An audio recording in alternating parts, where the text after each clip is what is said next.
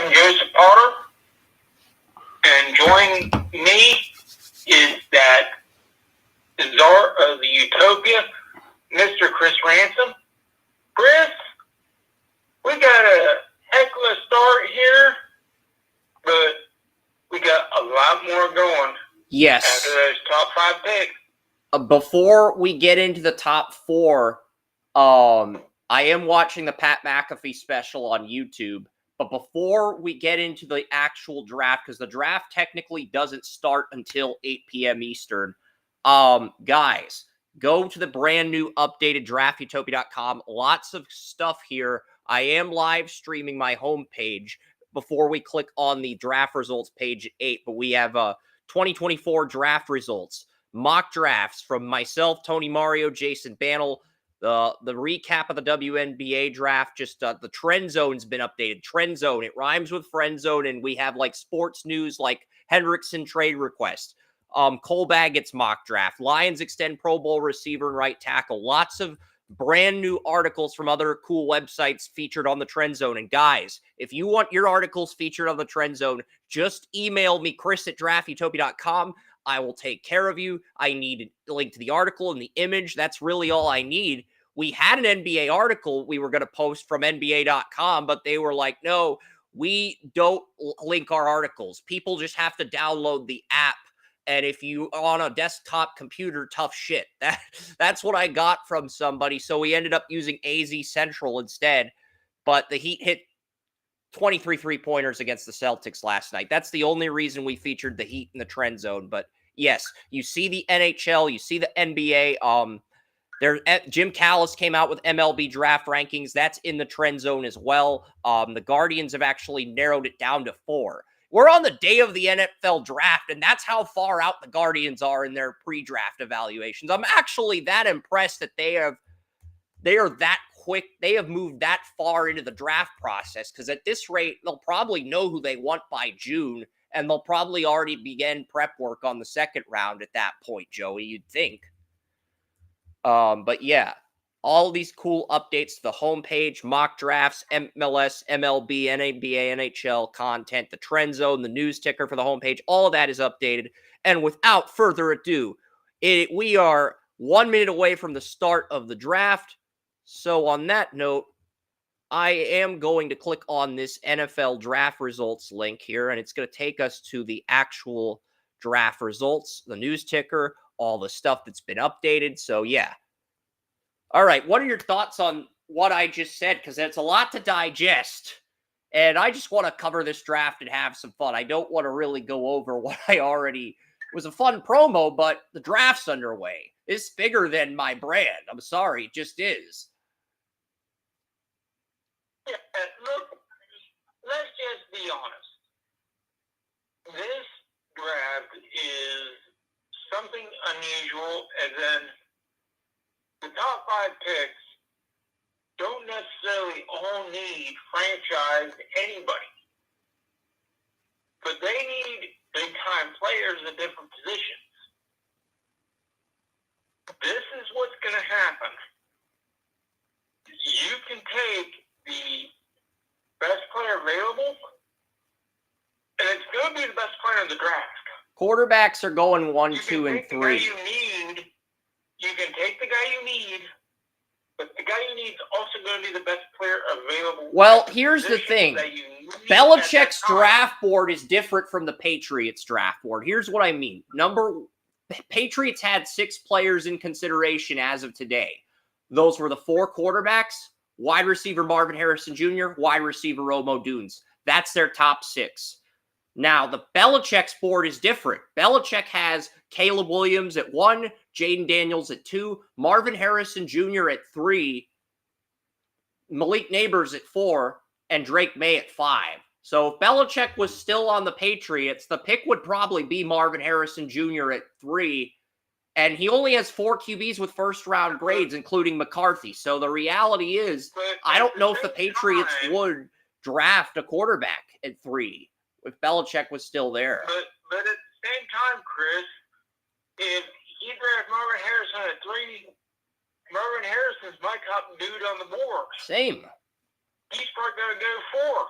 So yeah. would really look at Bill Belichick and say, this is a problem? Not really. I don't think most fans would have a problem with that. Pick. Most fans, but who would be your quarterback? Because they have McCarthy around 17 on their board, and they have Penix and Nix around 37, 38. Well, I don't think the Patriots would reach for either guys. This is where you and I would differ. I have been a firm supporter of Jacoby Brissett for 5 years or so. Well, Jacoby Brissett didn't do jack shit. When Tom Brady was suspended for Deflategate, Jacoby Brissett did jack shit in his lone start for the Patriots. So, and I had a backup grade on him coming out of NC State. I did. I'm sorry. If that's, we can disagree on him because you enjoyed his time, but that's just how it is. That's cool. But Jacoby Brissett's not going to lose you a game. But he's not going to win you a game either. But he's going to make some nice throws that are going to keep you in games. So you put somebody like Marvin Harrison Jr. in there, and you're looking at a very nice combination. And if the Patriots could then grab somebody like Penix Jr. in the second round. Oh, look at that. They're sitting behind the set for a year. And look at that. After sitting behind the set for a year, they're ready to go, and you have your receiver and your quarterback. It looks pretty good, doesn't it? Yeah, but the Patriots have Penix and Nix at 36 and 37 on Belichick's board. So if Belichick gets hot, keeps his job, they might go for value over need in round 2, even with a dire need at quarterback. That's very true. I mean, that would be and that's something that's really interesting because I'm looking at so the Patriots, and I don't think Belichick would have gone after Brissett. I want to say it now. I love McCaffrey's, denim suit that he's got going on there. That is absolutely amazing. But as far as the Patriots go, I don't know who the Patriots had at 33 or 34. That's why I'm just trying to nitpick. What would Belichick do in that spot? I feel like he would take the best player on his board, whether it be a corner. And Belichick has a round 1 grade on Edgerrin Cooper. Belichick does have a first on Edgerrin Cooper. That is, I think Jerzon Newton is 33rd or 34th on his board. So it would be either Edgerrin Cooper or Newton. Not the only one with a first on Edgerrin Cooper. I've heard a lot of people do have a first on Cooper. I'm not sure. So I feel like the Patriots would go Cooper and they'd wait for a QB. And Belichick does not have a third round quarterback in this draft. After Nix and Penix, he has day 3 grades on the remaining quarterbacks. So I feel like the Patriots, had they kept Belichick, they probably go after Marvin Harrison Jr. They would neglect quarterback. They piss off their fan base. They're in a position where they probably keep Mac Jones, but they bring Brissett in to compete with him. And Marvin Harrison Jr. is the number 1 receiver. I feel like that's what the scenario would be, Joey, if Belichick sticks around. I'm just throwing out a hypothetical. I know the Patriots are going to draft a quarterback at 3 tonight, but it's an interesting hypothetical because I don't think Mac Jones gets traded in this hypothetical. I think the Patriots would trade him, but they would only trade him if they got a quarterback in the draft. I think we're going to see the dichotomy between Bill Belichick and Elliott Wolf. Yep. Which is also between Belichick and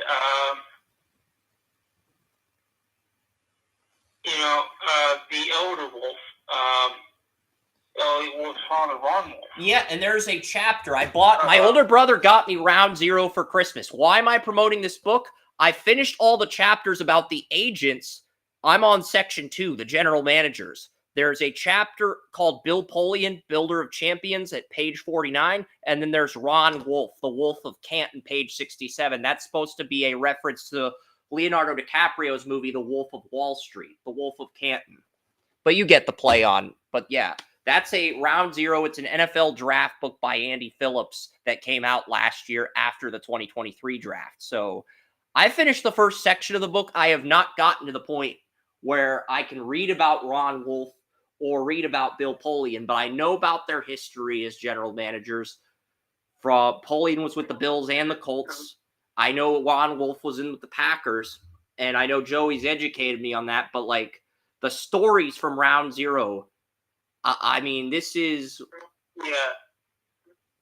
If, Chris, if I know you're not there, you aren't old enough to be there for all of it, I can tell you this. The Ron Wolf era, especially the early Ron Wolf era in Green Bay, was one of the, even as I was not a Packers fan, I was excited. Because I knew Ron Wolf was going to do some spectacular shit. So, when you get to that chapter of the book, I am highly supportive of you reading that, because Wolf's philosophy is amazing as a general manager, and it's one of the driving things that have always driven me as a scout.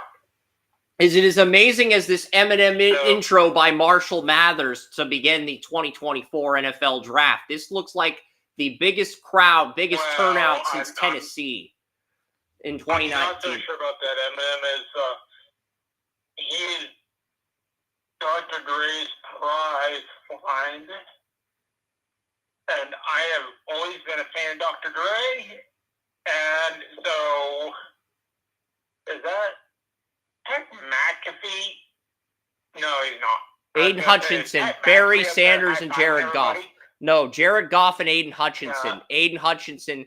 I know Aiden Hutchinson's man beard reminds you a little bit of Pat McAfee. It's hard for you to tell the difference. It's not intentional. His look is so good, and I had to remind myself. No, Pat McAfee has the denim suit, but because... Oh, I got Orrin on the other line. Should I answer? I've got Orrin on the line. Orrin, come on in. Hey, Orrin, the draft's about to begin. Let's go, baby. Let's go. We all ready? You ready? I think so. Yep, we're live on TalkShoe and Restream. So. Why don't you know so? Who's on the other line? That's Joey. You've done drafts with him. I know the first draft you guys did together 8 years ago. You guys were trading jabs. You guys were trading jabs like the Lions and Bears on Thanksgiving. Hey, we're only guys. We gotta tell each other. We only have a little bit more wrinkles each. Couple more pounds in the gut. Couple more pieces. Yeah. But anyway, it's going to be fun. We all know who's probably going to be the first pick overall. There is no doubt in my mind, unless we're sleeping in another world, that this gentleman's going to come off the board right now. Yeah, we're talking about the Trojan man from USC, the 2021 Heisman winner. I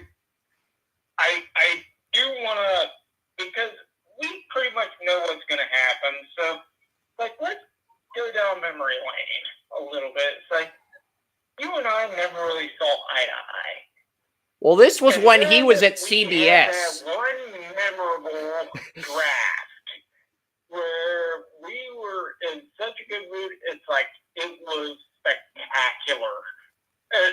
Even though Chris would probably disagree. I think that was 2017 where you guys were clicking. We were in sync. And we have been on great terms 100% ever since. And Chris has looked at that like, well, it's an adjustment period, you know. The ratings, but the overall, I hated that draft because what I had to do to, try to get in there. It's like, Warren, what do you, if anything, do you remember of that draft outside of the whiskey? God, you're asking the wrong person.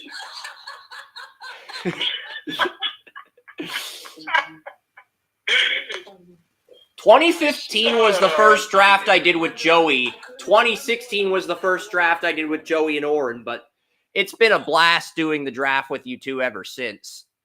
Yeah, so I really want to tell you, so it's wonderful. I'm so excited. I wait all year. This is my Super Bowl. And Joey, it's pretty much your Super Bowl too. I mean, we don't have teams that go to the freaking Super Bowl. None of us do. We got it. This is our party time. This is our Super Bowl. The Browns, the Patriots, and Raiders all have high draft picks. Well, the Browns don't because they made the playoffs, but they're... Hey, since I knew you, you had a couple Super Bowls, my friend Chris. So... Chris, you've had your fair amount of Super Bowls. I think the only favorite team of mine that hasn't won a championship is the Cleveland Indians, now the Guardians. The Stars, the Lakers, the LA Galaxy, the Patriots, they've all, Duke basketball, Ohio State football, they've all won championships since I started this company in 2012 outside of Dallas in 99 for the NHL, the first year I watched the NHL. But let's get back to football. The Bears are on the clock. They are a team that just hasn't had the number one pick in the modern era of the NFL. I think the last time they had the number one pick in the draft, it was 1949, the year my father, James Vannatter Ransom, was born. It could be 1948. It was one of those two.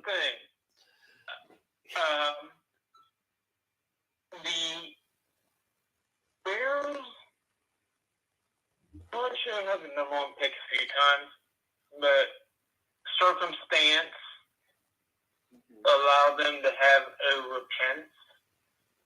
Well, to be fair, they lost the coin flip to Pittsburgh in 1970. To be fair, in the Terry Bradshaw draft, the Steelers and Bears draft for Terry Bradshaw came down to a coin flip, and the Steelers won the coin flip. They went on to become a dynasty, and the Bears sort of faded into obscurity until the arrival of Mike Ditka and the emergence of Walter Payton. But that's a different story for another day. Well, here's the interesting thing, because that statement ties directly into this draft, because Mike Ditka was what until recently was considered the greatest tight end in the history of the game. And look at what we have now.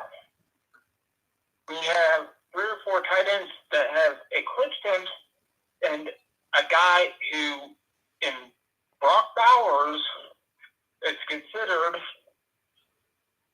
one of the top 6 tight ends to be in the game, even though he's not even in the league yet. So, let's look at the era of tight ends. The Bears' greatest achievement was the greatest tight end in history. It has now been eclipsed over the last 15 years, 20 years, by at least 5 tight ends. I would argue there's 4. Shannon Sharp, Gonzalez, Rob Gronkowski, and Travis Kelce. I would argue there are 4 tight ends that you can definitively argue had better careers than Mike Ditka. But those guys all played in different eras, Joey. That's the thing. Well, I'm also counting even though he isn't there yet, I'm also counting Kittle, who could potentially surpass him. Because Kittle is younger than he was. I would put Kittle at number 7. When Ditka really started taking off. I would put Ditka in the top 10. I mean, Kittle's in the top 10 for all-time tight ends, but he's below, and he's not just below Ditka. He's below Antonio Gates at the moment. I think there's potential for him to climb up when his career's over, but he's not quite in the conversation yet. And if the Ravens win next year's Super Bowl, I'm looking at the potential. Yeah. And same could be said with Mark Andrews. If the Ravens get a Super Bowl next year, he will be in that conversation, maybe even before Kittle, which is the crazy part, because Kittle's been more consistent. Yeah, so, I mean, Dick is still there, but at the time, when the Bears were winning the Super Bowl and everything, he was the greatest player in the Bears' history. Up until the early 90s, he was the best player in the history of the Bears. So, it's like, come on, guys. Walter Payton. Let's look at it for what it is. Thank you very much. I think you could make a case for William the Fridge Perry, but I'd say he's a tier below Sayers, Payton, and Ditka, but he's definitely one of the greats. Can you see my setup now? Let me see. My phone is I'm on speakerphone with you. I'm not on FaceTime though. No. I sent it to you via message. Come on, Chris.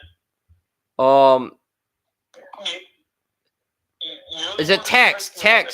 Attached an image. I see the image. Okay, so Oren, he's got an ESPN draft and he's got team needs up. As I'm guessing, this is his office at his house.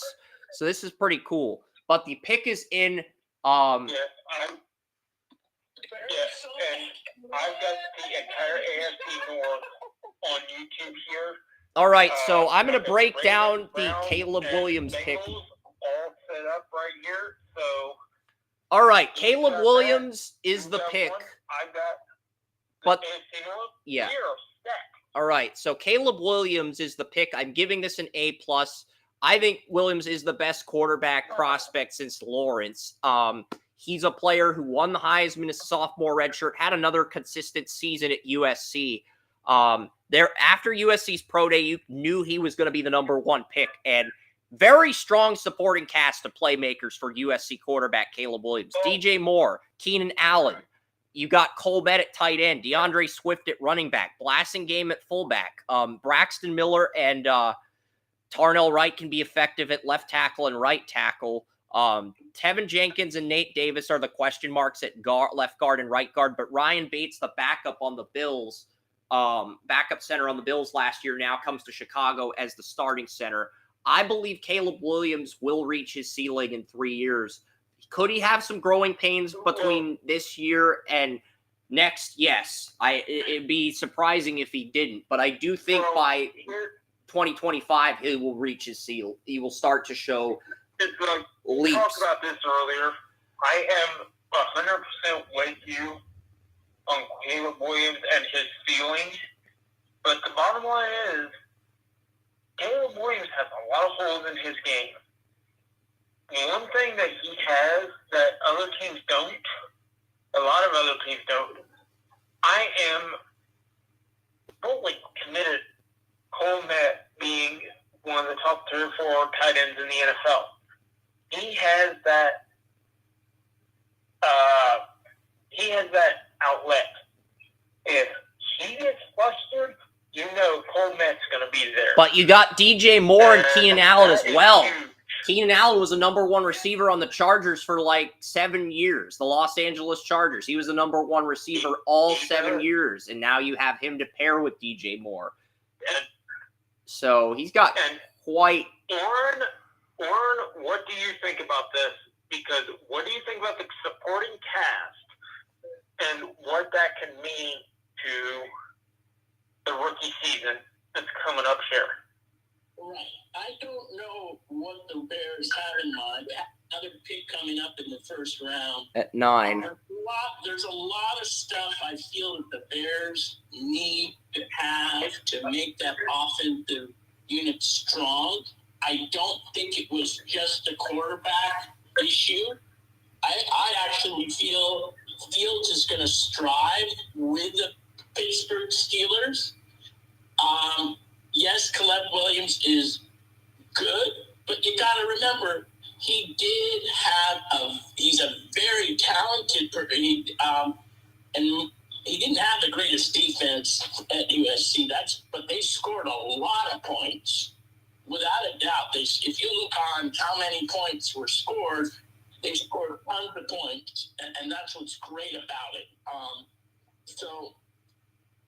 I really, if you put in the right situation with the right receivers, with a good amount of protection, he's going to be really good in the NFL. That's why I feel like he's in the best situation. Not only do I think he has the highest ceiling of the 3 QBs in the draft, he's got the best supporting cast in terms of weapons. I also feel like Braxton Miller and Darnell Wright are healthy. He has 2 offensive tackles that can keep him upright.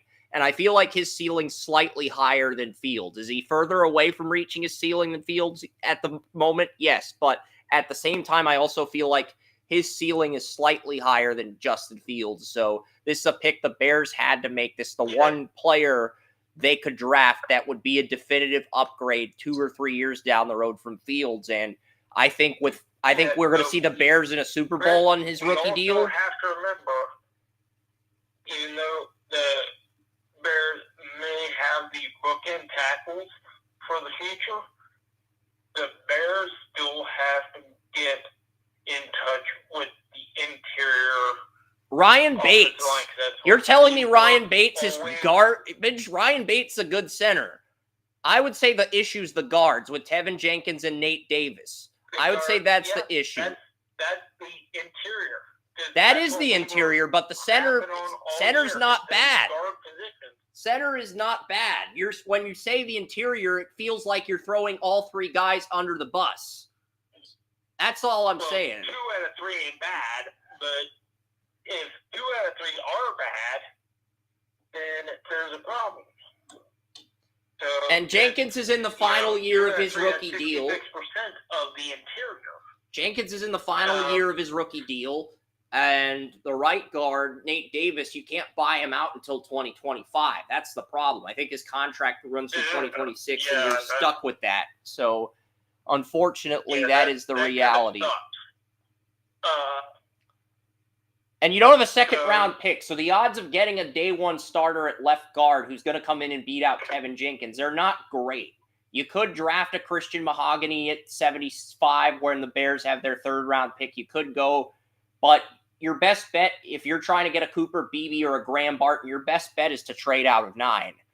But, I look at the Bears supporting cast, and I think you can make an argument this is the best supporting cast a rookie's had since Russell Wilson with Seattle in 2012, Andrew Luck with the Colts in 2012, or even the Steelers in 2004 with Ben Roethlisberger. I would put this supporting cast that Caleb Williams has up there in the top 5 for best supporting cast a rookie quarterback has had over the last 20 years.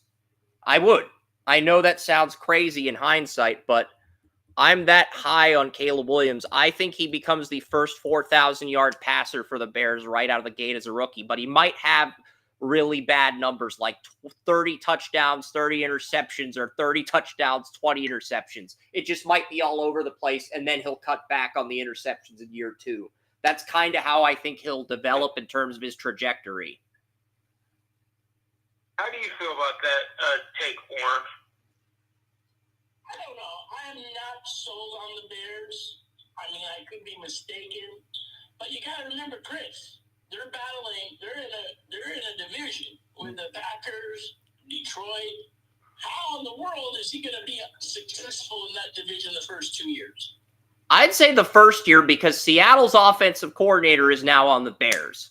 So I think that'll make the transition somewhat easier. You're not getting rid of all 11 players.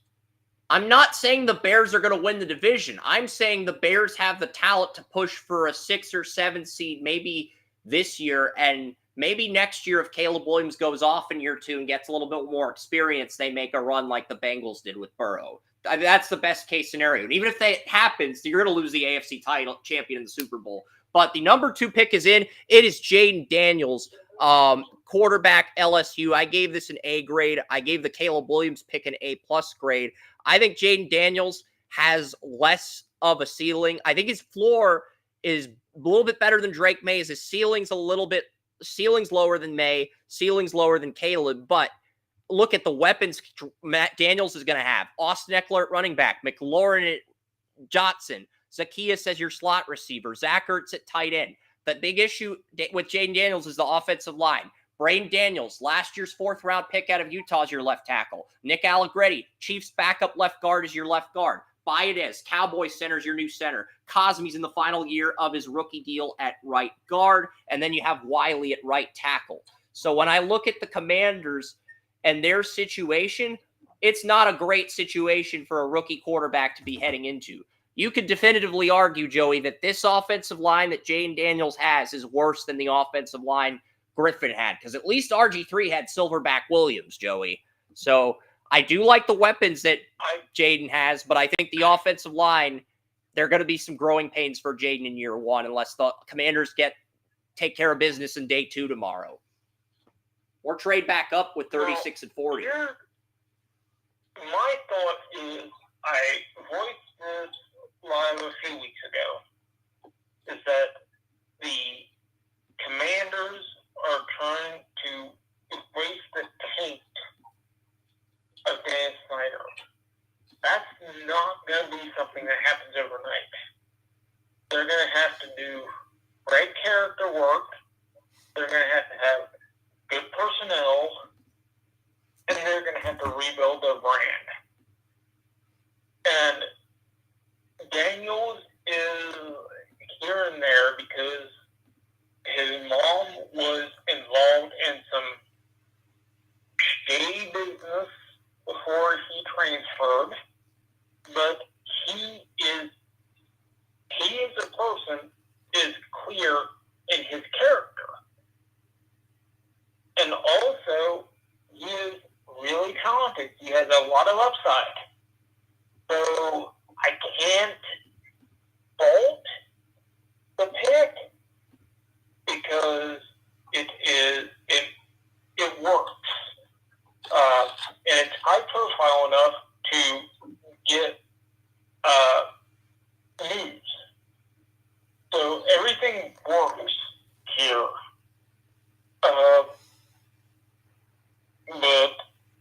so Daniel's good passer, good athlete, has a lot of work to improve on. I've seen him make 3 to 5 step drops.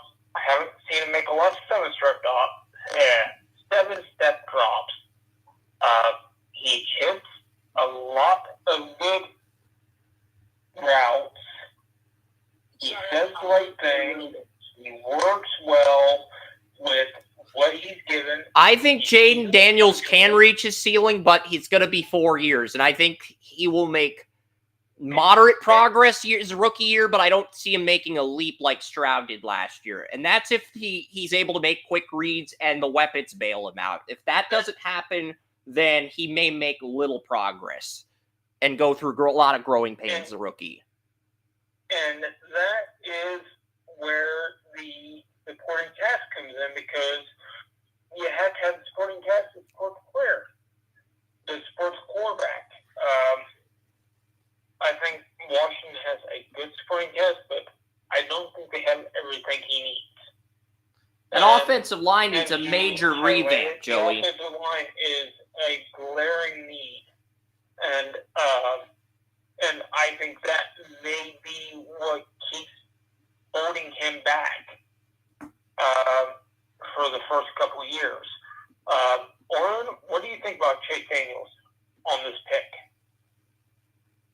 Well, you guys kind of know. I mean, I kind of wish he went to my team, but that did not occur because but his Commanders, they're not going to get better with him right off the bat, and maybe not for a while. As far as succeeding in the NFL, he could become very successful. I don't think he's with the right team. It has nothing to do with my Raiders. I just don't feel he's with the right coach. I just don't. And Cliff Kingsbury's his offensive coordinator. You make a great point, Orrin. Cliff Kingsbury, he held back Patrick Mahomes at Texas Tech. He held back Kyler Murray when he was head coach with the Cardinals. You make a valid point in that respect, Orrin. So,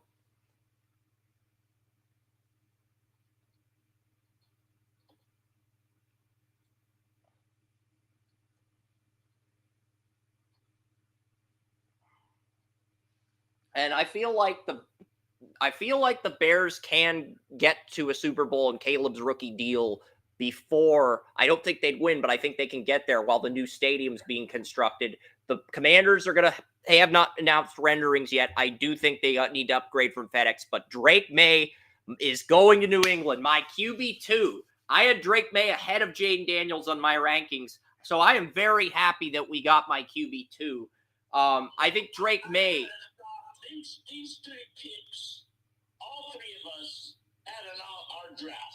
This is not new news. It really isn't, Orrin, but this was my number 2 QB in the entire draft. So the fact that he's on New England makes me very happy. Now, is he going to come in? It was news. What if none of us knew this was happening except for Chris? Well, it was news.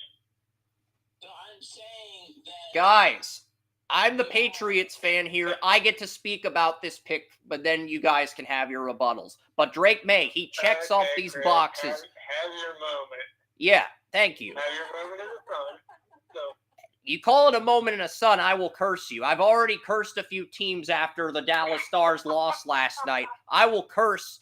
I'm not going to name the teams I've cursed yet, but Drake May, I believe he's got Herbert's floor and Josh Allen's ceiling. He's accurate. He's got a great arm. He can make up to all 6 progressions. I've seen Jaden Daniels max out at 5 progressions. And Drake May's a full year younger than Jaden Daniels as well. Could he have growing pains the first 2 years? But yeah. And that's not May. That's because the supporting cast in New England is that awful. He might be one of those guys who has growing pains the year 1, year 2, and then year 3, he just breaks out and just plays at a dominant level for year 3, year 4, year 5, as long as he's healthy. That's kind of what I see Drake May in terms of trajectory.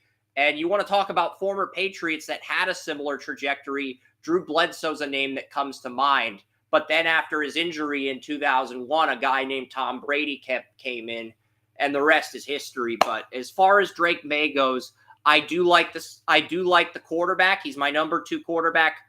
That's the supporting cast that needs work. You don't have a number 1 wide receiver. You don't have a true left tackle. This is the worst situation to be in. But Drake May made things happen with the weakest supporting cast of these 3. So I'm not worried about his ability to translate to the pros. All right. What else am I missing? Now, all joking aside, it's well documented on the podcast that I have been a huge proponent of the job that Elliott Wolf and Jeremy Mayer have done.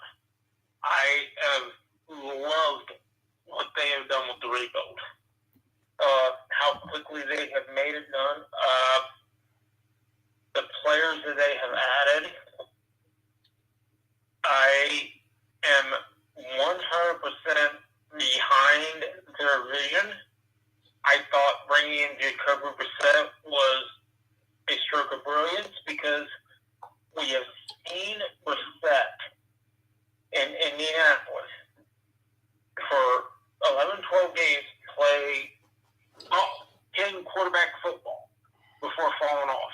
We saw him in Cleveland play 11 games of football. Brissett's not a high-ceiling quarterback. High-ceiling quarterbacks have more value. It's like he is not going to win you 15 games. He is not going to lose you 10 games either. Well, he came in twice for Sam Howell, and he lost both of those games, despite playing well. So, What about what Jacoby Brissett did with the Commanders? You're ignoring that. You're overlooking what Jacoby Brissett did with the Commanders, where he was in 2 games for Sam Howell, and he was terrible. He wasn't terrible, but he didn't win either game. He was 0-2 in relief of. Well, that's the thing. That's why I don't like Brissett. Like I said, he's a good clipboard guy, but we're not going to agree on Brissett. It's Drake May's moment. Stop being an asshole to Drake May. It's May's moment. It's Drake May's moment, Joey. And you're being a Jacoby Brissett ball hog. And that's why I'm sitting here saying this is a great position for Drake May to be in. He's sitting behind somebody. He's not sitting behind anybody. Drake May's the week 1 starter. Jacoby Brissett is the backup. He is the coach. He is the Josh McCown. He is Josh McCown. Maybe the week 1 starter. That's hogwash. So That was, I don't buy that. That's hogwash. Maybe not. Jacoby Brissett couldn't beat out Sam Howell. And Sam Howell is worse than Drake May. Drake May is better than Sam Howell. If Drake May is better than Sam Howell, how is Jacoby Brissett going to beat him out for the starting job if he couldn't beat out Sam Howell? Sam Howell was a 5th-round pick, and Brissett couldn't beat him out. Stop praising Brissett. Stop praising Brissett. I'm cursing one of your teams. I am. I'm sorry. I just am. I'm not going to listen to this argument.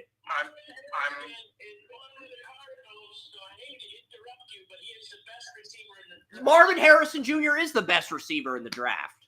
Yes, he is. He is. Yes, I agree. Thank you for and this is the thing. Marvin Harrison Jr., Drake May will beat out. As far as I'm concerned, Jacoby Brissett's nothing but a towel boy. A towel boy who couldn't beat the Buffalo Bills when Tom Brady got suspended for Deflategate. Now, here's where Marvin Harrison Jr. I think Marvin Harrison Jr. is going to dominate. He is the offensive rookie of the year. And as an Ohio State fan, I'll tell you, Marvin Harrison Jr. is going to dominate. I think I have them as the highest floor, highest ceiling. I think we're getting 80 to 100 receptions with 1,000 to 1,800 receiving yards and 14 to 21 receiving touchdowns. He is my pick for offensive rookie of the year this season. Damn, Chris, you're going all in. I am. You're So, going all in on this one. so we got You know, 3 it's A+ like, I grades love and Harrison. 1 I've A. been on his bandwagon for the last year and a half, but you have gone above and beyond, saying this dude is all pro, all league, all world, gonna win rookie of the year. You know, just hands down, one of the best receivers in the league. So I will give you credit for going out on a limb on that one, because that's big time, dude. That's big time.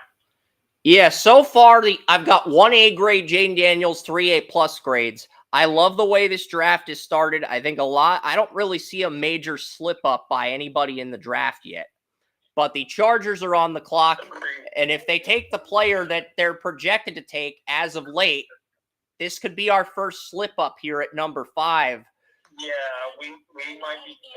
It's like, I think we're all in agreement that the correct pick was made for each team. Except the Commanders. I think the We all Patriots. like these picks, but number 5, it is as projected. If they go with J.C. Latham, that is a horrible pick because that's the number 6 tackle on my board. You don't take the number 6 tackle at number 5, the number 6 tackle in your rankings. But to be fair to the Chargers, Bill Belichick has Latham as his number 2 tackle behind Joe Alt at like number 11 on his rankings. So to be completely fair to the Chargers, Belichick's higher on him. I think maybe that's part of due to his relationship with Nick Saban. I don't know. But Belichick is higher on Latham than the consensus. Yeah, Lauren, what do you think about that? I'm quiet right now. I'm probably going to keep a break. I'm going to come back in about 20 minutes, but you guys keep arguing. I wanted to tell you guys and give you an opinion on the Chargers. do we see our first trade? Because I heard that the Vikings, Broncos, and Raiders are trying to... Chargers said they're taking the best player on their board at 5. Tony Mario was going to put the Vikings at 5 in his mock draft, but then I told him the news that the Chargers GM is looking to keep the pick. So that's pretty much the big reason why. And yeah, my Wi-Fi switched from my home apartment to Xfinity Wi-Fi. Xfinity, you can't screw with my Wi-Fi during the draft. I'm sorry, Comcast, but I'm going to put you on blast. Howie Roseman's probably using all the Comcast Wi-Fi to tamper with the draft. That's probably what's going on, ladies and gentlemen. Here's the thing. You know, Warren isn't exactly wrong with his thought about a trade because I've heard the same thing. But the thing is, if the Chargers take the top person on their board, anybody is able to get caught with a trade that nobody expects. Yeah, now I actually have to do some code. So yeah, I'm probably going to step back and do a little bit less talking, a little bit more coding, because the big trade happens. I'm going to have to update all of the web pages for the draft. So Malik Neighbors, according to DT Productions, Malik Neighbors is the pick. I do not know how, that does not seem like a legitimate source. I did mock Neighbors at 5, but DT Productions is calling Neighbors the pick. Let me just double check. Well, Neighbors would not be surprising. He wouldn't be the top guy either, but... Actually, he would be my top guy. I have him at 5 in my mock. I think that's probably the best pick they can make. And now we're also hearing McCarthy is going to trade up. So somebody like that, because, you know, they do need, you know... Guys, I've got conflicting reports here at 5. Malik Neighbors is an upgrade over Josh Palmer or Quentin Johnson, but I've got conflicting reports. I've got... Oh, NFL Draft Diamonds is saying Chargers are picking. NFL Draft Diamond says the Chargers are picking, so that means they're not trading. NFL Draft Diamonds is one of those accounts that leaks the pick. So if Draft Diamond says the Chargers are staying at 5, they're staying at 5. That's... Yeah. So Draft Diamond, Schefter, and Rappaport are all reporting the same thing. That means the pick is going to be the Chargers are going to turn in their card. Warren is reporting it, so that's what it means. It means that's all that. Can't we both report it as a team? Neighbors are going to be a pick. Can't we both report it as a team without our egos clashing like Captain America and Iron Man? Can't we both? Yeah, I want to compare. I want to compare myself to Captain America, but I also feel like I'm more Iron Man than Captain America. I feel like I'm more Tony Stark than Captain America with all the tech I do, and with you are not Tony Stark. I am Tony Stark for anything else because I'm a freaking genius, and you know you might have coding, but you are not. Step away for about 20 minutes. Joe Alt is the pick. Joe Alt's going to be drafted as a right tackle. Hey, We that is the genius. safest pick in this You draft. not so. That is the safest pick of this draft. This is an A plus because I have he's my top tackle in the draft. So this is an A plus for me for the Chargers. Anyway, guys, I'm gonna I come pick back Joe because I Alt. wanna watch TV when the Raiders come on. So I'll be back. I'm gonna do a new setup. So I'm gonna come back in about 20 minutes. Awesome. Have fun, Oren. Okay. And this is going to make things very interesting. I am counting my Iron Man chest because guess what? I just said Joe Alt. And guess what happened? I didn't hear you say Joe Alt. I didn't hear you say Joe Alt, Joey. Yeah, just replay it. I said I would take Joe Alt. I'll probably replay this later tonight, but I didn't hear you say Joe Alt. So I'm not going to give you credit because I didn't hear you say it. Maybe I'll give you credit on tomorrow's show when I replay it, but right now I can't because I didn't hear you say Joe Alt. I'm sorry, I didn't hear you say that. Maybe I'll give you credit tomorrow. We were talking, it's like I'm dancing. Joey, can you say other words besides it's like? Please. I am begging you. Try to do a draft without using filler words, and I can try to do it. We can try to communicate as a team. I'm having fun because it's draft night. I'm having fun too, but I'm also being serious. I'm balancing that out with seriousness, professionalism, and dedication to write code.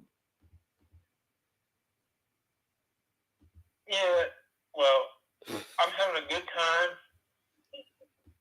reporting on the draft. So you got the Chargers offensive line. I don't know why, but it's my computer. Just the screen keeps turning black on the screen keeps turning black on Interweb. Interweb's an old web browser, by the way. The screen keeps turning black. It's not blacking out or Xing out, but the screen keeps screen just keeps disappearing. It looks really weird.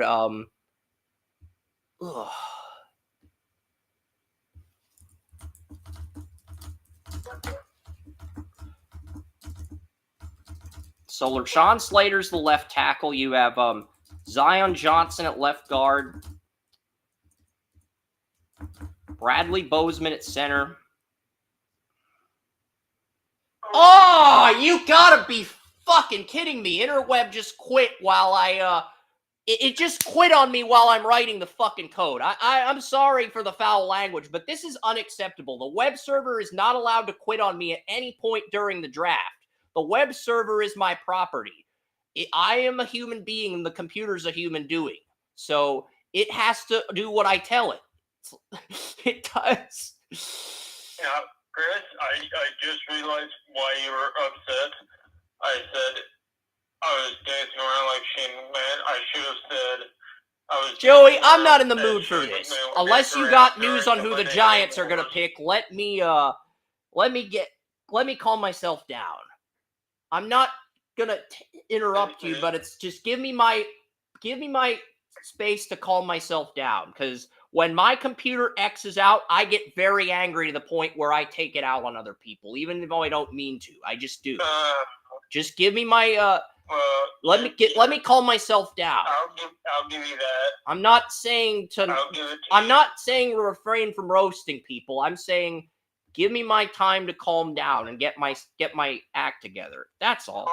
Calm yourself. Thank you. Drink wine. I don't have any wine. I didn't buy any alcohol. Listen to your favorite podcast and take a little sip of tea. Take a little sip of tea. A little bit of Earl Grey always calms me down.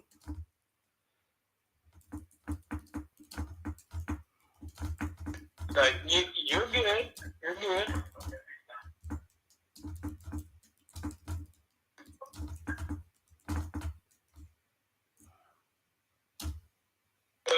Jamari Salgier at right. Jamari Salgier. How do I spell that? I can't even figure out how to spell Jamari Salgier. But yeah, Jamari Sal. I'm just. Yeah, I know he was drafted out of Georgia 2 years ago back in 2022, but Salgier took over at right guard last year. Okay, so I had it correct. I just wasted all that time spell checking.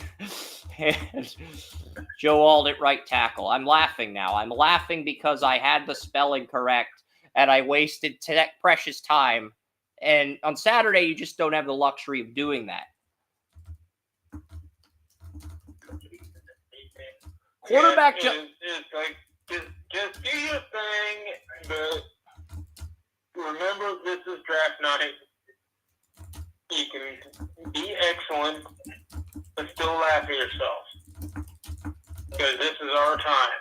It is. I basically said in the write-up for the Chargers that Justin Herbert now has the type of wall that our former president dreams of. I did not acknowledge who that former president is, but he recently served a term before losing to the current incumbent. That's all I will say, because it's draft night, not the 2024 election night. But yes, Justin Herbert, with the addition of Joe Alt, Justin Herbert has the type of wall our former president dreams of building.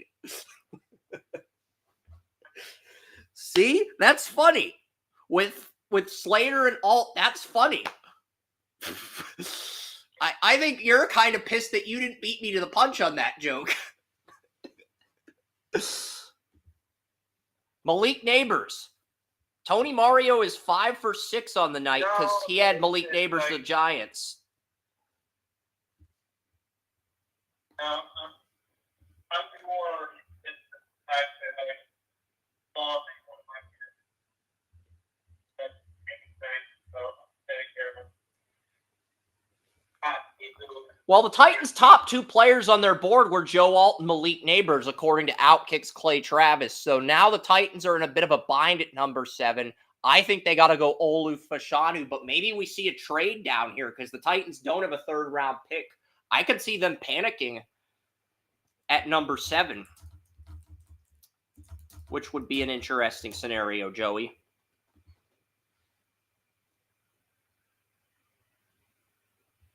What do you think of that scenario? Because Malik Neighbors is a Giant at 6. This is going to be an A-plus grade. I mean, 5 of the first 6 are A-plus grades. I think Jaden Daniels at A is my lowest grade, and we haven't seen a trade yet because this is a draft with so much blue-chip talent.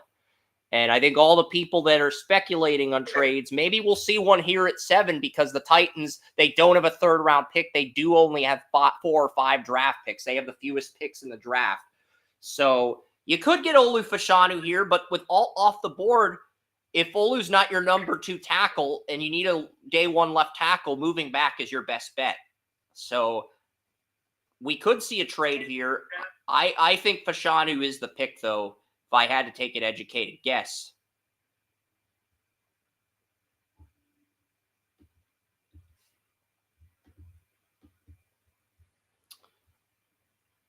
Yeah, I can see Neighbors. Yeah, Vishanu is a really good pick as well at this point. Yeah, Malik Neighbors to the Giants at 6. So Daniel Jones gets his number 1 target.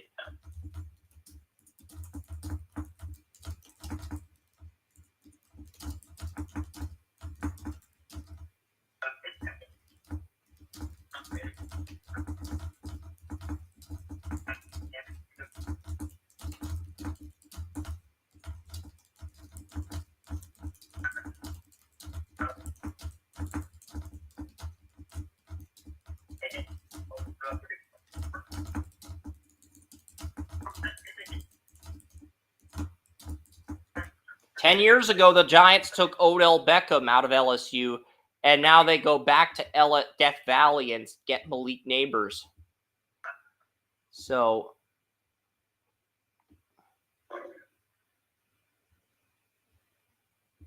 but the Titans are on the clock here.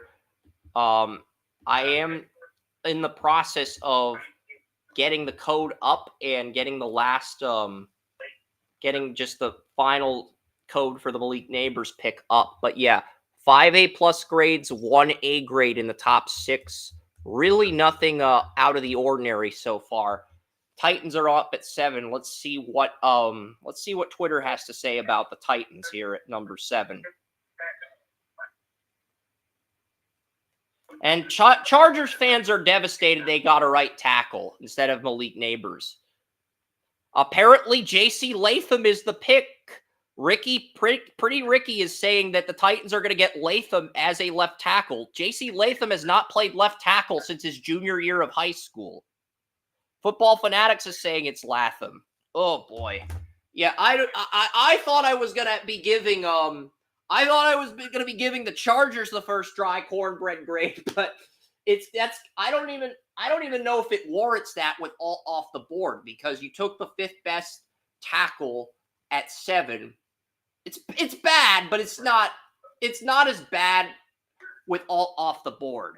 And to be fair to the Titans, Belichick's number 2 tackle is Latham, but I don't like the fit of Latham as a left tackle for Will Levis.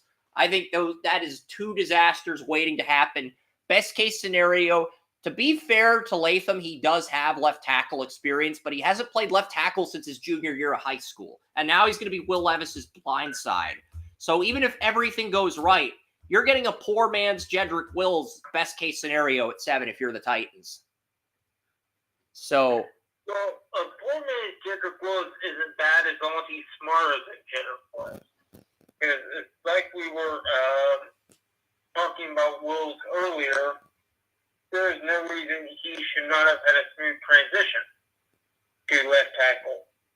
But he didn't have a smooth transition to left tackle because he wasn't able to process things the way he should have.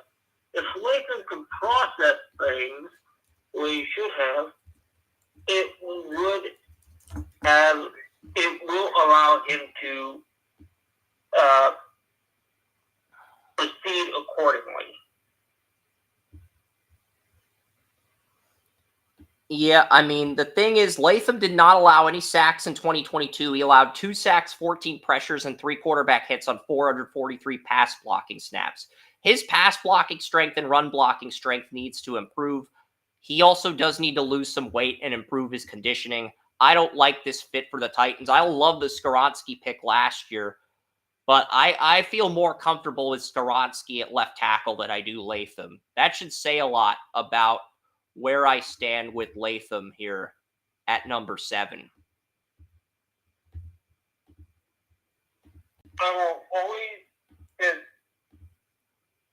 like I said earlier, like when Jedrick Wills was I'm not sure drafted, what grade to give this. I wrote that down on the beach. I was actually making the moves as I was writing it down, doing it there. If somebody who has been out of the game for 20 years can do it, then a guy that has not played left tackle for 4 years should be fine. So I'm not as down on the pick as a left tackle because he has the experience.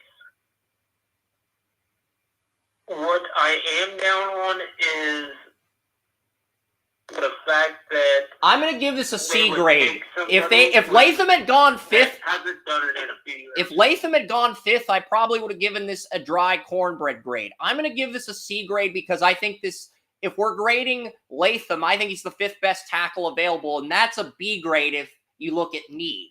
But if you look at value, it's a D grade. So that averages out to a C grade. So I'm going to give the Titans a C grade.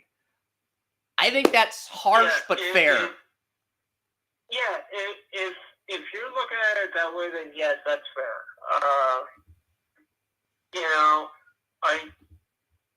I've never seen.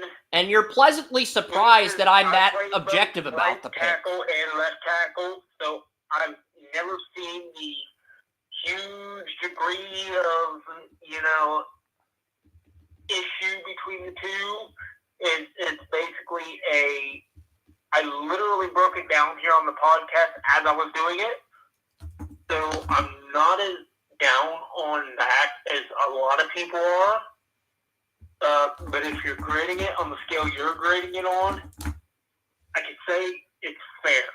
Because I'm objectively saying the Titans' greatest need is left tackle, but there are 5 offensive tackles graded higher on my board. Fashanu, Fuaga, Guyton, Mims, and then Latham. There are 5 tackles on my board graded higher. But the left tackle is the Titans' biggest need. And Latham has experience at left tackle, even if it's dating back to his junior year of high school. So it's not as if he can't play. And Tony Mario found this out because he watches Huddle. Tony Mario does not like going on YouTube. He likes going on Huddle. That's how we were able to find this out on Latham.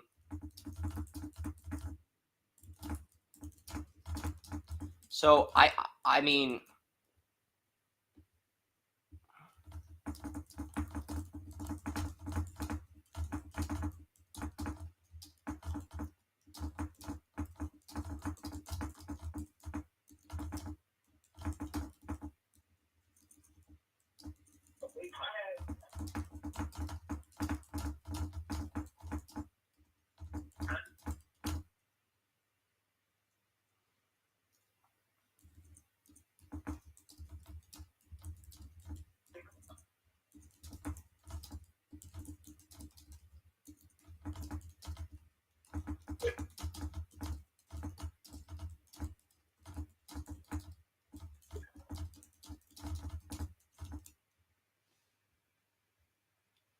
Yeah, 6'6", 342 is what Latham weighs in.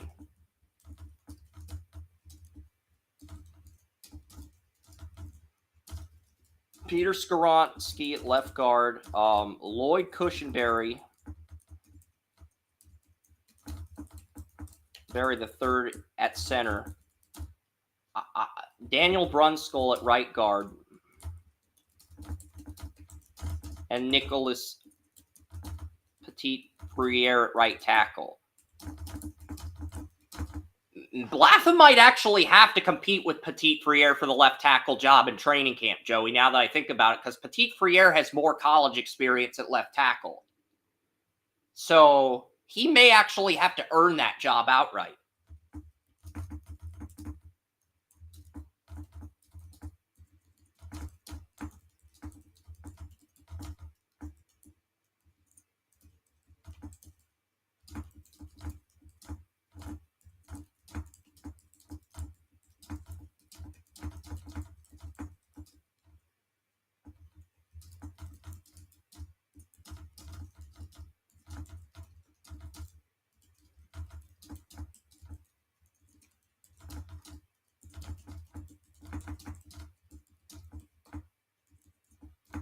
Yeah, if the Chargers had gone with Latham at 5, it'd be a C- D+ dry cornbread grade would roast to the Chargers. But this averages out to a C. It's a fair value in terms of what the Titans are getting here with Latham at 7, and it's harsh, but it's a fair evaluation. I could have been a lot more critical on that evaluation, and Joey knows that, I know that, but we're moving on to Atlanta at 8.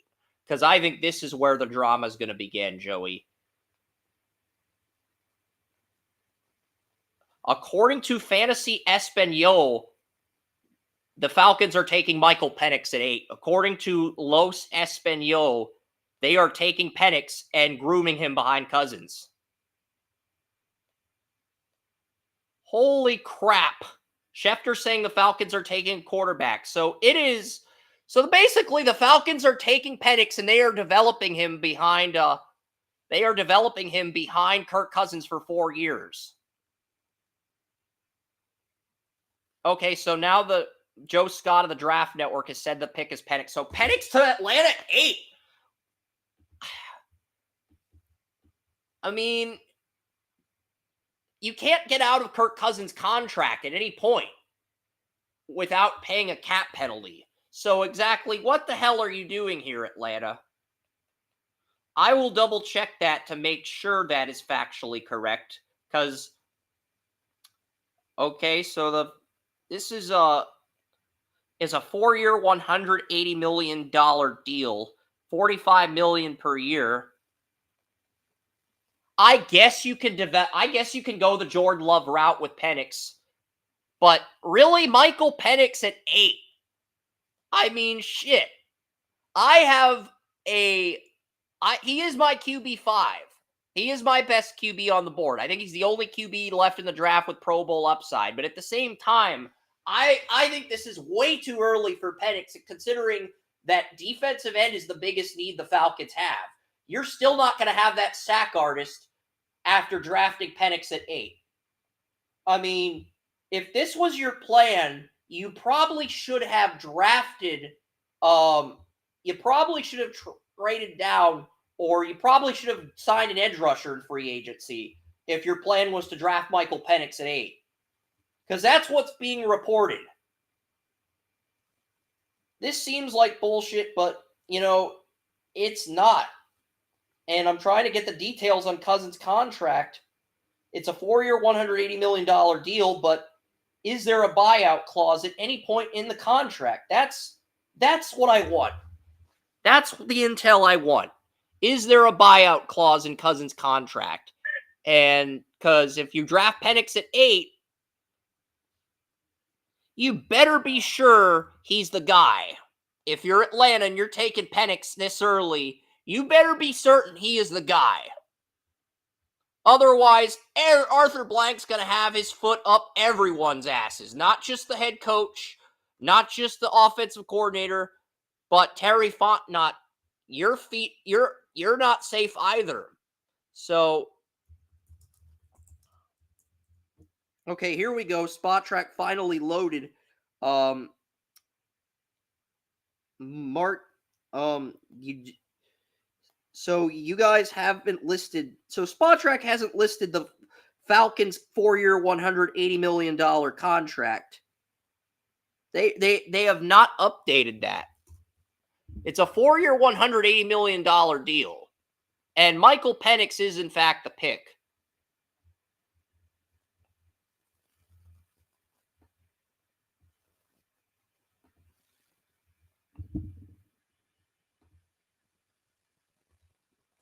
All right, I'm checking out over the cap here. There is a there is a buyout in the contract after 2026, Joey. In 2026, Kirk Cousins has a cap number of $57,500,000 and a dead cap of $25 million, which results in, say, $32,500,000. So there is a buyout in Cousins' contract in 2026. So, yeah. Now that I know there's a buyout clause in Cousins' contract after 2 years, now I don't hate this pick as much.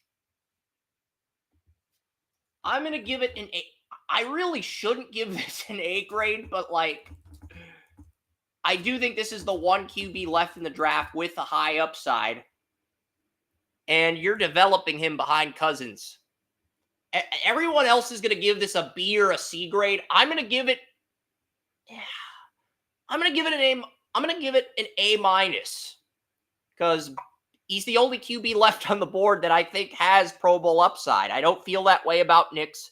And now that we know the first 2 years of Cousins' contract is guaranteed, and then you can buy him out after year 2 to save $32,500,000, you can get playmakers and edge rushers and other good players for Penix after he develops behind Cousins. But yeah, Michael Penix is officially the pick, Joey. That's official. Michael Penix to Atlanta. I know. I'm pretty shocked as well, but that is the official selection for Atlanta at 8. How do you feel about this pick? I know it's a lot to process because you gave Cousins a 4-year contract. There's a buyout clause after 2 years, and Michael Penix Jr. is a top 10 pick. I had a first-round grade on Penix, but I feel like number 8 is a little too early for Penix. So when you take the value into account, yes, he's the best quarterback on the board. I know, this is a lot to digest, man, but you haven't really said anything.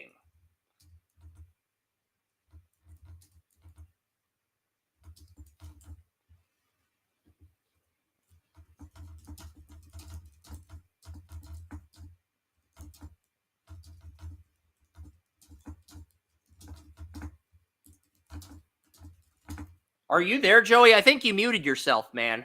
I think you muted yourself.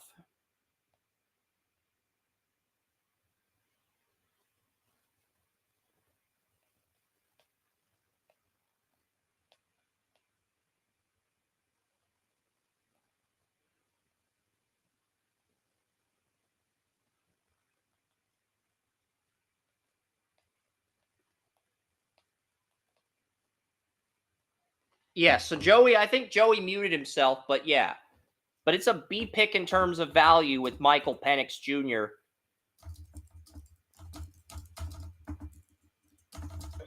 Sorry, Chris, I had a little bit of an issue. I'm back. Yes. So I broke down the Cousins contract details. There's a buyout after 2026 that saves $32.5 million thanks to over the cap. And I do have a Pro Bowl a potential grade on Michael Penix, a 90, which is a Pro Bowl grade for me. But I also feel like in terms of value, this is a B pick. Many are going to argue it's a C pick or. What the fuck did I just witness? Michael Penix Jr. is a Falcon. Come back and Michael Penix Jr. is a Falcon. yeah. And now Rome Odunze is a Bear. So the after giving Kirk Cousins a 4-year contract, the Falcons pass on all the edge rushers and they take Michael Penix at 8 when they could have traded down with the Rams or the Jaguars or Browns and gotten him later. They could have, they could have traded down in the late round 1 potentially round 2 and gotten Penix. This is a huge reach. I gave it a B plus grade, but even that feels generous because I have a 90 potential grade on him, so it's an A minus pick at quarterback, but it's a B pick in terms of value, which rounds out to a B plus. That's probably the nicest grade you're gonna get. I feel like Walter's already giving this a Millen grade. Nicest thing. Yeah, that's the nicest thing you can get. It's like I leave for a second to deal with an issue that just popped up.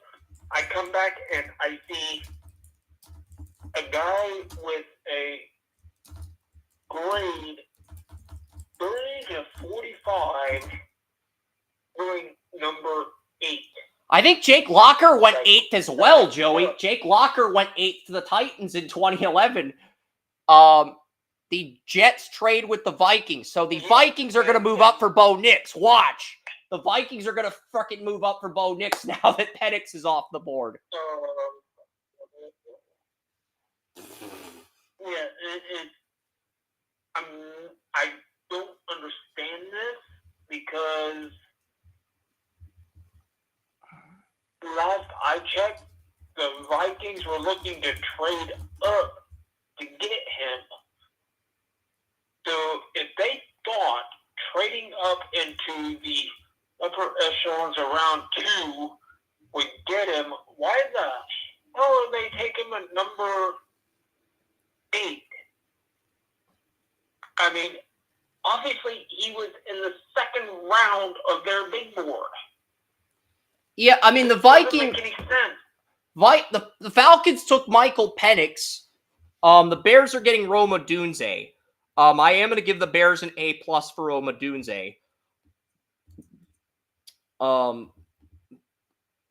But yeah, I really like Penix. Wow, Wes is a fan of the Michael Penix grade. He thinks I'm being too harsh. Wes said I should give the Falcons an A-. I mean, in terms of value. In terms of value, it sucks. Because if you're looking at a guy... I love how Wes completely disagrees with you. And you're... Yeah. That value sucks. Just flat out. I love how you're calling out the Falcons like Aaron Clary on Asshole Consulting. Wes loves this pick. And I get a random phone call from somebody in Santa Clara. Well, that random person in Santa Clara, if they love this pick, I don't know. They are just as confusing as this pick is because you can't have somebody in the second round on your big board. I have him in the first round. I do. I have a first round grade on Penix. He went number 8. I gave the Penix grade a B+, Oren. He's my number 5 QB. Oren, I've got you on my phone. I don't get it. What? You want to talk about the Penix pick? I'm updating some picks on the site. So go ahead. You have the floor, Oren. Yeah, I mean, I thought he would go a little bit later. I thought, a lot of people had him even in the second round. To take him 8th overall, wow. It's a really shocker to me here. Certainly when they went over to get Cousins, I thought that was the thing. However, McCarthy went to the Vikings. So McCarthy went to the Vikings. They just traded up for McCarthy. So the Falcons passed on McCarthy for Penix. So now that I realize that, that's getting downgraded to a B grade. Because I didn't even realize McCarthy was on the board at 8. That's... Go ahead. Chris, let me tell you inside information. Deion Sanders went on record this morning, I know he's the coach of the Bucs, and specifically said he gave praise to Michael Penix. So, isn't that something? It's like a hidden message. Atlanta gonna take it.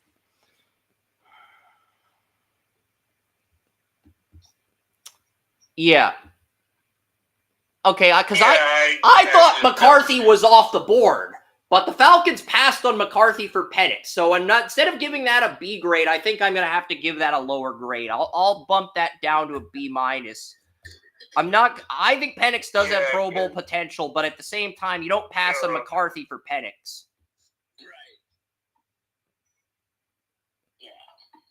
Right. I mean, that is just a stunningly poor pick. Yeah, I think the Bears did it right. I think the Vikings did it right. The Patriots did it right. The Falcons, what the fuck? I still have Penix at B minus graded higher than Latham at C for the Titans. So I still have the Latham pick for me was the worst pick in the top 10.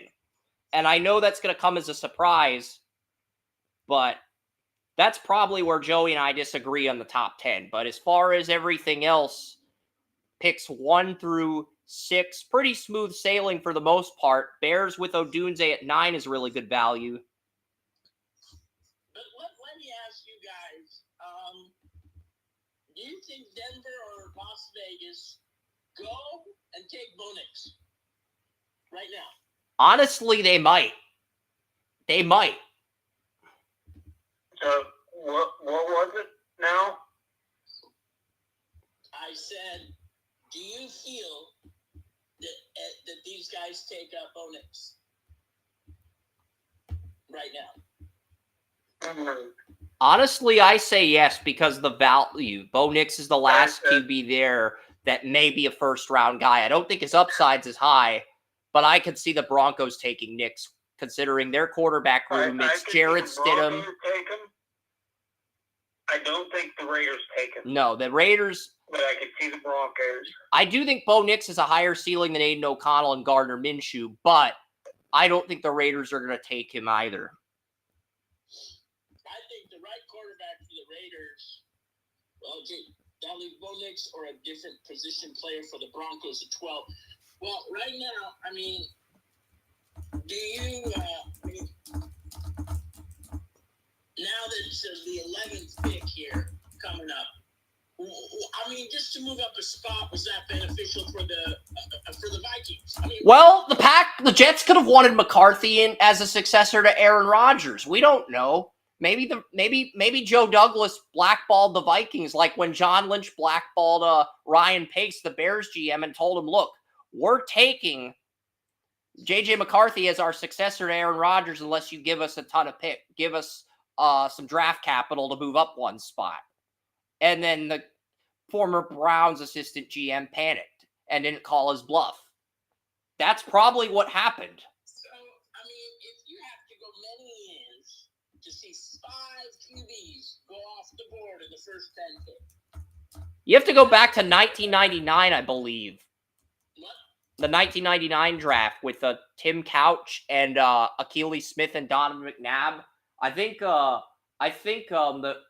UCL Cade McCown went in the top 10 of that draft.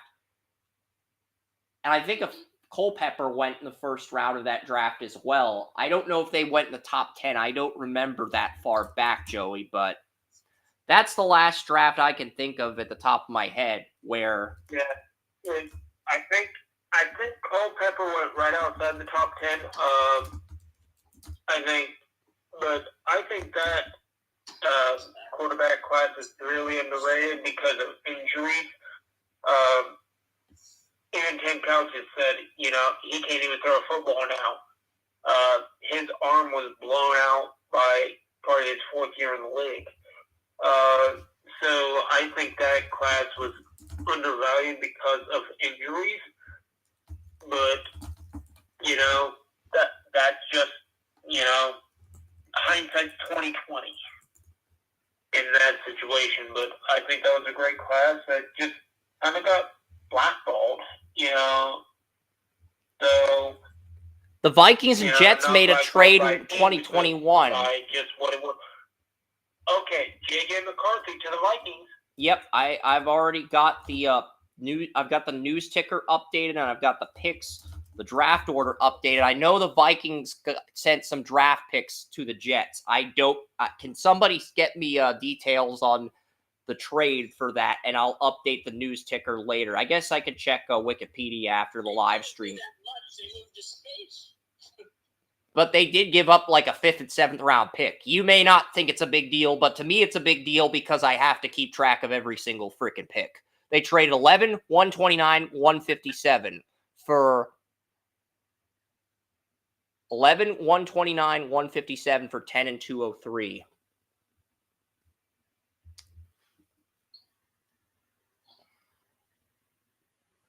Yeah, I'm not hanging up. I am going to open up a new document. No problem. The Vikings needed their guy. They traded Kirk Cousins. So the Broncos pick at 203. Yeah, the Zach Wilson pick is now on its third team. The Jets got 203 from the Broncos in the Zach Wilson trade and now have shipped that STD of a draft pick to the Vikings, who now own 203. I think another tackle goes off the board here, but I could be mistaken. Could go with a wide receiver. Could be Fashanu. Could be Fashanu. Could be Brock Bowers. It could be Rome Odunze's gone. All the top 3 receivers are gone, though. Yeah.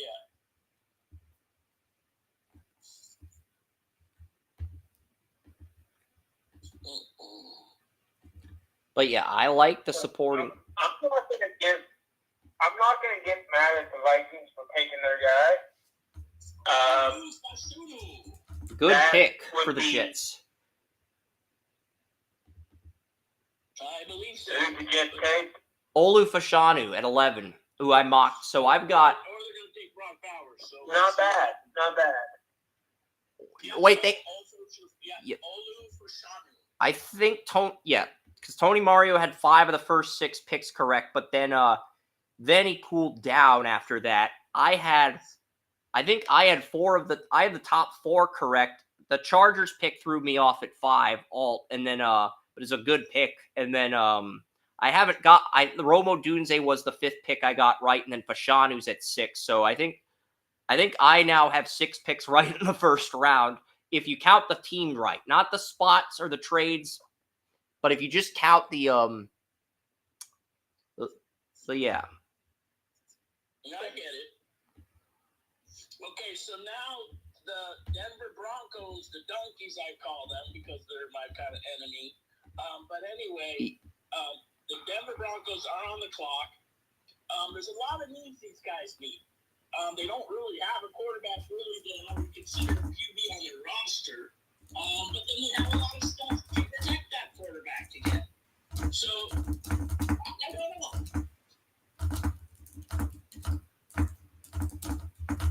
I actually wrote donkeys on my Twitter feed. I thought you deleted your Twitter feed. I guess you have a secret Twitter feed that I'm not aware of. Yeah, it's called Oren. Oren is on Twitter under the name Chris Ransom.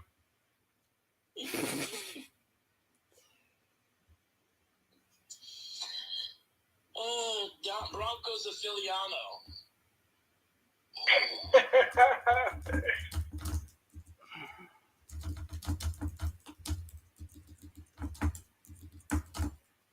The worst team known to man.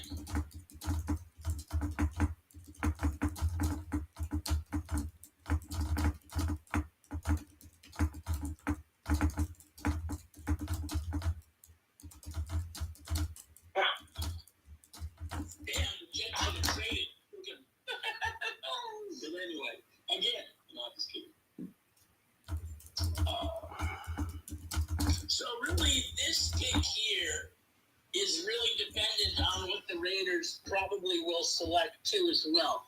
They Yeah. have pretty much the same needs. Yep. Wow, look at his face. I am laughing. Sean Payton's face is like, oh my God, what the hell? I don't think I think the Broncos are going to do a trade down here, and because a lot of speculation from both Jason Bannell and Daniel Jeremiah is that the Broncos are going to do a trade down with the Eagles and they're going to try to get Bo Nix without reaching for him. That's been what the speculation has been. I don't necessarily like that idea, but that's basically what's been speculated.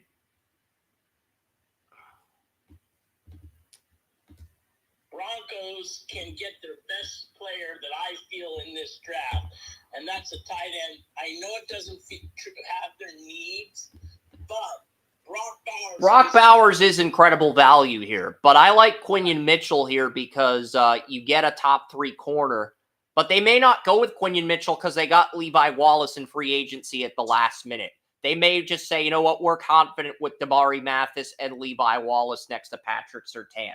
That's called settling, but the Broncos might settle in this scenario. Well, it is settling, Joey. I'm not wrong. I mean, Quinion Mitchell would be an upgrade over both Damari Mathis and Levi Wallace, as talented as those two are. Well, yeah, but if they got Bowers, I wouldn't exactly say that would be settling.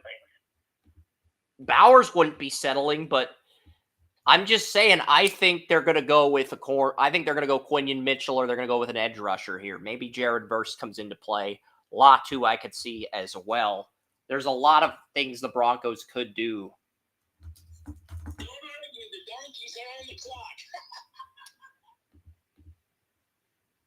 And don't get upset if the Raiders reach for somebody at 13. After the Vegas Golden Knights defeated the Dallas Stars, I cursed the city of Las Vegas. Hey, I don't mind, Chris. What's going on? Nix is on the clock. Let them take Nix. I don't think the Broncos are that narrow-minded. No, I'm saying if the Raiders are on the clock at 13 and they decide to take a QB, let them take Nix. Nah. Miss out on Rattler in the third round. I don't like that idea. I do think Nix has a higher ceiling than O'Connell, but you don't take a second-round quarterback in the first round. Well, yeah, I guess Atlanta did. I had a first on Penix. I had Penix above Nix. I had Penix in the late 20s, mid-20s. I had Penix at 23, and I had a first-round grade on him. I had a 90 potential on Penix. So that's a completely... Is it a reach? Yeah, but it's a justifiable reach. I can't justify Bo Nix, who I have an 88 on in the first round. I think I had an 89 on Jordan Love, but that's the thing. I can't justify that this early, but we'll see what the Broncos do. My Jets grade is up. Please. Yeah, I want to update the picks on the live stream before I get some research here. Oren's probably correct. If I trusted Oren, I'd probably have the write-up on the site by now. That's the thing. If I just trusted Oren and put faith in him, I probably could just start the Bo Nix write-up. But the Broncos are still technically on the clock, according to the TV. Pick hasn't been turned in. But yeah, you look at the grades. I gave McCarthy an A- because the Vikings gave up a little bit to get him. I gave the Jets an A+ for Fashanu. I do like McCarthy. I just don't like the idea of giving up picks for a quarterback, even if it's a blue chip quarterback, even if it's your guy. So, look, I might criticize the value because I think you might be able to get him later, but I'll never criticize somebody for going and getting their guy. Yep. Okay. Oren's right. They went. That's the thing. The boss right here, make it happen. And I ain't funning around. It is the first 6 quarterback first round pick since 1983, brother. If Spencer Rattler goes in the first round, we could have 7 quarterbacks in round 1 because Rattler was the Senior Bowl MVP. Okay. Let's not get ahead of ourselves there. You know? I don't think it will happen, but I'm not ruling out the possibility that it does happen because he was the Senior Bowl MVP, and Senior Bowl guys get hyped up like prima donnas. They do. They do, but Rattler has always been the guy with the best arm that can make every throw. What if the Raiders took Spencer Rattler here? Wouldn't that be hilarious? Wouldn't that be hilarious if the Raiders took Rattler right here at 13? Oh, mercy. Like Ryan Lee 2.0. Robo quarterback. Remember Todd Marinovich? Oh, God. You sound like Ben. Ugh. It's time to trade back. It's time to trade back and pick with the Steelers or somebody like that. Fuaga could be in play here for the Raiders if they stay put. But yeah, I had Bo Nix to the Raiders in round 2 at 44. 32 picks too early. So from a value standpoint, it's an F. But from a need standpoint, it's a B. So that averages out. What did I give? I'll give Bo Nix. I think Bo Nix is going to have chemistry with Sean Payton. So that's why. No, I'll give this C-. I gave a C to the Titans. I'll give this a C-. So the Broncos officially have the worst grade of any quarterback of any team in the draft. Or does that make you happy that the Broncos have the worst grade of any team in the draft, Oren? I'm glad that. Right now, you know how we talked about Brock Bowers? Even though we have Myers, can you imagine Brock Bowers and Myers on the same team? It's Mayer. It's Michael Mayer. But yeah, Bowers and Mayer would be sick. You're not wrong. Your thought process is accurate. I just annoyed by the name pronunciation. That would be great. I think it would be fantastic. It's better than having a receiver. And I just feel that might be. I don't see him getting past the 15th pick. I would be shocked. Look, here's my thought process on it. You can have two top tier tight ends as long as one of them can play the slot.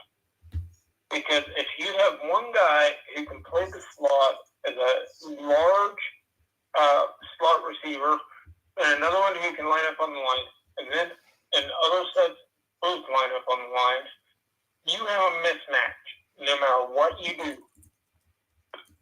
So two top tier tight ends isn't necessarily a bad thing. But either way, I believe right now we're going to see a cornerback, one of the first corners going off the board. Who do you think it is? Quinion Mitchell, probably. If the rate, it's going to be Fuaga or Quinion Mitchell. Anything else would not qualify as an A+ for me at this point in the draft for the Raiders. But maybe Bowers. Okay, if Bowers gets picked as a wild card, I would make an exception for Bowers. But that's it. Maybe an edge rusher. If you go with Latu or you go with Jared Verse, I don't think the Raiders are going to do that after taking Tyree Wilson at 7 over Jalen Carter, which was. I was just going to say that Ben DiNucci's fate is sealed because the Broncos quarterback room before Bo Nix was Jarrett Stidham, Zach Wilson, and Ben DiNucci. So with the draft pick of Bo Nix at 12, Ben DiNucci's fate is sealed in Denver. Look, if you look at Bo Nix versus Zach Wilson, I will take Bo Nix any day of the week. So, in that case, it is an upgrade, even if it is a huge reach. Well, your other quarterback options are Jarrett Stidham, who was dating the daughter of the Houston Rockets owner coming out of college, but struggled in New England and Las Vegas, and Zach Wilson. And the other QB is Ben DiNucci. But Ben DiNucci's a roster cut now with this move, essentially. Bo Nix, Zach Wilson, Jarrett Stidham, and Ben DiNucci. Ben DiNucci's essentially a roster cut. Look, the pizza-making dude is probably it wasn't meant for the NFL to begin with. Well, I'm not talking about Tommy DeVito. Tommy DeVito's the pizza-making dude. You're getting Ben DiNucci and Tommy DeVito mixed up, and it's really it's terminology. You got to research this stuff. But the Raiders, what are the Raiders going to do?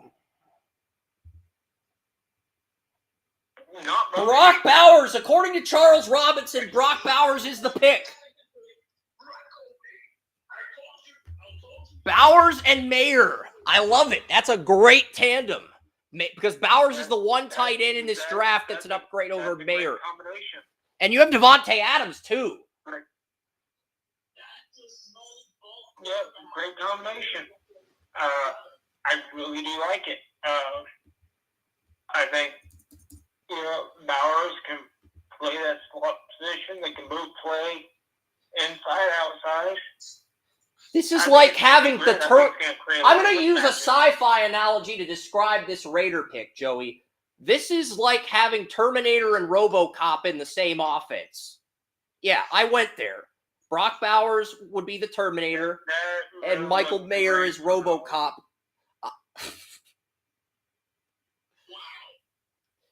I mean, it was a very nice attempt. What do you mean it was a very nice attempt? I thought it was a flawless attempt. Yeah, you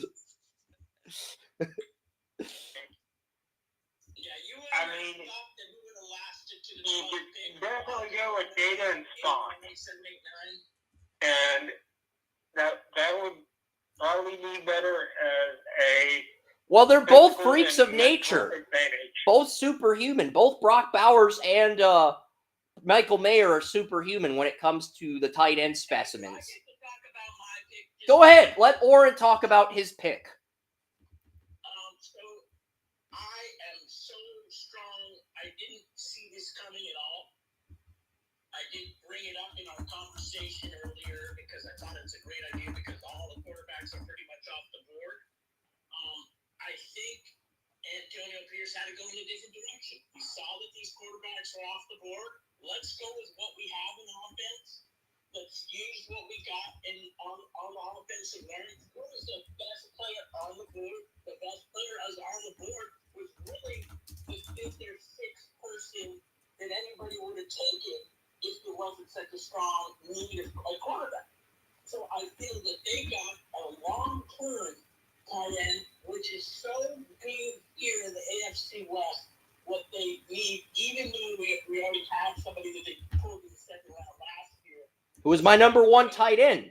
The Raiders have my number one tight end from 2023 and my number one tight end from 2024 on the same team. That's why You're building something. I do see them going defense next round. And then the third round, we're going to see them go to the offensive line. And I think I really like that situation. Maybe they're not looking for a quarterback here. Maybe they're going to get somebody that will throw like the Tulane quarterback or the Florida State quarterback in the fourth round. So, and that's fine with me.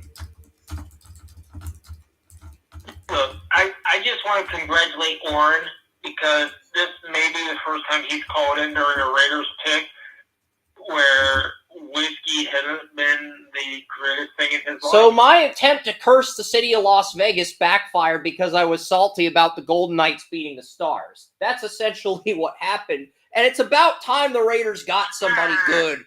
It is. It's about time. As an NFL fan, I can genuinely and objectively say it's about time the Raiders made a good pick in the first round. I'm enough of a man to say that, even though I wanted to curse Vegas for beating Dallas in the NHL. I'm enough of a man to say that. I really like the Raiders pick, and I also love the fact that I predicted the Golden Knights to win. So Joey, they're abusing the salary cap. They are abusing the salary cap. They're $4 million over the salary cap, and that's a big problem. The long-term IR, when you put a player on long-term IR before the trade deadline and then activate them at the start of the playoffs, you go over the salary cap for the playoffs. You can't go over the salary cap in the regular season and off-season. You can go over the salary cap in the playoffs. Those are the rules. You're legally allowed to go over the salary cap in the playoffs. I hate it because it allows a team to cheat the system. That's why I hate it. I was still right. You were right, but it doesn't change the fact that, and it's still not over yet. It's 2-0. Vegas has home ice now, up 2-0, but it's not over yet. And I'm just going to root against Vegas. If somebody on the Golden Knights has... Let's just talk about the Saints. Your team is up, Oren. Your team is on the clock. Please change the subject. Hey, the Saints are up, Joey. Let Oren speak. I'll push the mute button.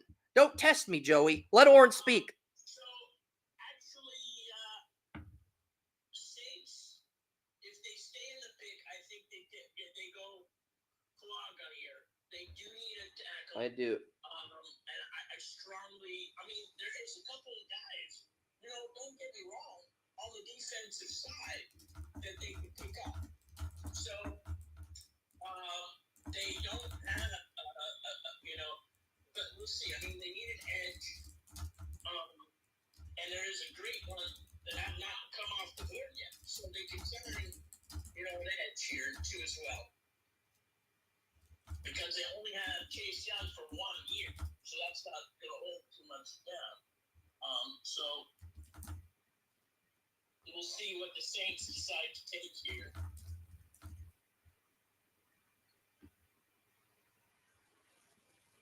And I really like to see what's going to happen, with a switch over there. And do you think they need anything on offense besides what I'm thinking? Yeah, they need a right tackle. And that's why we talked about Fuaga right here. That would be my choice. Yeah, Fuaga would be my choice as well. And they do select Tallahassee Fuaga. Good, great pick. So another A in a row.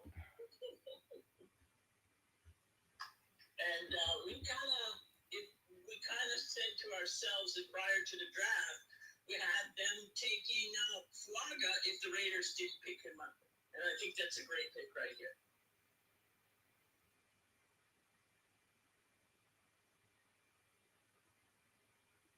Are you still there? Yeah. Okay. Yep. He's writing down something. Joe, you still there with us? Yeah, I'm just getting notes on the picks. I'm getting notes on I've got the Raiders write-up done. I'm getting notes on the Fuaga pick as it comes in. It's not official yet, but I trust Oren's intel to the point where I'm just going to type the pick up to save time, because if I do that, I can have more fun without, I can have more fun on the podcast. But yeah, the Raiders get an A+. The Saints are going to get an A+ as well if they pick Fuaga.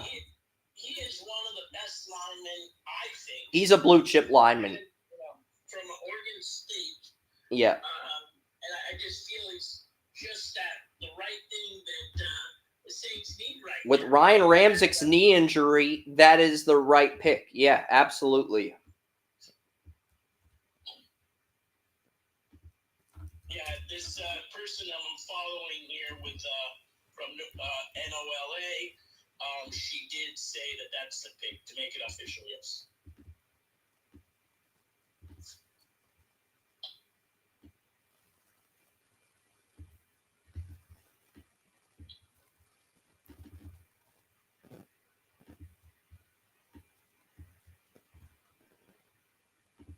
Yeah, I know that all the TV stations are a little bit slower than our Twitter, but we like announcing. That's how we always been. Yeah. Yeah, you watch the draft if you don't want to hear the live results as they come in, but I feel like Fuaga's an excellent pick here. Okay, now we're going to move to the Colts. I thought they were going to... No, we're not going to move the Colts. I haven't really gotten much time to break this down, but I can see why you're thinking it's an open and shut case, because we both have the same opinion on this guy.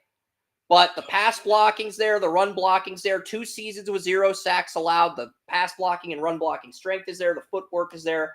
I feel like Fuaga had the best interview at the Combine. Just throwing in some additional notes. Now we can move on to the Colts. But I am going to update the live stream. Conversation with the Colts right now.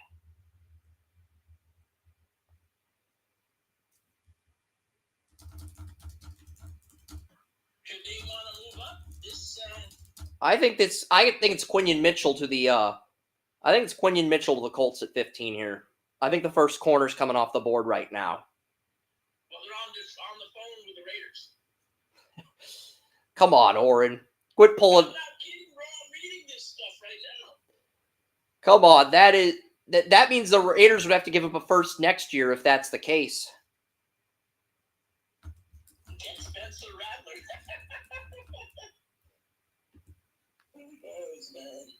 Dallas Turner, no. Now, Dallas Turner is not a good run stuffer. I think there's a good reason why.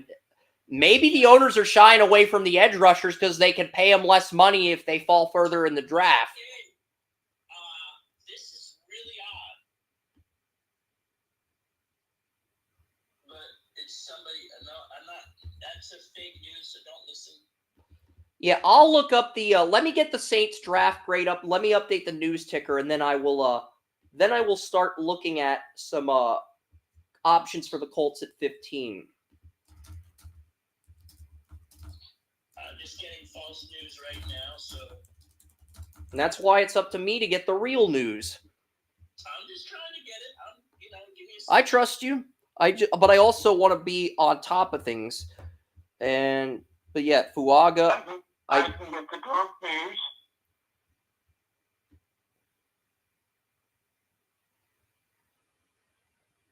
All right, so yeah. Does nobody want the drunk news?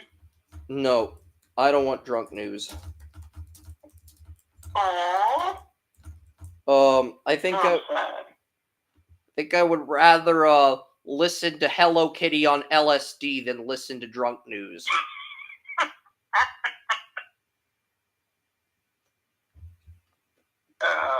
What is so funny about that comment? Is it just the way I responded to that? The response was, yeah, it was the response. The response was good. That is an excellent pick. Jared versus my number one defensive end. I think he's the only guy in this draft that's an upgrade over Kwity Paye. And I'm actually wondering if Kwity Paye is even going to get a fifth-year tender now with Verse going to Indianapolis at 15. So JV is the pick. I thought he would come off a little bit later, but JV is the pick. He's better in run stuffing, and he's the best pass rusher in the draft. He is light years better than Dallas Turner and Laiatu Latu. He's the best pass rusher in the class. A-plus pick. I don't care what most draft boards have. Dallas Turner's a liability against the run. Jared Verse is not. The tape will reinforce my talking point. And that was Adam Scheffner, per Adam Scheffner, so that is...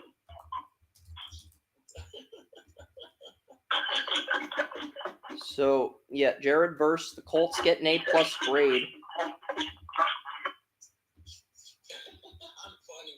Yeah. Hey,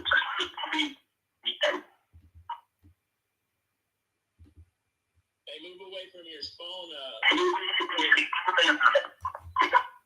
That's my iPad, not my phone, but that's the... Yeah.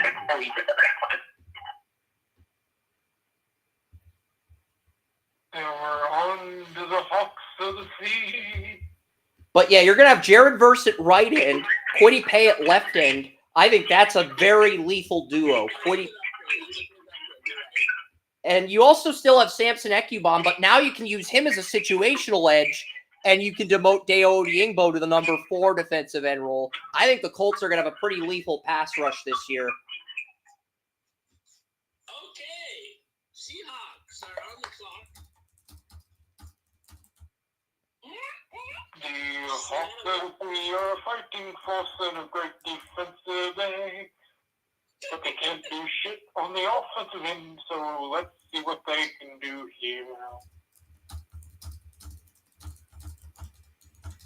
So, Oh, come on. At least you gotta give me credit for creativity. I give you credit for creativity, but I give you 0 points for making me laugh. So that averages out to a 5 out of 10.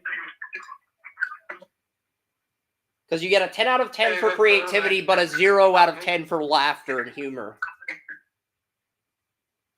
5 out of 10 is better than I expected. I'll take it. I'm glad to see you're being a good sport about this. Of course.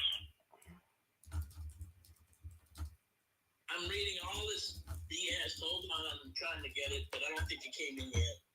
I will, Oh, wait. Latu is the pick. Latu is the pick. Latu, yeah, that's what I said. I just said Latu's the pick. I saw an image of Laiatu Latu. I have him a little bit below. I like him more than Dallas Turner. I'll say that. I'll give this an A grade because he's not my number 1 defensive end, but he is very consistent to the point where I really can't fault the Colts for picking him.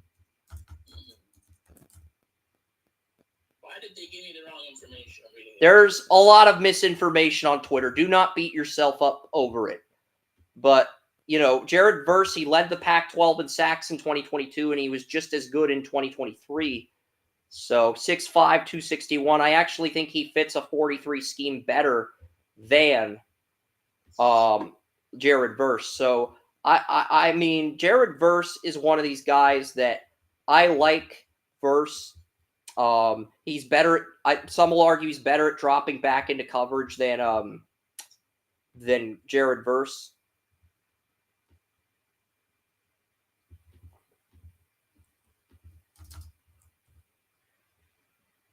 The funny thing, the thing is, it's moving kind of fast, this first round, because we didn't have that many trades, which is actually, I like it. I like it like this.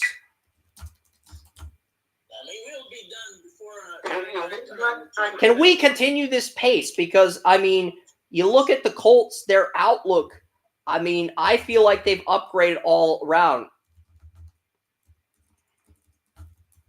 I would have gaslit the Colts if they took Dallas Turner or Chop Robinson, but Latu and Jared Verse both warrant A-plus grades in their own right because they're both blue-chip edge rushers, and both should be off the board by now. Wow, Cousins is pissed.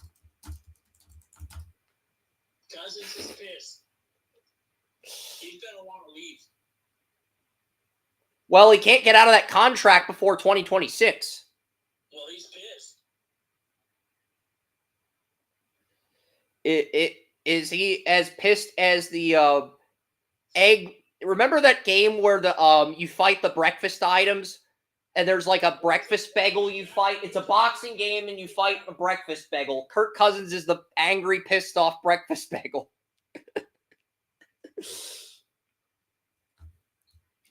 Well, that's interesting because he didn't leave himself an out. I mean, signed for a huge money. It's like, take your $180-some million and be happy. Come on. You get paid $180 million. Be happy about it. Don't be so pissed off.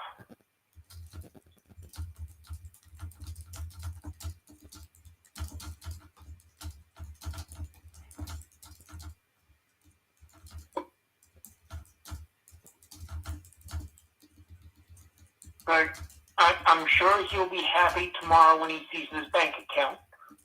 Just push the button on the app, log in, see what you got in there. Yeah, Latu might be a good pick for Defensive Rookie of the Year. I mean, there's never been a draft where everyone in the top 10 went on offense. And I believe this... Yeah, Andrew Siciliano said there's never been a draft where every player picked in the top 10 was all offense. I believe that has happened this year. I believe every pick in the top 10 was offense. Yeah, because Romo Dunes went to Chicago. Penix went 8th, Latham, Neighbors. So basically every pick in the top 10 was offense. Every pick in the top 12 was offense. I think Latu at 15 was the first. 14. Fuaga. So the first 14 picks were all offense. You said 13, but the first 14 picks were all offense. Latu is the first defensive player off the board, though. Seattle's already loaded at corner. They cannot be allowed to have Quinion Mitchell. Roger Goodell needs to draw up a bill that prevents the Seahawks from loading up at corner. He does. He's got to draw up a stimulus bill to keep the Seahawks from drafting corners if they land Quinion Mitchell. I'm serious. Seahawks already have too many good corners. Latu is the first defender. Latu is the first. Do I need to break in the song again? No. Yes.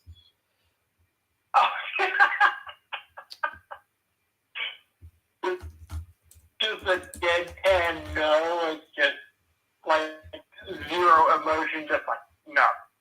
No.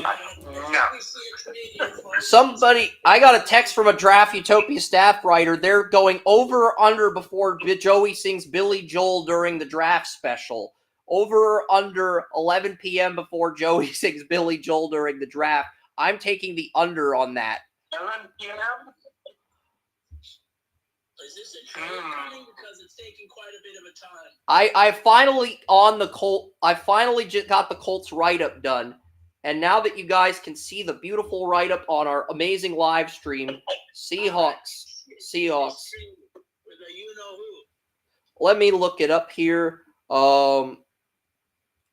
Let's see. Maybe not. Hold on.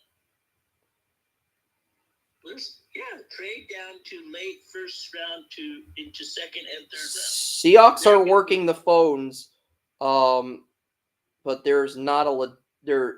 Dallas Turner, according to Ryan Mortensen. Dallas Turner's the pick. Dallas Turner's the pick. Dallas Turner's a Seahawk. Well, it says, please pick Dallas Turner. It doesn't say. No, Joe Milton, according to no way the Seahawks have drafted Joe Milton at 16. God, if that is the case, we may this might be the, yeah. So I don't know what to believe here. No, they don't. It hasn't been a pick because they said one person says, no, dude. There's just so many people messing around here. Yeah, there are people. I mean, I don't think the Seahawks would take Joe Milton here. This just feels like trolling at this point.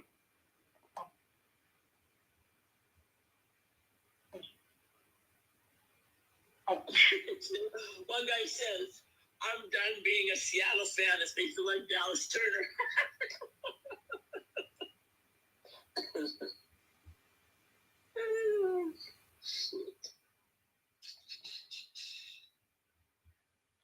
Byron Murphy, the player Tony Mario mocked at 16, is the pick. So Tony Mario has his 6th pick correct in the top 16. Tony Mario mentioned that. Let me talk about Tony Mario's mock draft, because Tony Mario mentioned that the Seahawks can save $16.5 million by buying out Draymond Jones next year. So that is why they're going to go Byron Murphy at 16.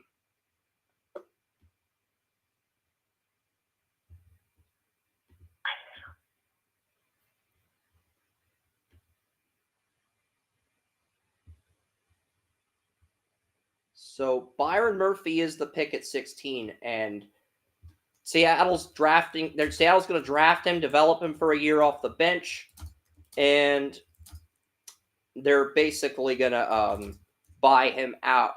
He's not even guaranteed to win the starting job, so this is a reach. I think Byron Murphy, I don't think he's as good as the media is hyping him up to be. I think he's a 43 guy. I don't think he translates well to a 34 defense. I know I'm going to get some criticism here, but I'm not going to give this a D or an F grade because he is a consensus round 1 guy, but I am going to give this a dry cornbread grade. So the first dry cornbread grade since the MLS draft goes up for Seattle at 16. And yeah, I just went there. I have a second on Byron Murphy. I do not have it. I have a Fisk and I have Fisk and Zerzan Newton ahead of him. I think part of it is the situation. There are some medicals with Newton and with but Tony Mario had Murphy to Seattle at 16 and Newton to the Rams at 19. So I do think this is a reach by Seattle. There's bigger needs on the board. There's better value on the board. And with first there, with Quinion Mitchell there, with all the blue chip talent on the board, with the right tackles on the board, I just think there's better value.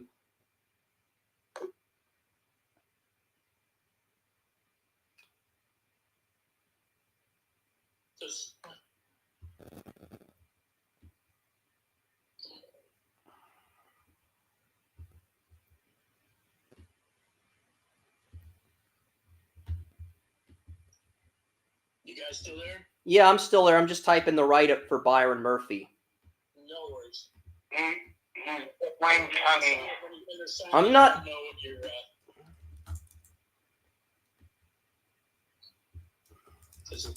We don't see each other. We should actually do that. I don't know why we don't see I have a live stream on Restream. Okay, if you go into Restream, you can see me on the stream.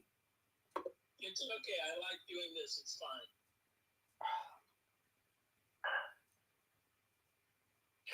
I don't even know how to do that. You'll have to explain it to me. Yeah, Restream. I could just send you a link to Restream on Facebook, and you'll be on the live stream. It's that simple, Oren. You'll see all the visuals in the background. I don't want you to see my face at the moment. And you have the option of covering up your face, too. Okay, I see. So, Because I have to set it up a little bit differently, but it's fine.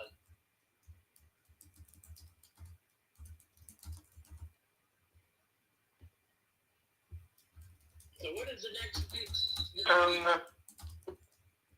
The Jaguars are on the clock. we have to fast forward to the next pick. I hate this Byron Murphy pick. I absolutely hate it. Newton, there's so many better players. Jerzon Newton and Fisk are better. Verse, Dallas Turner. There's receivers on the board that are better picks. There's a ton of receivers on the board. I mean, yeah, so a guard would be a better pick. BB or Barton would be better value here. I do not like this pick for Seattle. I think Seattle probably the first big loser of the draft. I gave the Seahawks a dry cornbread grade. I gave the Broncos a C-. The dry cornbread grade is worse. If you listen to Sports Head Radio with Emmanuel Watson, he coined that term. So the Byron Murphy grade is the worst grade. Yeah, because a dry cornbread grade is worse than an F grade. So yeah, basically, Byron Murphy. That is okay. So the first 16 picks are up on the news ticker. And yes, Seahawks fans, I know Swipa is probably going to give me air his grievances out. Vikings have traded with the Jaguars. So you're right, Oren. It is the Jaguars. They are trading 23, 167, a 2025 third, and a 2025 fourth. They're heading to Jacksonville.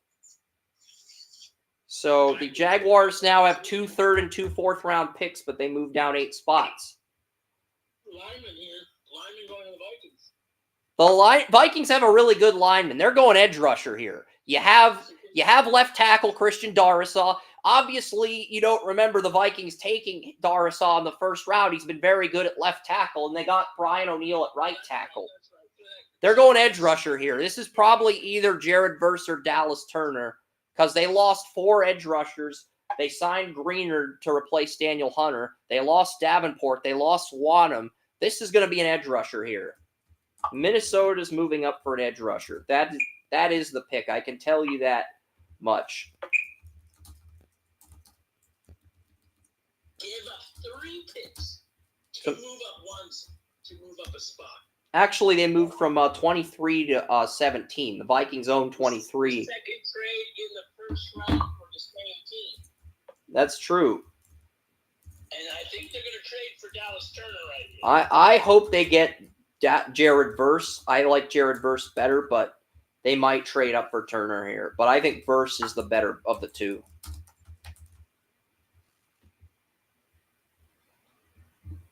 So, yeah, I mean... And I was going to start singing Piano Man to the Jaguars, but I can't do that now, so... What? You might lose the bet. What bet? Because of this... What bet are you talking about? Yeah, they selected... You said another grad Utopia staffer that is under that I was start singing Billy Joel. Yeah, that's right. For 11. Yeah, that's right. And you said under, but I was going to start singing it with Jags, which would have let you win. Now it's going to be close. I like the drama. The drama is good. The drama is good from a rating standpoint. So I appreciate you bringing the drama to the podcast. Thank you for bringing drama. I can't believe I'm thanking Joey for bringing drama to the podcast, ladies and gentlemen. You guys are skipping the pick. You guys are skipping the pick. Jer- It's been announced. It's Dallas Turner. We're not skipping the pick. We're just waiting to give our opinions on the pick. We're not skipping the pick. Now we're going to talk about the pick.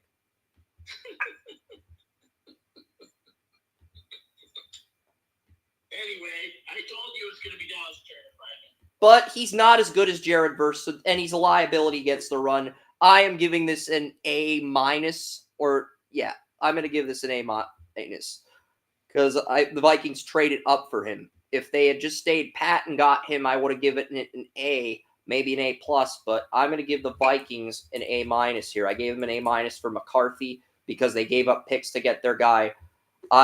I feel like Dallas Turner's actually worse. I'm tempted to go B+ here because the Vikings gave up so much. I'm tempted to go B+, but yeah, we'll go B+.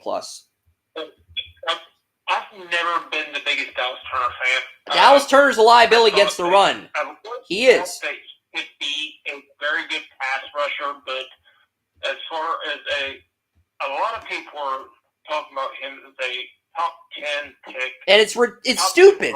It's stupid because he's a liability against the run. That's why it's stupid. Everybody who had him in the top 10 is a dumbass. And I'm saying that in the most literal sense, like Red Foreman on that 70s show.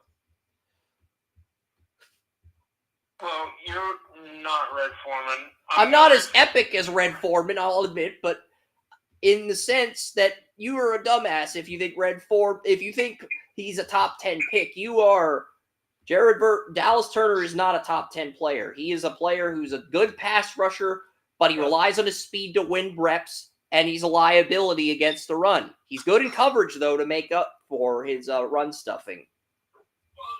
He is good in coverage. He is a good pass rusher.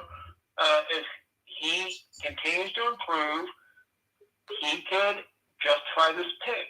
But as of right now, I think it was a little high, but I still think he was. I gave it a B+. And I think that's fair.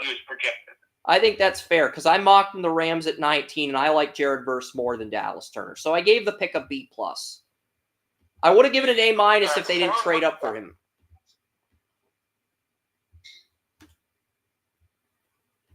What do you think, Warren? Well, I mean, they filled a need. That's the most important thing.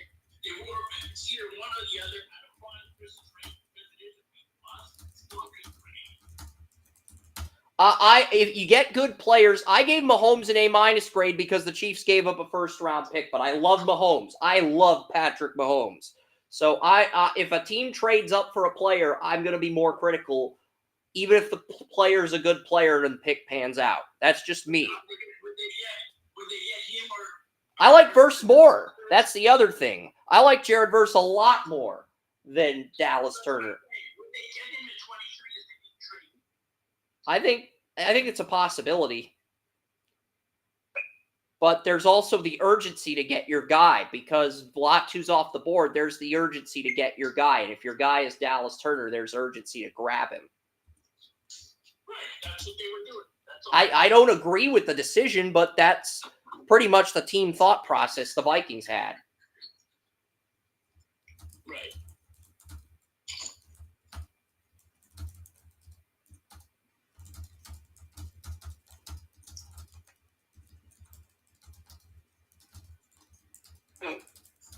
I can't get upset with the pick, but for me it's a B+. I can't be upset with them taking Dallas Turner here.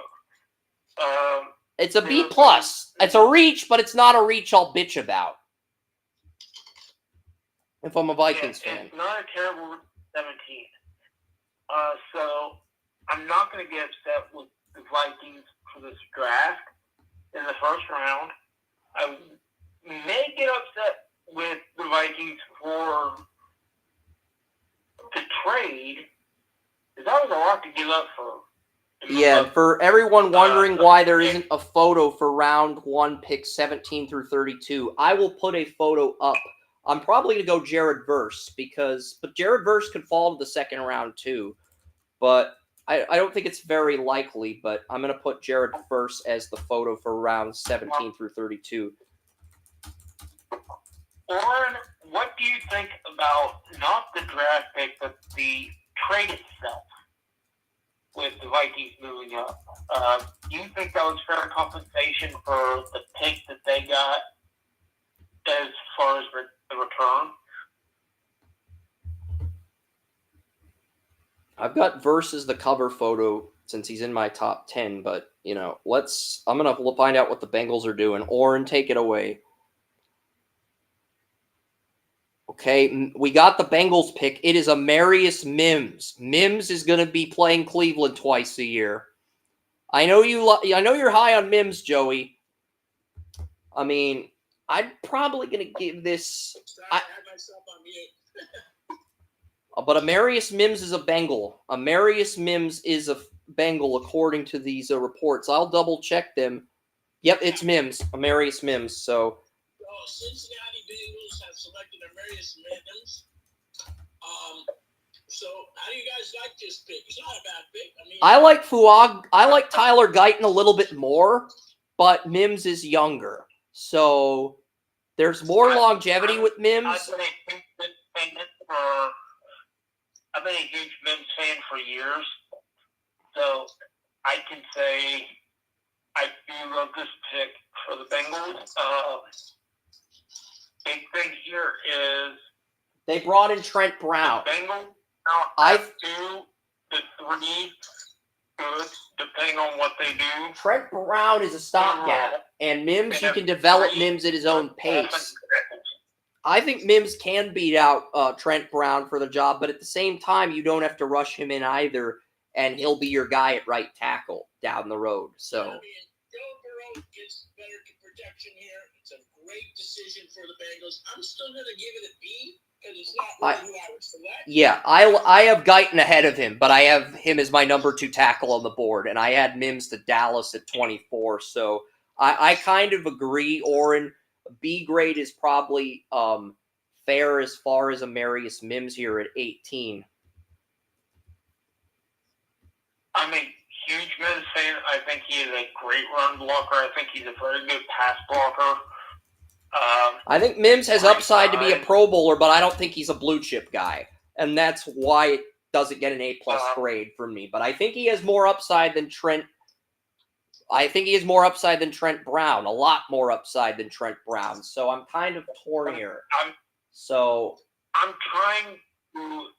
I don't think it's an A+ like Joey, but I don't think it's a B. Simply because my fandom B+. Wants me to give it an A+, but yeah, that's what I'm saying. If Joey had given Mims an A+, I would have gave this an A-. Since Joey's giving it an A-, I'm giving it a B+. Because I'm sort of the mediator here. If Oren's got a B, Joey's got an A-, that's a B+ for me. Yeah, I'm gonna keep it from my fandom to the overall analysis. I'm gonna give it an A-. I'm gonna keep it that. But yeah, number 19, the Oran's hometown city, the Los Angeles Rams, the team that beat the Bengals in Super Bowl 56, is on the clock.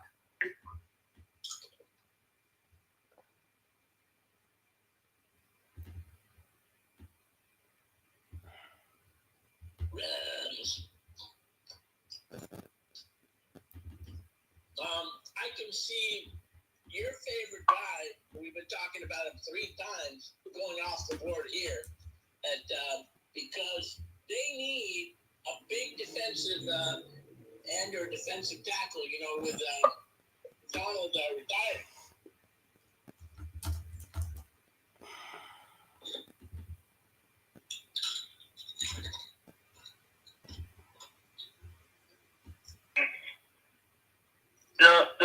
There are a couple ways they could go here. I agree with you, Warren. I think they have to get defensive tackle here because how many other Jared versus a 34 outside linebacker, not an.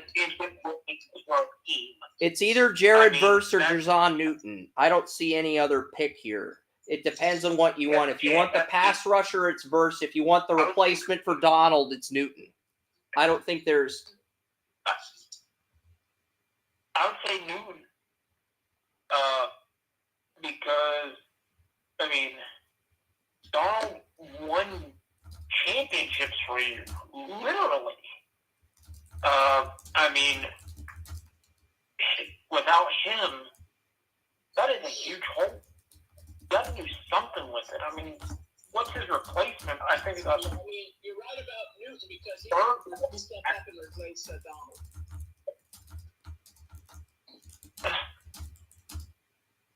This is a really bad situation for the Rams to be in.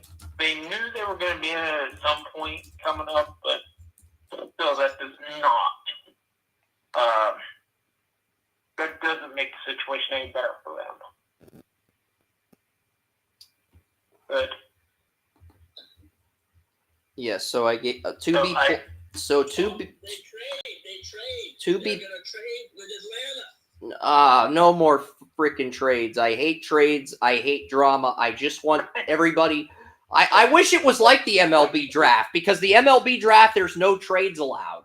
And I just think it'd be the NHL draft. There were no trades. There were, see, the strength of a draft, guys. The strength of a draft class is defined by how little trades there are. There were no trades in the WNBA draft. There were no trades in the NHL draft in 2023. There have been 2 trades in the, and there have been 3 trades actually, but most of them have been in the back half of round 1. And that ain't bad compared to last year, and especially the year before. The year before was a freaking disaster. So I guess it means this was a stronger draft than the previous years. Let's see what the Falcons are. Let's see what the Falcons are giving up. They're probably trading up for Verse. That's probably the thought process. Oren, you get Penix at 8. Only way to bounce back from that is to trade up for Verse. That's really the only way to bounce back from that. The Falcons are not taking Newton. They already have Grady Jarrett. They have a good core of pass rushers. The Falcons are getting Verse at 19. They need a 34 right outside linebacker. They do.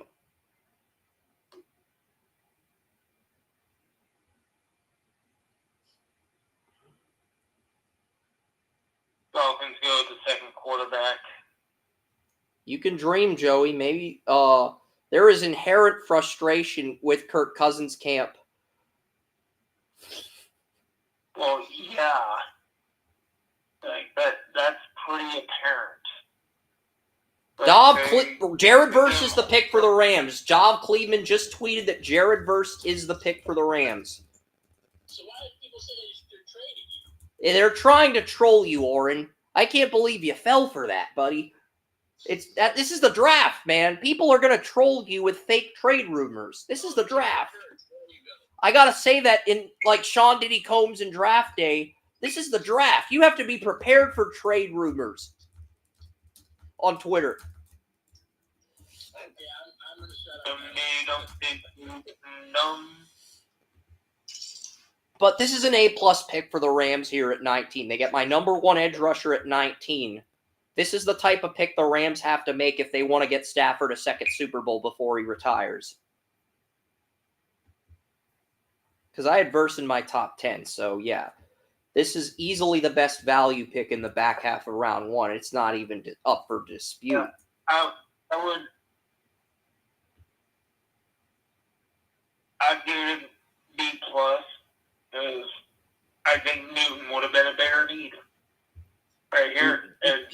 Positional value pyramid, edge rusher's the biggest need on the positional value pyramid. It doesn't matter if Newton's a better fit in terms of replacement to Darnold. The positional value pyramid always reigns supreme. Myles Garrett's an edge rusher. Jared Verse an edge rusher. Edge rusher is the queen on the chessboard for defensive players. So because the Rams took an edge rusher and they took the best one in the draft, it's an automatic A+ here. Automatic A+. It's money. That wouldn't be sweet if now Quentin Mitchell goes to the Steelers. Oh boy, if Quinion Mitchell goes to the Steelers, Omar Khan's just going to continue to destroy. It's interesting that I gave the Bengals the best team draft grade in 2020. I gave the Ravens the best team draft grade in 2022. I gave the Steelers the best team draft grade in 2023, giving them an A+ on every single pick, even though the Browns had a top 5 draft. and a better quarterback situation last year compared to Pittsburgh. But Omar Khan just continues to cook. I blame Chris. What?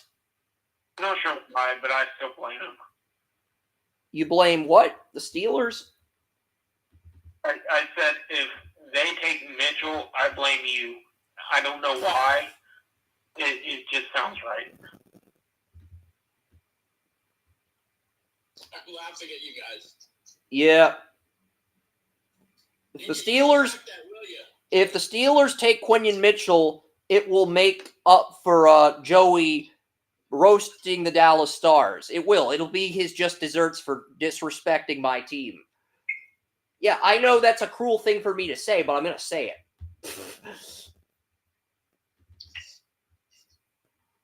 Asshole.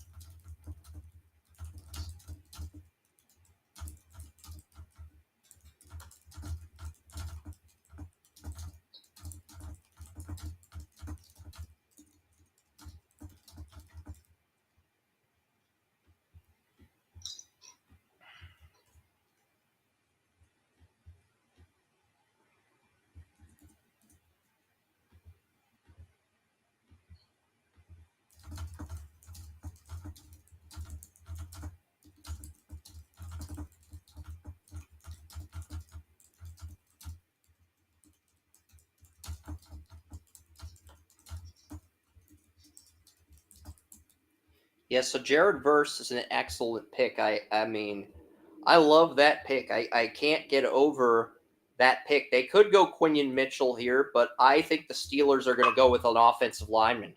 I feel like they're going to go with an offensive lineman. Because karma has just not been kind to me. Whenever I've tried to curse a team, it's backfired. And I know Joey is a Browns fan. He wants me to curse the Steelers. You try to curse this team and it backfires the way that hurts me. I am not going to be happy.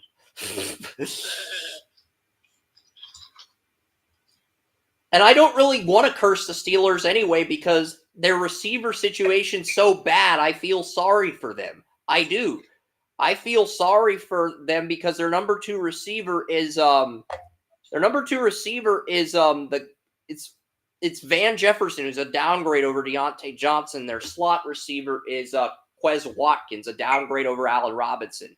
I'm not cursing the Steelers because I feel sorry for them. I feel sorry for how bad that receiver room is for Russell Wilson. They deserve it.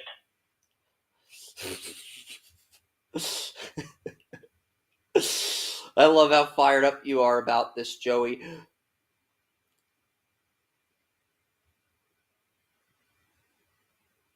They deserve the pain. They will be singing Johnny Cash by the end of the day.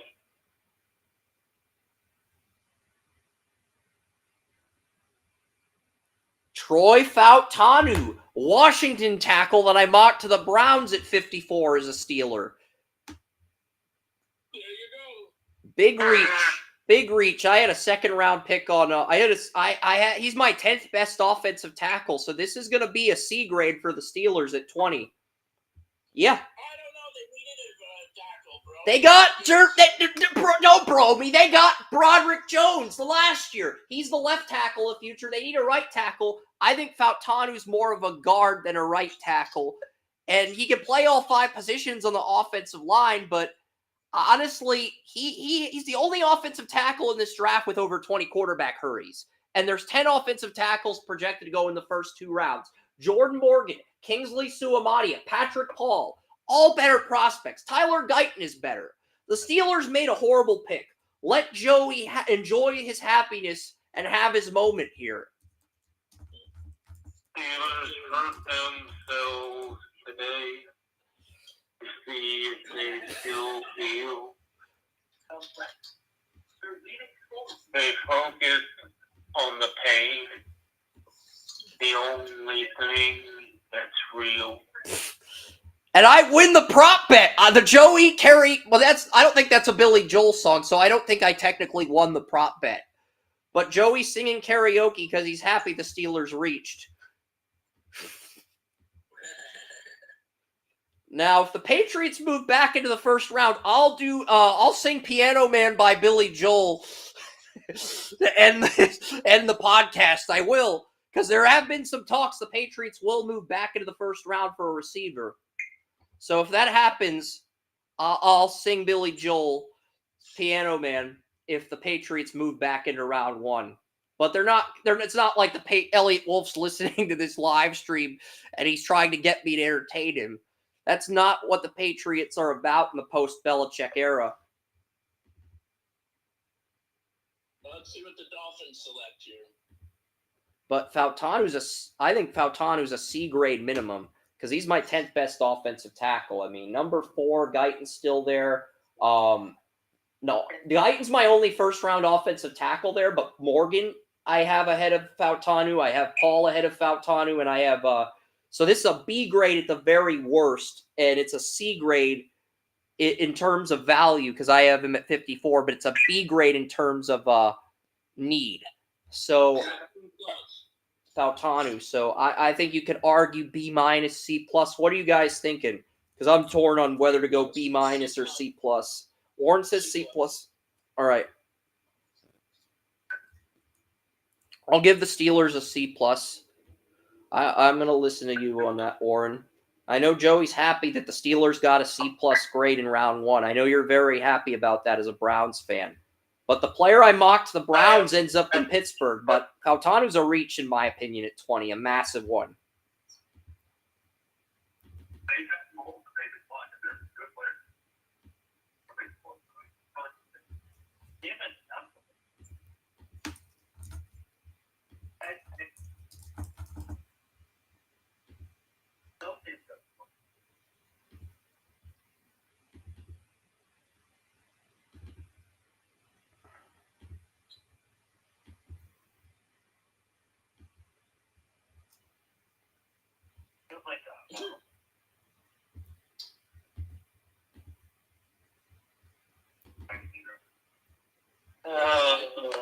I love these fans that are putting out blast.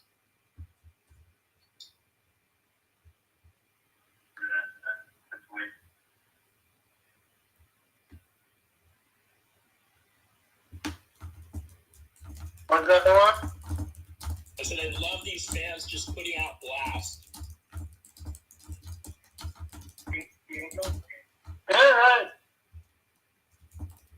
You on Twitter or X or whatever they call it? Yeah, X, whatever. Yeah, Twitter X. same, just bullshit. I'm looking at that thing. But the Twitter, you gotta remember, the TV is slower. Yeah, I haven't been on there in a couple of years, so I have no idea what changes have been made.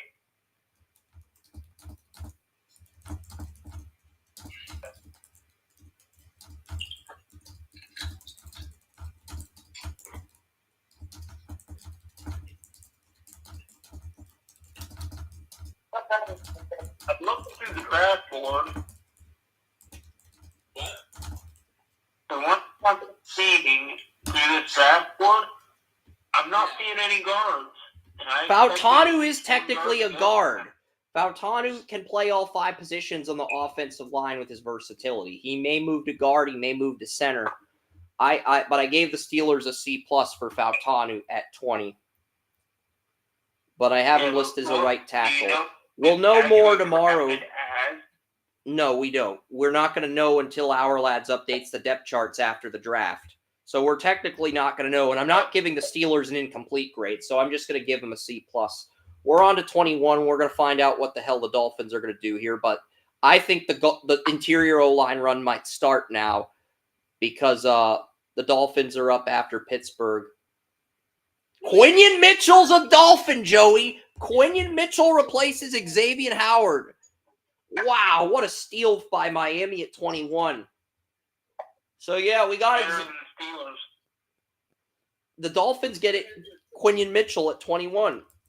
So, as a Patriots fan, I don't like the fact that Sauce Gardner and Quinion Mitchell are going to be playing the Patriots twice a year.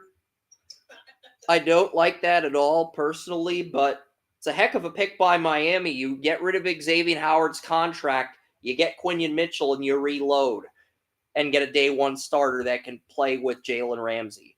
Excellent pick as my number one corner comes off the board at 21. Yeah, and I'm surprised that he was on the board this long. I thought he could have gone off the board at 17 to the Jags. Obviously, the Jags traded out. I thought he could have gone off the board at 15. But the Jaguars are still going to get Arnold or Nate Wiggins at 24 because the Eagles have 22 and the Jaguars have 23. So the Jags are still going to get a top three corner, and they have a third and fourth next year from the Vikings. So 2/3, 2/4 in 2025. Yeah, it's like, dude, you want to about bulky, but that was a hell of a trade. As much as you want to give Trent Baalke shit for moving down, you're still getting a top three corner and multiple picks in rounds 3 and 4 next year, which you can use to move up if 2025 is a top heavy but not a deep draft. So, indeed, I feel like that was a great trade. Yeah, for Jacksonville. He played it. He played it right. He did.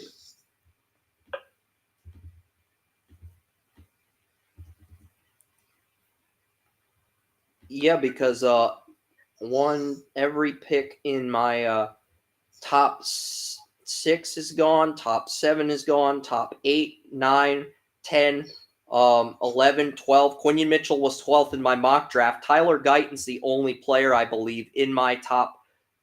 Terry and Arnold's still on the board at 22. I have a feeling that's the Eagles' pick here. And then we'll see Nate Wiggins to Jacksonville. I think that'll probably be the run at corner that we end up seeing, Joey. I could be wrong on that, but I feel like Eagles will take Wiggins or Arnold, and the Jaguars will get who's ever left over, and this will be the cornerback run. Yeah, and I like Wiggins. I got Arnold slightly higher, but both picks would warrant an A+ grade at this point because of how late you're getting them. At this point, yes, absolutely agree. I think both of them could jump right in and be number 2 corners on either the Eagles or Jags from day one. At this point, they'd be high-end number 2s. So, it's great value for 2 really good corners.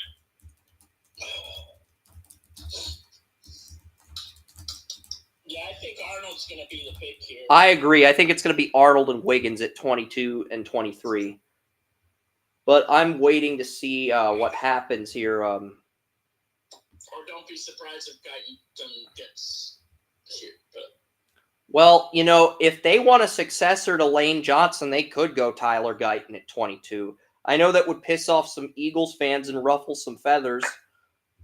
But honestly, Marcus Cross, the Eagles fan who picked in our group mock, deserves it after making jokes about Torrey Taylor going to the Patriots, the Iowa punter at number 3. He deserves a second-round player here. He does. Because you made that joke once. It was funny the first time. I thought it was funny the first time. I was a good sport about it. But when you repeat the joke over and over again, it just gets annoying. You announced the wrong pick for 21, sir. Quinion Mitchell is the pick according to Chop Robinson. Never mind, Joshua Maya. So Chop Robinson is in fact the pick. Okay, you're right. Quinion Mitchell still on the board. Howie Roseman. Quick Mitchell to the Eagles. Howie Roseman's like the guy that won the lottery and started annoying people by dancing in the street. That is literally Howie Roseman's reaction to Quinion Mitchell being there at 22. He's like the Monopoly. He's like the guy who won the lottery and starts dancing in the streets. I think he's about as stoked as Grandpa Joe after Grandpa Joe got invited to Willy Wonka's chocolate factory. I think this is pretty freaking stupid. You know, The top 8 corners in the draft are still sitting out on the board. they're tumbling. They're tumbling like Chad Boswick said in draft day. The corners are tumbling in this draft. Yeah, I mean, you're right about that, because a lot of people had these guys going, maybe, you know. I had 3 in my top 17. I had Mitchell of the Broncos at 12, Arnold to the I had Arnold to the Colts at 15, and Nate Wiggins to the Jaguars at 17. And then I think I had Cooper DeJean to Green Bay at 24. It's nuts how. The funny thing is, can you imagine being in the Eagles, war room right now? They're making a decision. It's really tough. You got to get the right guy. And I'm sure they looked at these guys, but they didn't think they would drop all the way without trading for them. Yeah. I think Chop Robinson's going to be the replacement to Jalen Johnson, because they have Bradley Chubb, you have Shaq Barrett, you have Jalen Phillips. You can't keep all of them. I think Chop Robinson, he's going to be a long-term project, but he's going to end up replacing one of them. And I'm happy the Dolphins made a reach here, because Chop Robinson's the number 4 defensive end on this draft depth chart, given how raw he is. So it's a C- pick for the Dolphins. I do like Chop Robinson, but this is not a fit for him. He has more time to develop. A little early for him, so I am giving. I'm just not sure about the pick. Yeah. I love the player. I'm just not sure about the pick. Or the pick. It's like when the Jets took Will McDonald IV at 15 last year, when they already had depth at edge rusher.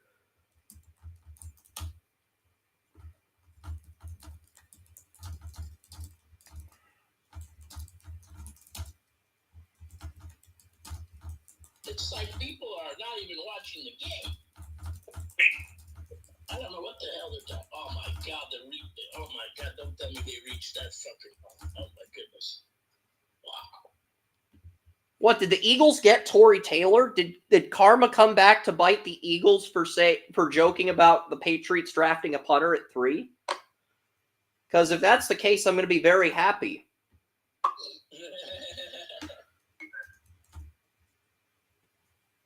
If I didn't have so many draft grades to type, I'd be skipping like Grandpa Joe. But I'm sure Howie Roseman's doing his best Grandpa Joe impression in the Eagles war room with Quinion Mitchell still on the board at 22.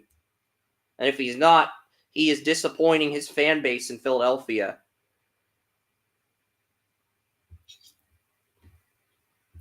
Wow, this is really slow. Okay. Yeah, I'm still looking for the Chop Robinson write-up on my mock draft. And, he's a good pass rusher. His run defense is not the greatest. It really isn't. The production's underwhelming, but the speed, talent, and athletic traits are there in spades when it comes to Chop Robinson. But he is very raw, and he's going to be behind 3 other edge rushers on the depth chart. Can he develop into a successful player here? Yeah, but, you didn't really need him. You had bigger needs. So I'm going to give it a C- grade here. The Dolphins. I think the Patriots and Jets have drafted well. The Dolphins have not drafted well. And the Bills now have a golden opportunity to make the Dolphins look like idiots with the Dolphins slip-up. Because if you had told me the Dolphins would be the Patriots and Jets would hit on their round 1 picks and the Dolphins would have a slip-up, I would have thought that was crazy to think. But, that's what's happened here. All right, Eagles. Howie Roseman doing a Grandpa Joe impression, or no, he is not. Eagles, don't mess this up. The Eagles are next. Well,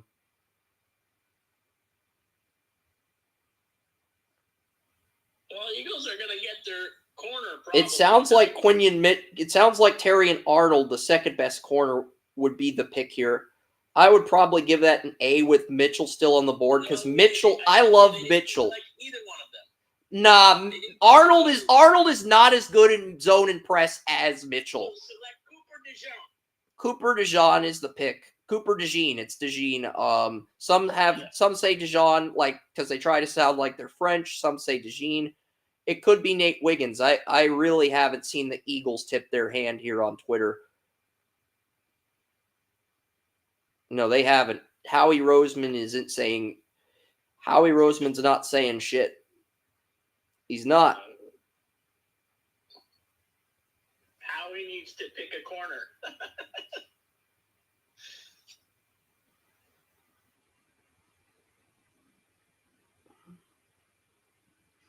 You're going to laugh at this? No, that's got to be. Okay, since the Twitter's not loading any updates for the NFL draft, I think I'll read off some NHL scores here. The Florida Panthers have win 5-3 over the Lightning. They take a 3-0 series lead. The Florida Panthers, Joey's pick to win the Stanley Cup, now lead this series 3-0 over the Lightning. And the Hurricanes lead the Lisa's Islanders 3-0 in that series as well. That's your hockey update. Now back to the NFL draft. So that makes me feel a little bit better, Joey, because the Dallas Stars might not be the first team to get swept out of the playoffs now. That makes me feel a little better. I am just so surprised. Sorry about that. It's just like... It's Kool-Aid McKinstry. Kool-Aid McKinstry, who I mocked at 22, is going to be the pick, even with those top 3 corners on the board. I should give the Eagles an A+ for following my mock draft to the letter, but I'm not going to do that because I think Kool-Aid McKinstry is worse on tape than Arnold. So what grade should I give the Eagles here? Honestly, Joey, because I think McKinstry is the 4th best corner, but at the same time, they did follow my mock draft. Yeah. Had the best name, but was overrated in almost every aspect. And to take him over every corner, other prospects who are superior, I think the Kool-Aid man came into Howie Roseman's office, busted the door, did some damage, and basically said, take my nephew, Kool-Aid McKinstry, or I'm going to damage more stuff in the office. And Howie Roseman surrendered to the Kool-Aid man and took Kool-Aid McKinstry because he had 0 leverage, and he didn't want the Kool-Aid man screaming, oh yeah, destroying the Eagles facilities. That's what happened here. I'm convinced that's what happened here because Howie Roseman does not make blunders like this very often. I think the actual Kool-Aid mascot had something to do with this pick, Joey. Had some influence on this pick. I think Howie Roseman just got arrogant. I think it was a lot more simple than that. I think he. That's what I tried to tell you, Joey. When the Super Bowl, Brett Veach was introverted and stoic, and Howie Roseman was extroverted. He was bragging about his roster like Trump bragging about Biden or bragging about some bill, and that arrogance sort of blinded him in the biggest moment of his career, Super Bowl 57. And, the Chiefs won as a result, even though Hurts played his ass off. So, yeah, you're right, Joey. Howie Roseman does get arrogant at times. I don't think he means to get arrogant. It's just who he is by nature. Well, when you're right as much as he does, as he is, of course, every now and then, you're going to get arrogant and you're going to make a blunder. And I think that's what happened here. I have 7 picks correct in my mock draft, Joey. 7. Which is actually pretty impressive when you consider the fact that this draft has had so much chaos after the top 4. To get 7 picks right, that's sort of impressive.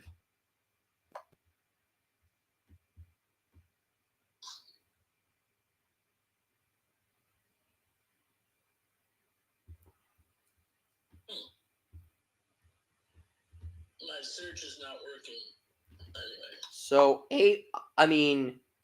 I think the worst grade you can give this is a B+ if Kool-Aid McKinstry is your number 4 corner, but at the same time, I feel like Joey wants to give this a lower grade than a B+. So I want to take that grade, the B+, and the A+, and sort of find the median. Right. What grade would you give McKinstry? I would give it a B because have 3 superior prospects sitting there, and you took number 4. So you're giving it a C. Was it a B or a C? The audio. I would give it a B. Okay. So a B, A plus, Yeah, that averages Kool-Aid's out to not an A a minus. prospect, That averages out to an A not minus. what- It does. No, I don't want to, because I was considering A plus because I mocked him there. That's the only reason I could give the Eagles an A plus is because I mocked McKinstry here. But I'm going to be generous and give the Eagles an A minus, despite this massive blunder by Howie Roseman, which is a rare lapse in judgment. Well, I give it a B minus because they fill the need, but there's 3 or 4. There's 3 guys ahead of you. Yeah. And Tony Mario and Bantle both had Coop. It doesn't matter what you put in your draft, bro. Coop. Matters. Tony Mario and Jason Bantle both had McKinstry dropping the Lions at 29. So from even though I had this guy at 22, if you take value into account, you can argue from a value standpoint it's a reach. So you're saying that he's better than Quentin Mitchell and he's better than Arnold? No, he's not. Arnold, Kool-Aid McKinstry, I gave him an A in man, a C in zone, a C in press coverage. A C. I don't know why you guys are giving the wrong picks because that's the wrong pick. Again, Quentin Mitchell is the pick. Quinion Mitchell. So then, It's the pick to the Eagles. So the Eagles are pulling some voodoo magic on us here at Draft Utopia because at first the tweets were saying it was Quinion Mitchell, then the tweets were saying it's Kool-Aid McKinstry. It's almost like Howie Roseman's listening to this live stream, seeing what the reaction's going to be, and then once he knows he's getting a bad reaction from McKinstry, he pulls this Fantasia sorcery and goes back to Quinion Mitchell, Joey. That's what I'm interpreting from this. He's just using us to get... I'm just going with the flow. He's using us to get validation.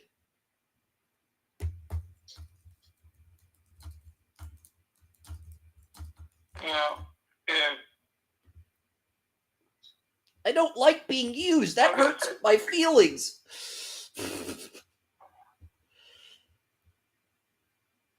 Yeah. But this is an excellent pick. Quinion Mitchell of Philadelphia. It's probably the best pick outside of Jared Verse. It's the Rams at 19. Mitchell would be an A. Mitchell's an A+. I have Mitchell at 12. He's the only corner that's good in man zone and press outside of Cooper DeJean among the first-round corners. But DeJean's got medicals. That's why he's still on the board here. But, yeah. I think that's a fantastic pick. It is. Very good pick.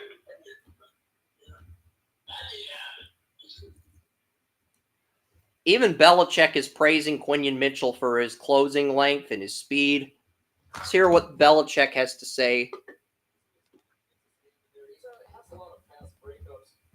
Doesn't have a lot of interceptions. I'd say his hands need some work, but that's something you can probably improve on. Well, that's why I play corner. His hands need some work. Belichick on Quinion Mitchell.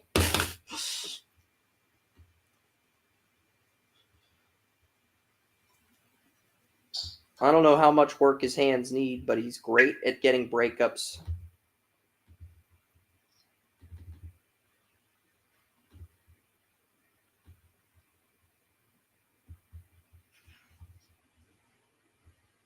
What was that about breaking up? Belichick, he basically said that Quinion Mitchell's great with his hands, but he's a work in progress. I don't agree with Belichick on Quinion Mitchell in that respect, but Quinion is his top corner. On the Pat McAfee board, he had Quinion Mitchell as his top corner.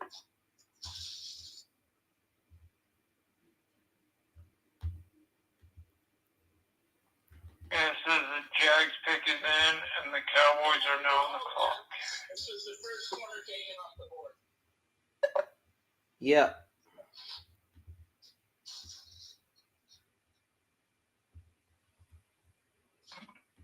It's probably going to be Terry and Arnold here, I would think. Yeah, they could go Brian Thomas Jr. Mia O'Brien basically dismissed Diana Rossini's report of them trading up and said that Brian Thomas Jr. could be in play for the Jaguars.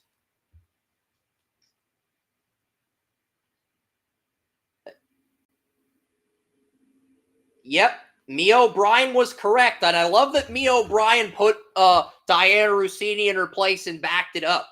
That makes her even more credible now, Joey. It's like, because when Diana Rossini said the Jaguars are trading up, Mia O'Brien called bullshit on that and said the Jaguars are looking at Brian Thomas Jr. They end up picking Brian Thomas Jr. as Mia O'Brien gives Diana Rossini a Batman bitch slap. And the Jaguars take the player Mia O'Brien leaked to Jacksonville.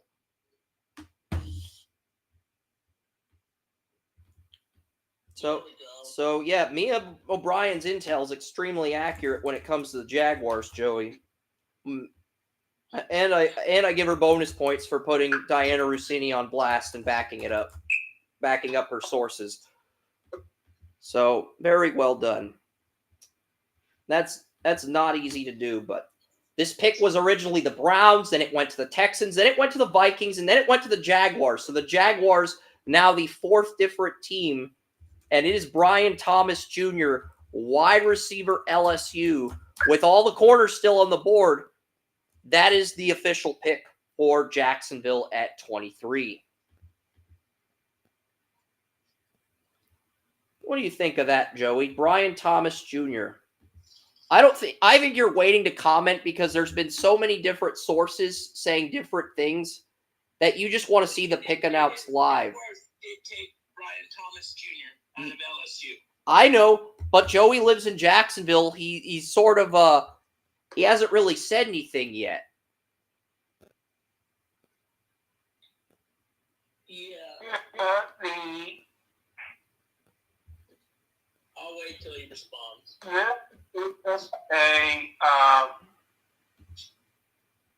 It's not the greatest pick in the world immediately. This is a guy that's going to be sitting on the bench for a couple years, third, fourth receiver on the team. I think he beats out Zay Flowers for the slot job. I think the Jaguars end up either keeping Flowers on the... I think Zay Jones ends up getting demoted to the number 4 receiver. I don't think he's going to beat out Gabe Davis or Kirk, but I think he beats out Zay Jones for that slot job in training camp. But still... He's good size. He has pretty nice sized hands. He has been productive. He's fast. I mean, he is a very good receiver.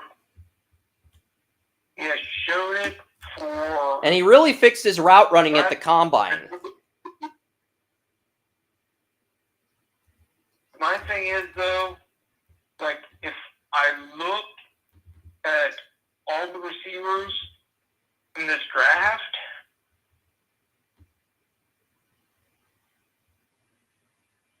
he's like the second one off the board. No, he's the fourth one off the board. Marvin Harrison Jr., Malik Neighbors, Rome Odunze all went in the top 10. Harrison, Neighbors, and Odunze all went in the top 10. So fourth?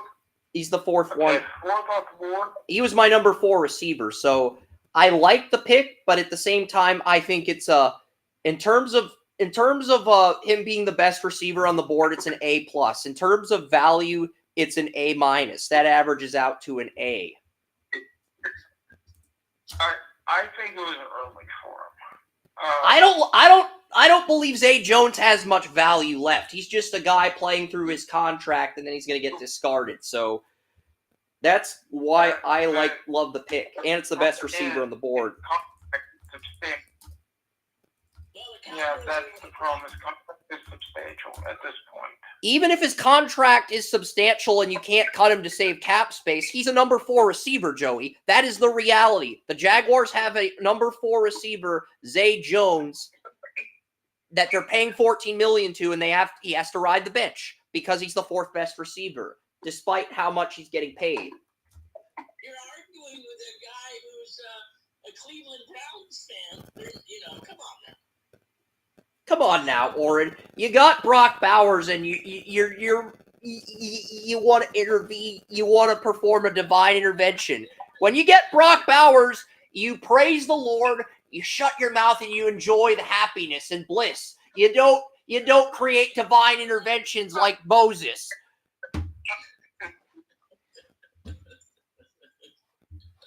Hey, at least Gardner Minshew or Aiden O'Connell will have 2 great weapons. But they're both floor quarterbacks. That I don't even know if that's even going to matter in the grand scheme of things. The Raiders, they could be good next year, but they might suck until they get a good quarterback to replace Tyler Biadasz at center. That's actually a great pick. That's a good pick that's a good pick. I had Barton at 16 on my mock. No. Excuse me. Another rumor. Yeah.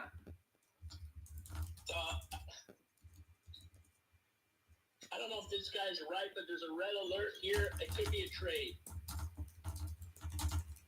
I was enjoying your guys' discussion about divine intervention and the interference of God within the. The Lions are probably moving up for Terry and Arnold or Nate Wiggins. They're probably moving up for one of those two if that's the true. If that. Yeah. So it looks like I have it in. It's in 3 sources are saying that they're trading right now. So yes. All right. So that is I'm gonna double check that. Yes, and the NFL have break the news. Dallas Cowboys are trading the 24th pick to the Lions. Lions are on the clock. Yep, and it's probably going to be Terry and Arnold or Nate Wiggins here.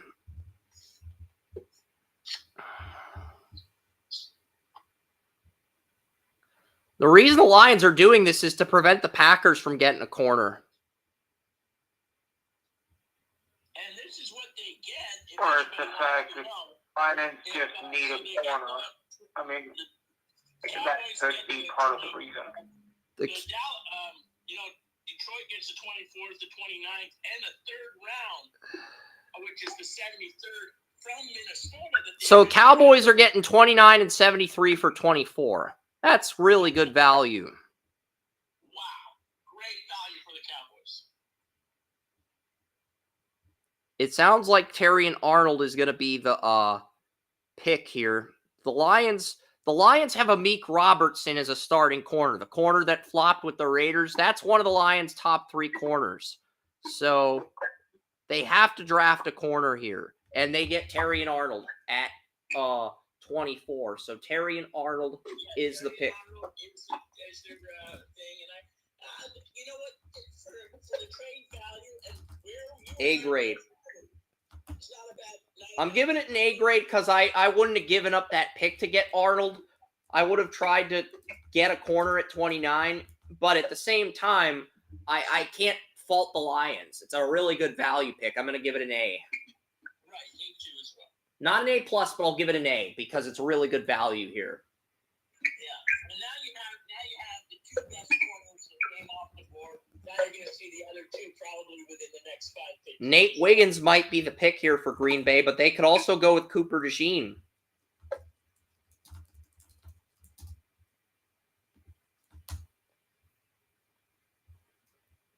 You know what would be hilarious if the Cowboys took Spencer Rattler at 29 and developed him behind Dak Prescott and chose not to pay Dak. That would be hilarious. It's not going to happen, but that would cause so much drama, Joey. It's not even funny how much drama that would cause.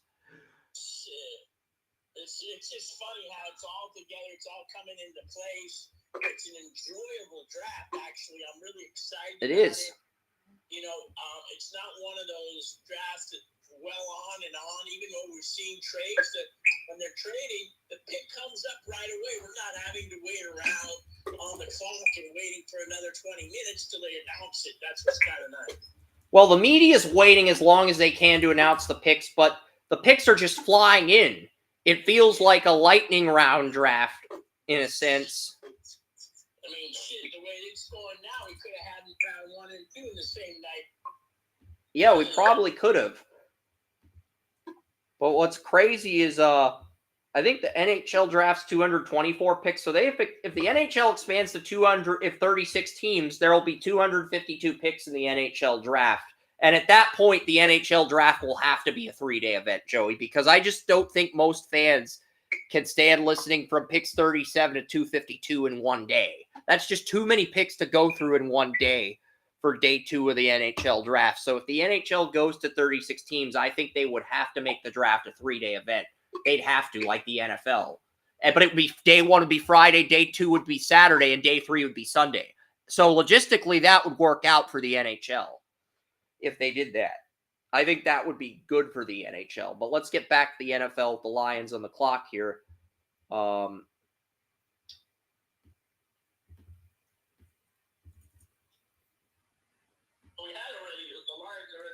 I know the Lions already selected. I'm getting the draft grade up. I'm getting the information for the draft grade up. You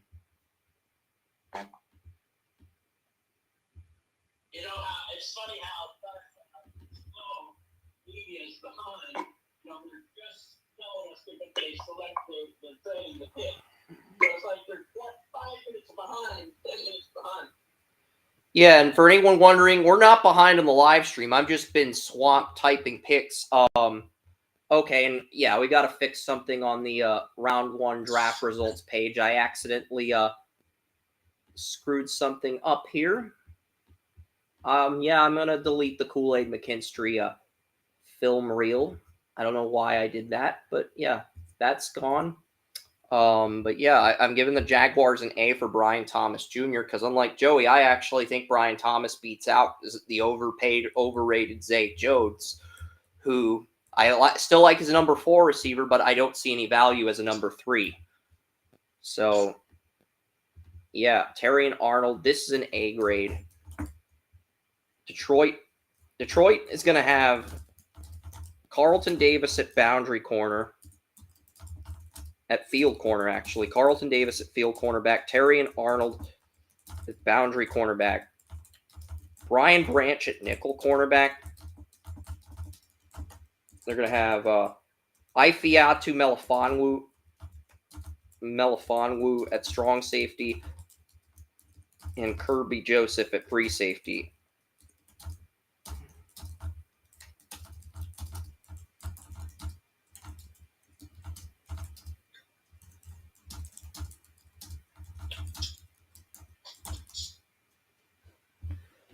And that was the big weakness with the Lions last year, was the secondary. I believe the Packers are drafting Jordan Morgan.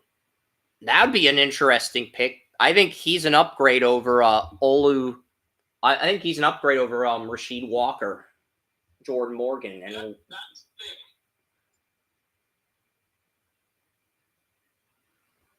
I believe so. Yeah, offensive tackle from ASU, Jordan Morgan is the pick.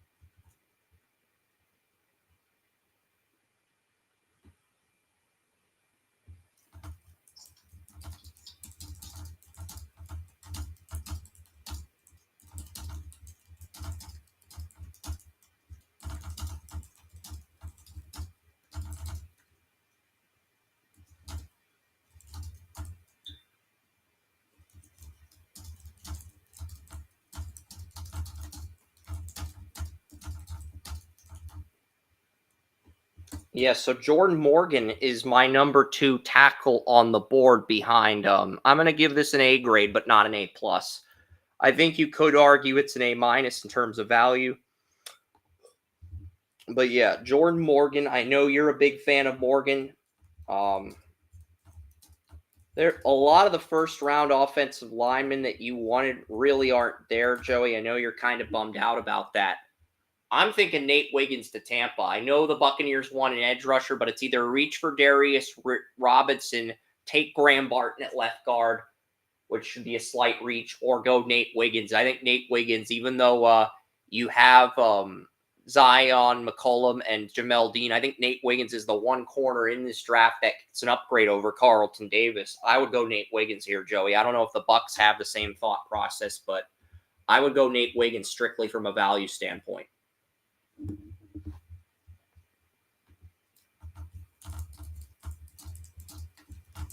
What do you think? If you're the Buccaneers, I would go Nate Wiggins here because, yeah, but I think that the Buccaneers need a few positions: cornerback, offensive line. Graham Barton and Darius Robinson would be good value picks, but I also believe that Jordan Morgan is a great value pick for Green Bay, and I think Nate Wiggins is an excellent value pick for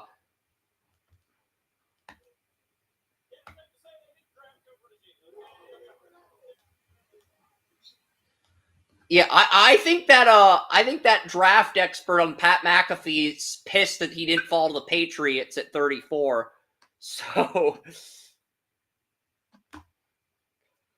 but yeah, it's gonna be an interesting draft. Cooper DeJean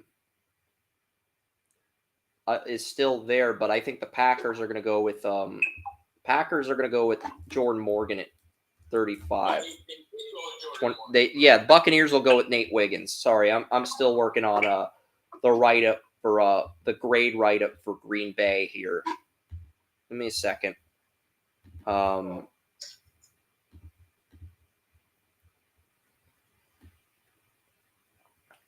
Well, after Lisa's Islanders lost, the Packers had to make a splash in the draft. They get Jordan Morgan here. I'm going to give this an A grade.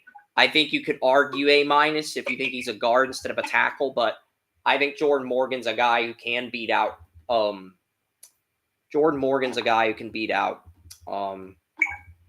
Rasheed Walker for the left tackle job right out of the gate.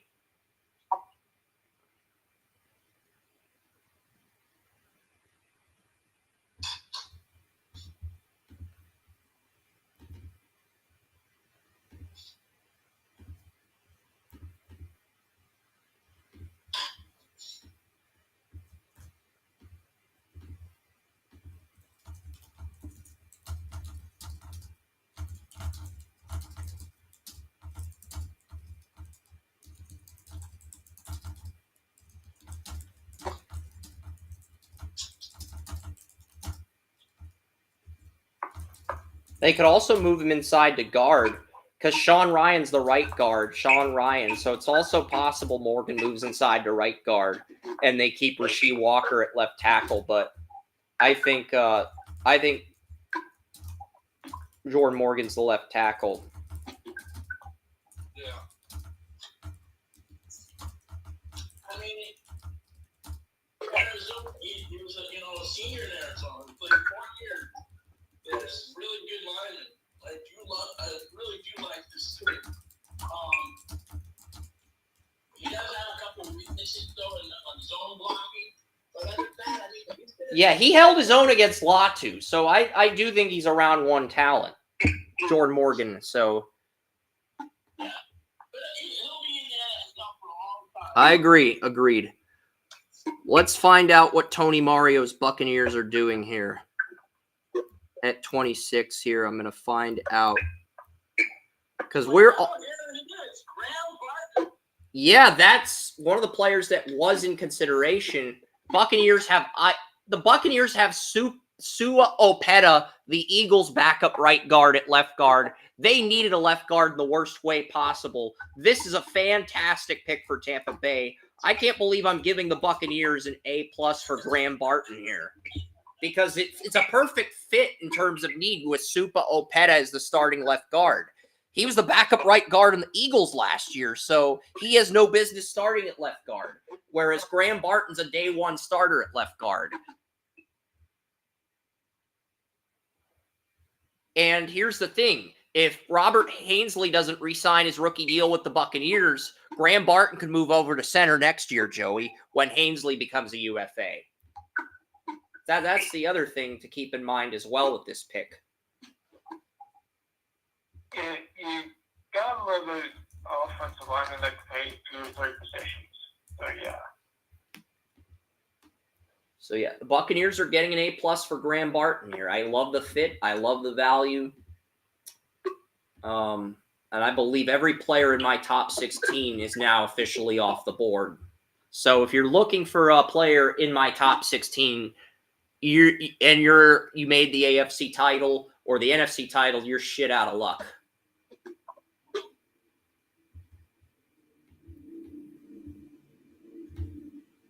So now we have the Cardinals again. Where do they go here? Tyler Guyton, obviously. Guyton is my number. Oh, I forgot Guyton. I had Guyton at 14 to the Saints. Guyton's still on the board here. Guyton would be a perfect pick for the Cardinals. I think he could come in and beat out Jordan Whit. I think he could beat out who was the former Bengals left tackle, Jonah Williams. I think he could beat out Jonah Williams for the right tackle job if they took him at 27. I do. I know that's kind of a bold take, Joey, but I think Tyler Guyton would beat out Jonah Williams for the right tackle job here at 27.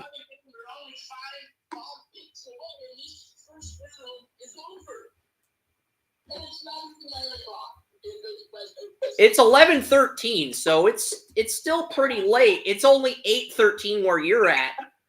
I mean, honestly,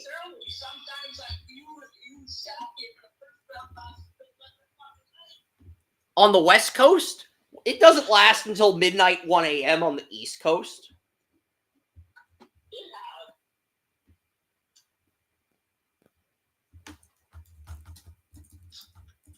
Anyway, I think there was one time they had a 6-hour draft in the first round.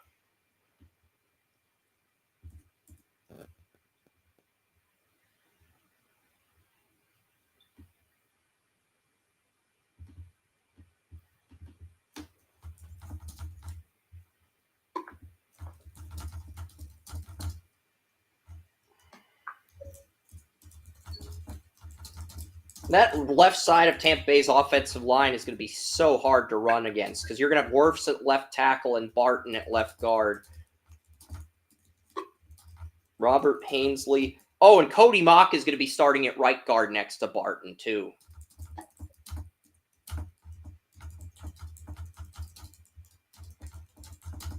And basically everybody outside of Tristan Wirfs is on a rookie deal for the Buccaneers offensive line this year, too. Barton, Hainsley, Cody Mock, and Luke Godecki. All 2022 or 2021, 2023, and 2024 draft picks.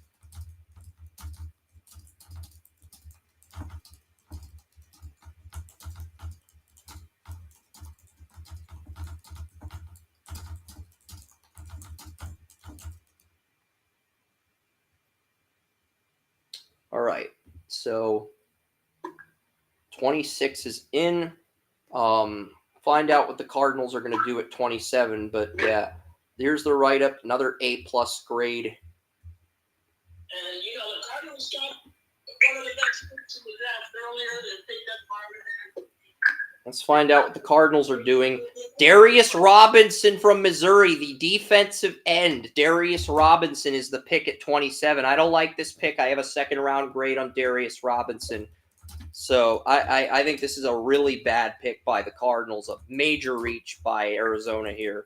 He might be the best defensive end on the board. It still doesn't change the fact that this is a massive, massive reach at 27. I think I'm going to have to give the Cardinals a C- here for Darius Robinson here at 27. So that averages out to a B. The A+ for Harrison Jr. and the C- for Darius Robinson average out to a B for Arizona. C-, maybe even a D.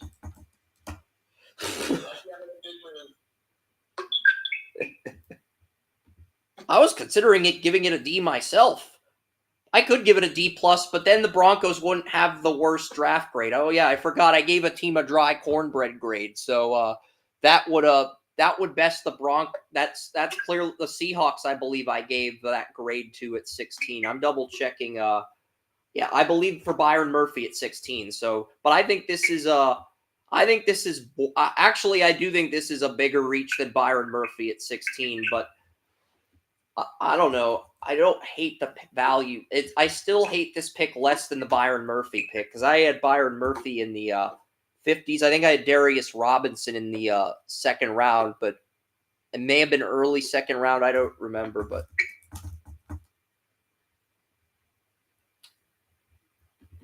let's find out here.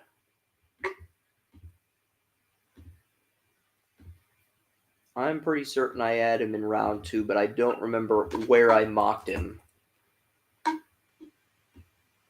I'm sure the NFL hates the fact that we've already got 27 in. At the rate we're going, Roger Goodell's going to send the FCC to my apartment to end this live stream. At the rate we're going with all these picks, I commend you for getting accurate news, Orrin. I do. I appreciate it. But at the same time, at the rate we're going with leaking all these picks, I have a feeling Goodell might send the FCC to my place. I do. It's just I'm a little bit scared. I'm not frightened, but I'm a little bit scared.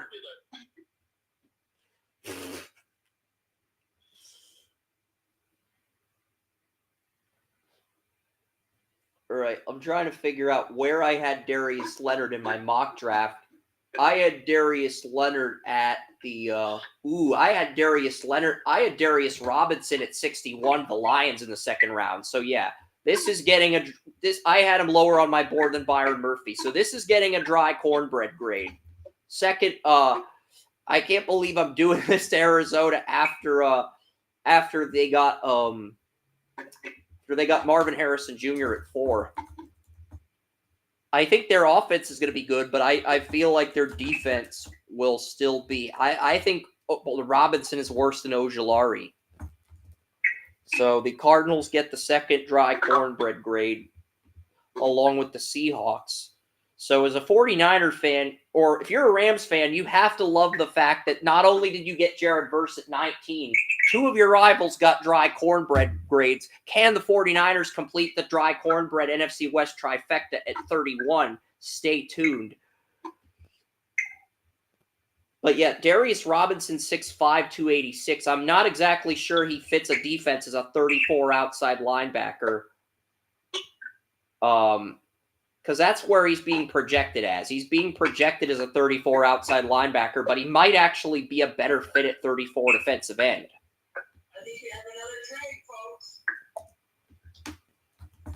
Another trade. Bills may be moving back. I don't have too many things down the bench today.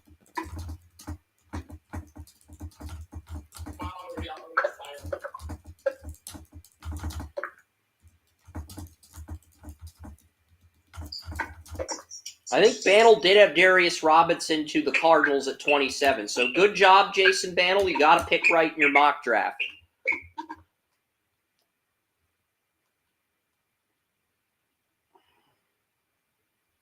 Dov Cleveland, the Bills are trading the pick. I told you. Hey, bro, you're on the clock. No way. The Browns did not trade up to 28. No way. Joey, did you hear us? You're on the clock. The Browns did not move up to 28. No, I'm just kidding. I'm not. But why didn't you? I know that they traded. It says Bills trade.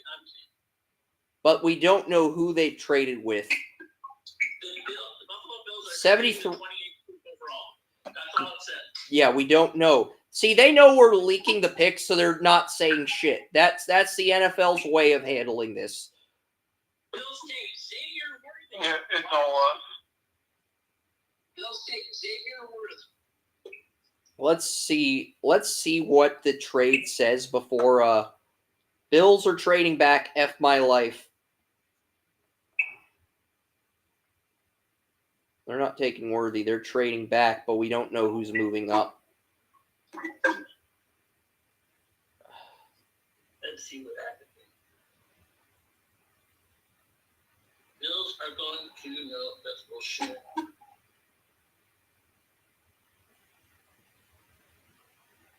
Why do they sneak out other teams when they're going the other way?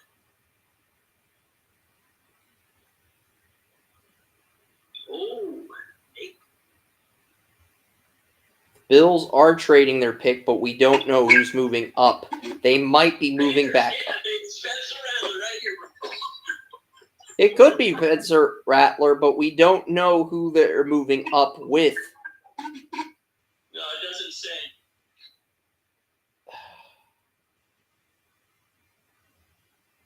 It just says. I hate how I'm reading stuff in other languages. What if the Bills trade Xavier Worthy to the Chiefs? What if the Bills trade with the Chiefs and they jump to get Xavier Worthy? At that point, Brandon Beane would have the blood of an accomplice on his hands, and it'd be unwashable blood that he could not get off his hands.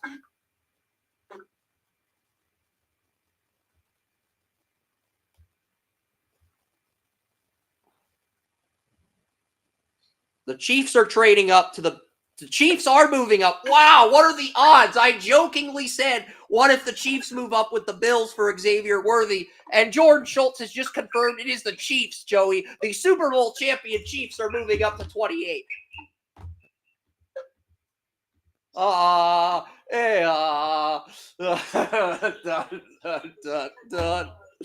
Yes, that is how happy I am about the Bills trading down with the Chiefs, and I'm actually singing opera on the podcast.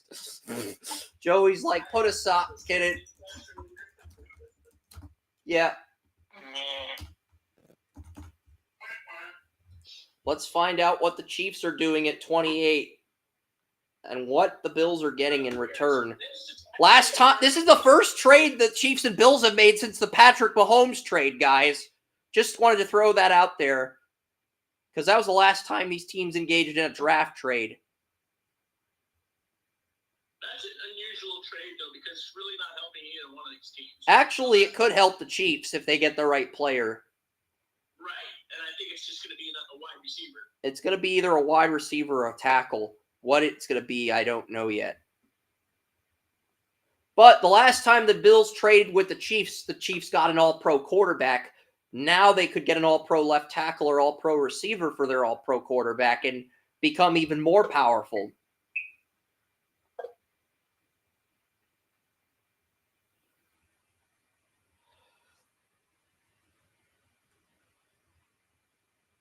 Who's the best tackle on the board that you have on your list? Right Tyler Guyton out of Oklahoma. He actually does have 70 snaps of experience at left tackle, mainly a right tackle, though.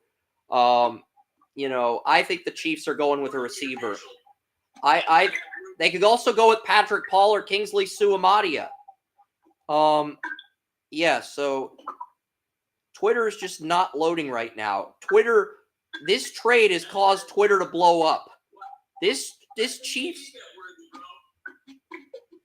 No, Oren, Twitter has blown up. Twitter is not working on my end. I have in my end, it says Chiefs are taking wide receiver Xavier Worthy with a number 28th pick in the 2024 all right. draft. It's Worthy. Xavier Worthy, the fastest receiver at the combine, gets Patrick Mahomes. Da da da da da. This draft pick makes Joey very happy. Duh. Chiefs, Patrick Mahomes gets the fastest receiver. Jesus. This pick makes Joey very happy. So happy he enjoys me singing You're not getting Billy Joel unless the Patriots move up, but hey, if the Chiefs trade up with the Bills and get Xavier Worthy, this is the type of pick. This is the pick right here that gets me in the mood for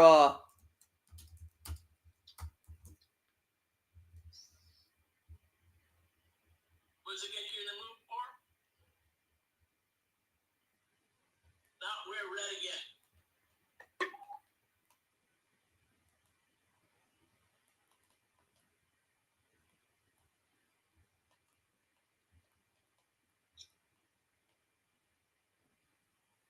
Well, the Lions are back on the clock, by the way. Yes. The Cowboys are up. Remember, the Cowboys made the trade with Detroit at 24, so the Cowboys are on the clock, Oren, not the Lions. That's right. My bad. Cowboys are on the clock. And it's up to Jerry Jones to bring us back to reality after the Chiefs traded up for Xavier Worthy. Oh. I know, like, the Chiefs trading up for the fastest receiver at the Combine made Joey die a little bit on the inside. So, as a Browns fan, it made Joey die a little on the inside. So, this is what you get, Joey, for roasting my Dallas Stars. This is your just desserts. The Chiefs get the fastest receiver. This is why you should be careful what you wish for. Jackson Powers Johnson is a Cowboy. Yeehaw! Jackson Powers Johnson at 29.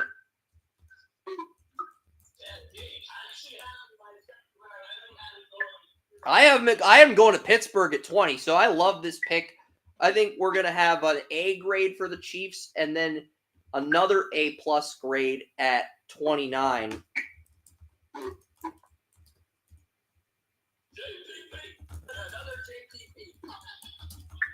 This is JPJ, not JPP.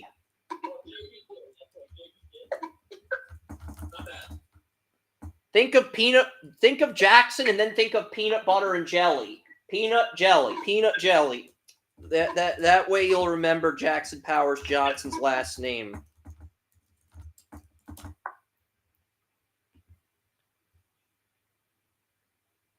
If the Ravens get Guyton here, that would demoralize Joey if the Ravens got Guyton or if they got Adonai Mitchell or Troy Franklin.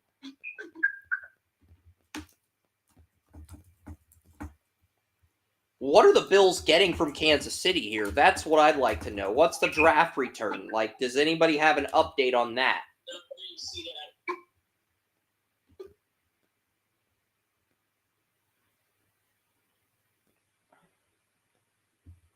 It's just those two trades. Got to update those trades.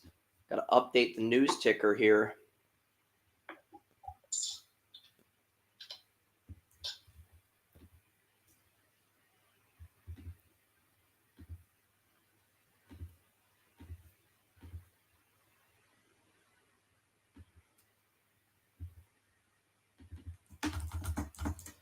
I got to check Mark Suba's Twitter handle. I got to make sure Mark Suba's okay after reading the tweet. Because remember, I think the Chiefs traded up ahead of the Bills to get Trent McDuffie a few years ago. Mark Suba hasn't tweeted anything since April 3rd after the Bills traded for a Bean. He hasn't really tweeted anything about the Bills since April 3rd. That's surprising because he made picks in our group mock.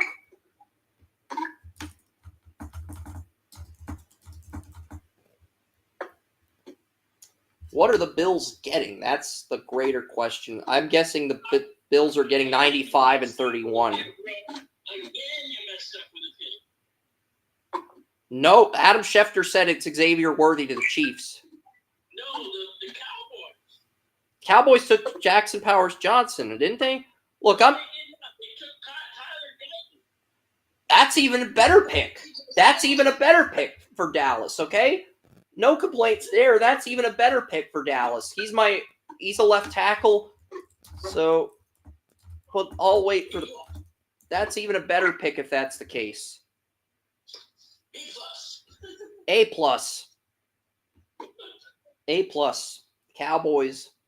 I know you don't like the Cowboys getting talent, but yeah, Tyler Guyton keeps the Ravens from getting a right tackle now. We could see the Ravens. Information, bro. That's their time. No, I don't even know what you're talking about, Orrin. I'm focused on just getting the draft grades up. So what are the Bills getting from the Chiefs? 32, and what else are they getting? Yes, it matters. Attention to detail matters. What are they getting? What are the Bills getting? I'm guessing they are getting I'm guessing they're getting 95 because they don't have a third round pick. The Bills don't have a third round pick, so I'm guessing it's going to be 30. Let's talk briefly about Tyler Guyton, because Tyler Guyton is a tackle from Oklahoma.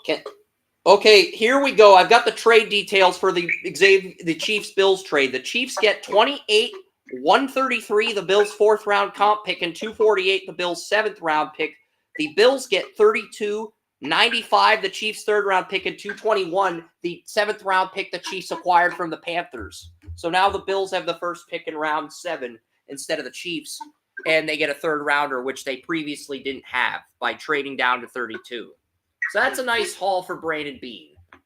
But I thought the Chiefs had an incredible haul for Worthy. I think that's a small price for Kansas City to pay to get Worthy. So, yeah. Now the Ravens are on the clock.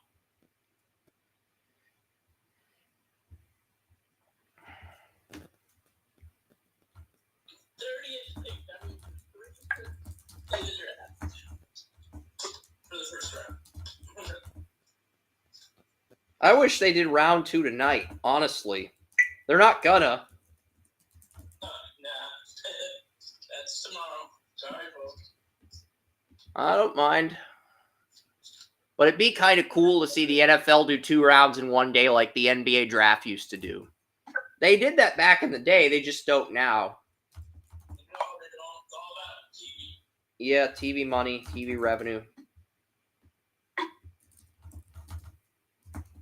How many people are on the live stream? We had 23 earlier. We have 32 now, even though, so we have 32 people in the live stream, 31 on X, 1 on Twitch. Thank you guys so much for tuning in.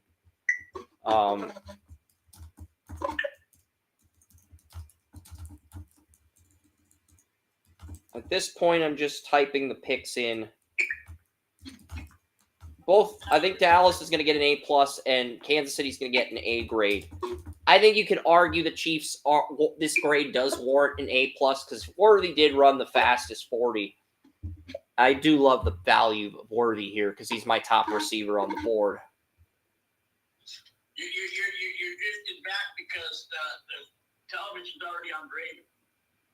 I don't care what the television's on. I'm doing is I'm typing the draft grades. I know I'm drifting back and forth, but I'm typing the freaking draft grades, Oren. So let me type the draft grades and talk about the picks I want to talk about, and then we'll talk about what's actually happening. You just want to talk about what's happening and then get out of here and prepare for tomorrow after round 1 is done.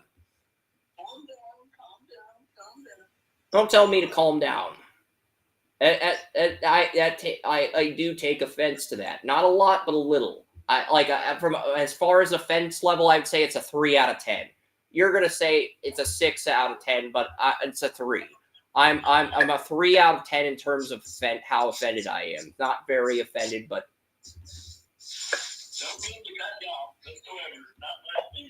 All right, but yeah, Xavier Worthy.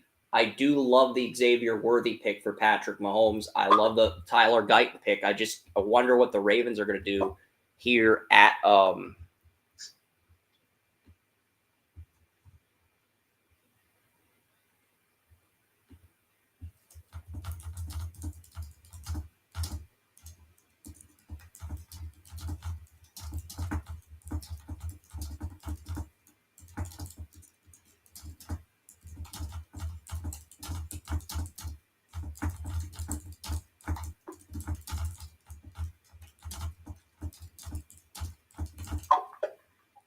Yeah, so that's the thing.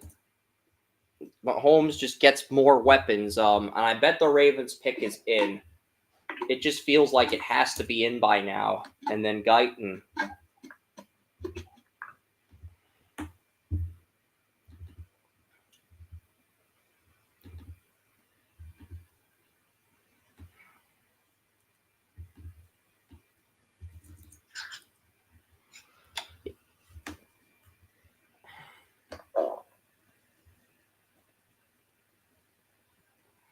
Nate Wiggins is still on the board. I just realized Nate Wiggins is still on the board. I know the Browns fan and Joey would be irate if the Ravens took Nate Wiggins here at 30. Irate might be an understatement to describe Joey's feelings if the Ravens snag Nate Wiggins here.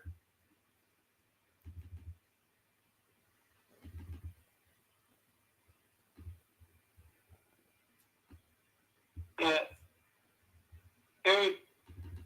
I'm not so sure what. I know Wiggins would be a good pick, simply because I think it would be a little low for him. It would be a good value pick. So I would stay with that one. It'd be a really good value pick. Yep.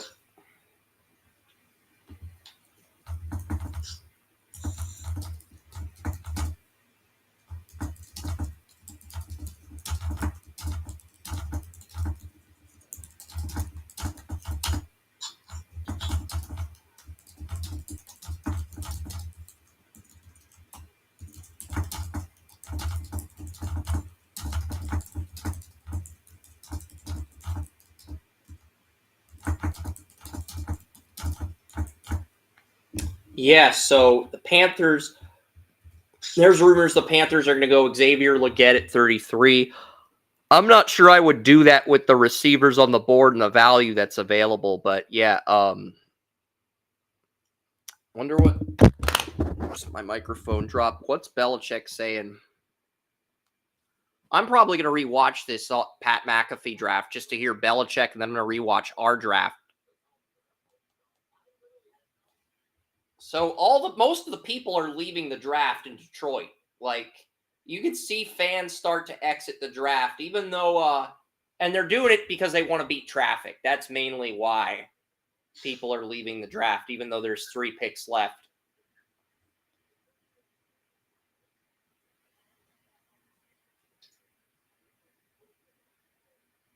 Nate Wiggins.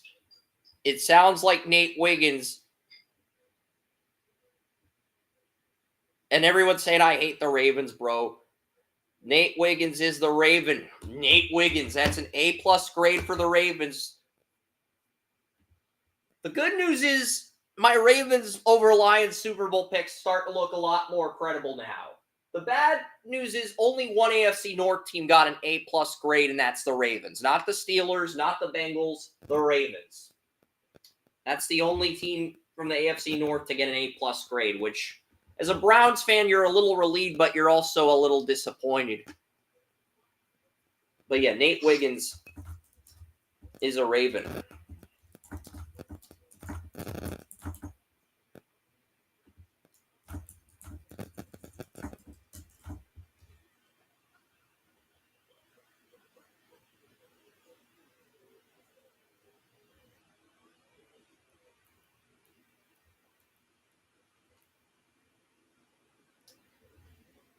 So Nate Wiggins is the pick here. I love this pick for Baltimore. This is easily an A-plus grade because now Baltimore has Marlon Humphrey, Nate Wiggins, and Brandon Stevens, who was their number 1 field corner last year, can move to nickel.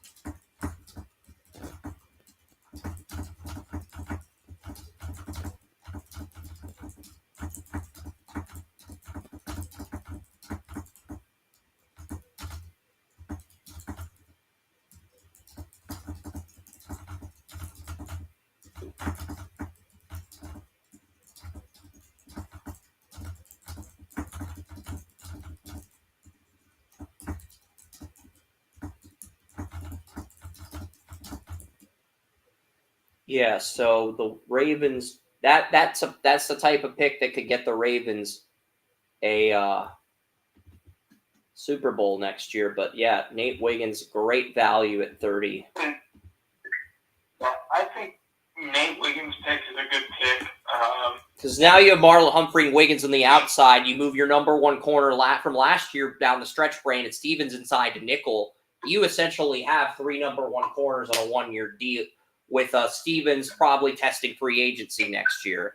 And you reload at a position you're already strong at. But now it becomes even a superpower. Now it becomes like a superpower. Because I gave Wiggins an A- in man, a B in zone, an A in press, an A- in run stuffing, an A in tackling. And the Ravens defense is perfect for his strengths.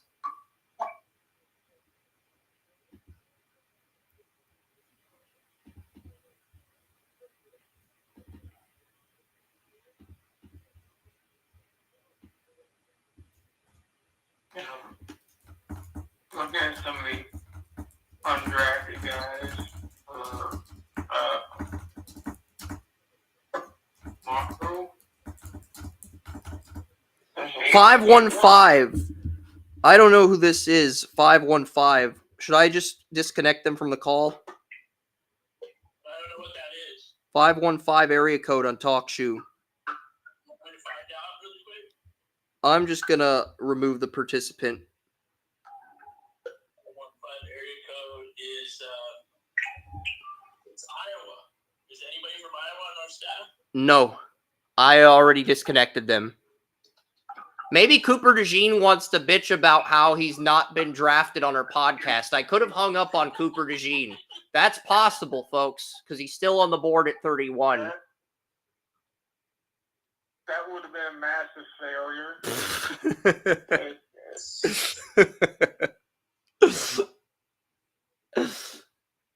Yeah. We are so sorry. We did not realize you were the one that was on the call. Yeah, we're going to stay up a little bit longer, actually. I would like to, Chris, talk Preview about day 2? Yeah, we're gonna have a guest on tomorrow, Joey. We're gonna have Mary from the Mac and Cheese podcast on tomorrow. So tomorrow's live stream will start at 6 p.m. We had an early live stream last year. We didn't this year. We will have an early live stream tomorrow, and then we'll be back to our normal schedule on Saturday at noon. And I want to apologize to our viewers if me and Chris been going at it for about 10 years, so don't worry about it. It's been like 8. It feels like 10. It's been 8. We're counting. You know what I'm saying, Chris. Yep. But yeah, the Niners are on the clock here. We're gonna find out what they're doing here. I'm also gonna reload the site and update our audience on some of the picks here. But yeah, Graham Barton. The Cardinals get dry cornbread. The Chiefs get an A+. The Cowboys get an A+. And the Ravens get an A+. It sounds like Cooper DeJean is heading to San Francisco. John Lynch was so impressed with Cooper DeJean's composure after we hung up on him that he drafted him. Yeah. That's what happened. John Lynch must have been listening to the live stream, seeing Cooper DeJean call into the podcast, seeing us hang up on Cooper DeJean, seeing Cooper DeJean maintain his composure, and then decided that's my guy, that's my corner. They found out he had the wrong number.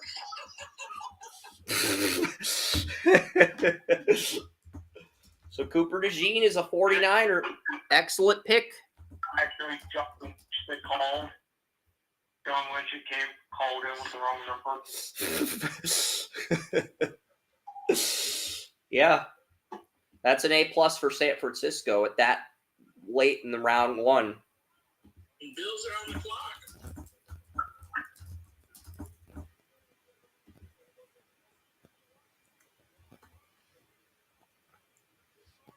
All right, so Cooper DeJean does Cooper DeJean beat out does he beat out Charvarius Ward and DeMondre Lenore for the number 2 corner job? I say yes. I say he does. I think he's better than people think he is. I agree, Ord. I think he beats out both of them. And now San Francisco, not only do they have a good number 1 corner, they have a good number 2 corner. That should scare you. If that doesn't scare you, I don't know what will scare you.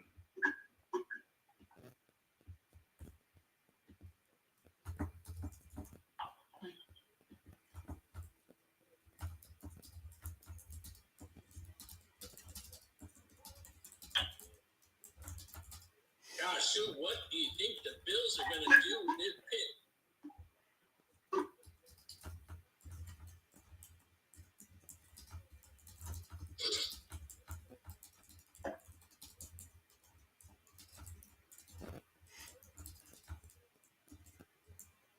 I think they get a receiver here. What's the top receivers that you have? Still typing the 49ers pick. I'm guessing it's Adonai Mitchell or Troy Franklin. I don't know which one. I had Mitchell higher in my mock draft, but I hear the Bills are high on Franklin. I think Adonai Mitchell from Texas. I think Mitchell's the pick here if I had to guess, but I'm high on Franklin as well. That's what I'm trying to say. Because he'll be a great, for. He will. He will be great because he's a big, tough guy and does very well in the red zone. Yeah, that's true. I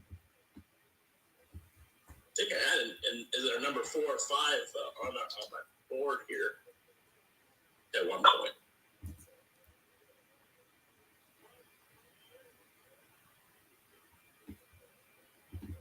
Yeah, so Cooper DeJean is an A+, and now we get the Bills at 32. Oh, the Panthers have traded up to 32, because I just see on Pat McAfee, the Panthers are on the clock.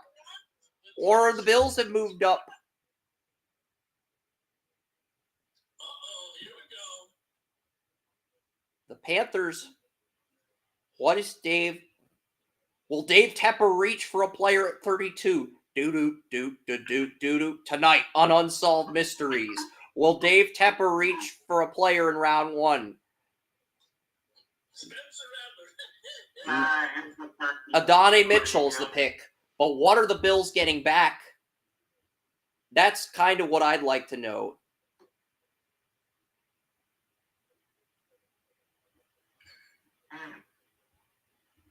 $141. So the Bills only get 141. The Panthers had 141 and 142, and they give up 141 and 33 to move up to 32. Not bad haul by the Panthers. Yeah. Hey, they wanted to be in the first round. They got in the first round.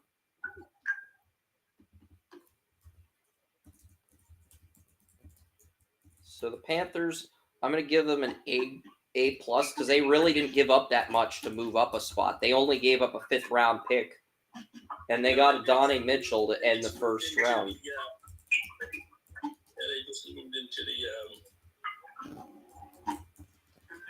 into The Bills basically have to take Troy Franklin tomorrow. I would think Troy Franklin's the favorite to go number 33 tomorrow when the betting action opens. I would think. You know, Joey, because Franklin, I had Franklin at 32. I had Adonai Mitchell at 31. I had Xavier Worthy at 30. So I would think Troy Franklin's the overwhelming betting favorite for 33 tomorrow, like Joey Porter Jr. was last year. Do you think it's like we'll know more tomorrow when all the smoke clears?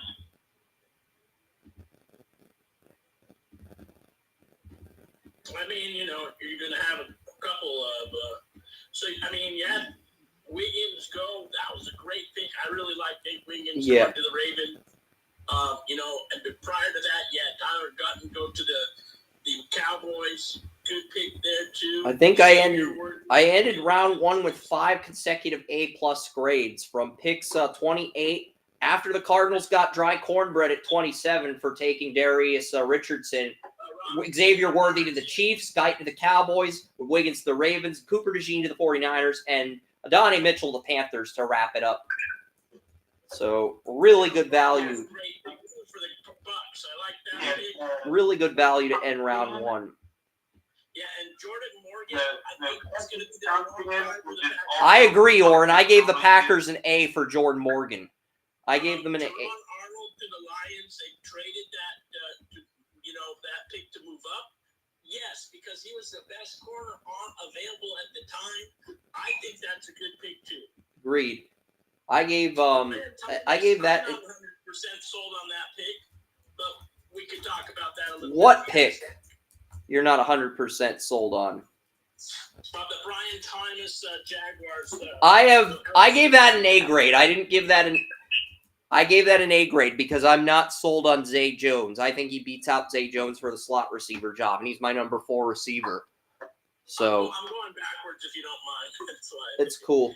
I'm retyping the news ticker, updating the news ticker for round 1, and then getting Donnie Mitchell. I think we're all agreement on that one. We like that pick. And then Chop Robinson, we didn't see that coming to the Dolphins. That was a reach by Miami. Right. And you said Penn State edge rusher. So we'll see how that goes. I love this pick that the Steelers got, Troy Fontenot. I hate that pick. I hate it. 10th best offensive tackle at 20. That's a reach. Don't agree. We don't agree on Fautanu. I'd say it's a C+ if he's a tackle, a B- if he's a guard or center. Albert Breer is saying they're taking Leggett. No! The Panthers are taking Leggett. Albert Breer is saying the pick is Leggett, not Mitchell. Albert Breer is saying the pick is Leggett, not Mitchell. So it is Leggett. The Panthers, Dave Tepper trolls the Panthers fans and rips their soul out. He does. He trolls the Panthers by saying the pick's going to be Adonai Mitchell. Then he just rips their freaking soul out.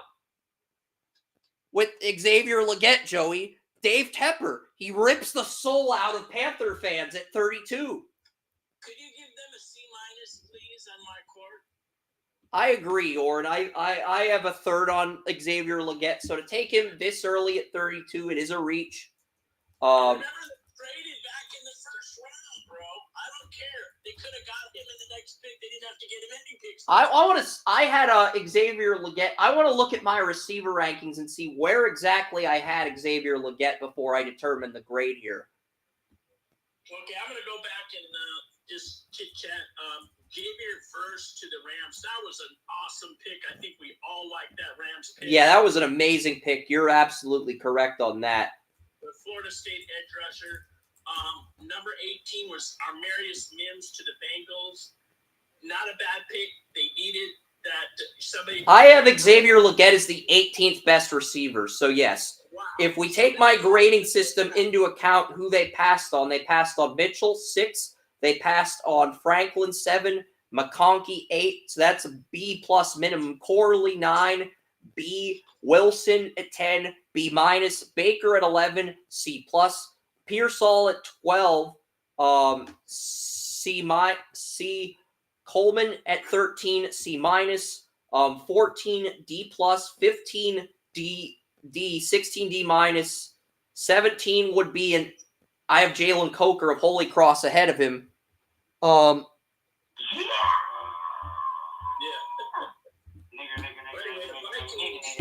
I'm gonna mute you, Jack. Jack, how do I get this person off the call talk shoe? How do I mute this? I am gonna mute this. I'm gonna end the recording on talk shoe. I'm gonna end the recording. Sorry, jackass. Yeah, I'm not having racism on my podcast. I'm not having that. So I'm just going to end the recording on TalkShoe. We'll still be live on Restream, folks. I'm not having that. So anyway, Byron Murphy went to the Seahawks. I think we all kind of were good on that pick too as well. Then I'm trying to refresh. Yes, that would be an F grade. 18th best receiver at 32, that is an F grade. And the fact that Dave Tepper ripped the soul out of people. It's such a reach that the Panthers did. It's a typical Panthers pick, unless they're going to go get Shadir Sanders and just guide the season again. I'm just trying to think.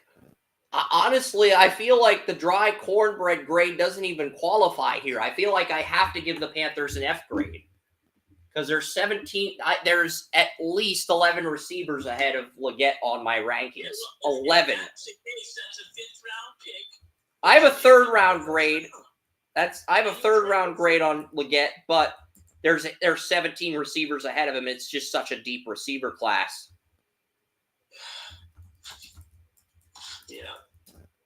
I can't justify that.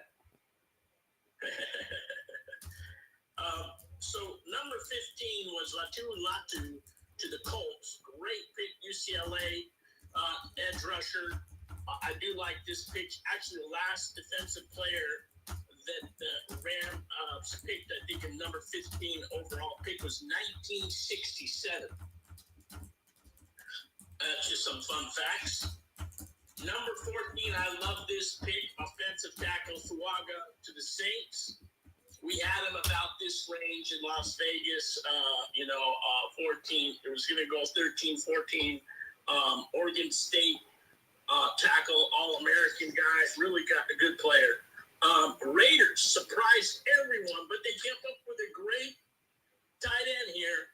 Las Vegas Raiders selected Brock Bowers out of Georgia. I just feel that's just made the offense better. Whoever's going to be behind center come the fall. There were a couple of defensive players if they wanted one, but I see them getting that in the draft. Got a few more picks. Bo Nix, we had him going in the second round. Everybody, but he went to Denver. Kind of reached here, but I do like the pick. Bo Nix, number 12 to Denver. And then Fashanu goes to the Jets. I think it made a typical Olu Fashanu. Am I pronouncing that guy's name right? If Rodgers is healthy, great thing. You got to protect your quarterback. Can't go wrong with that pick.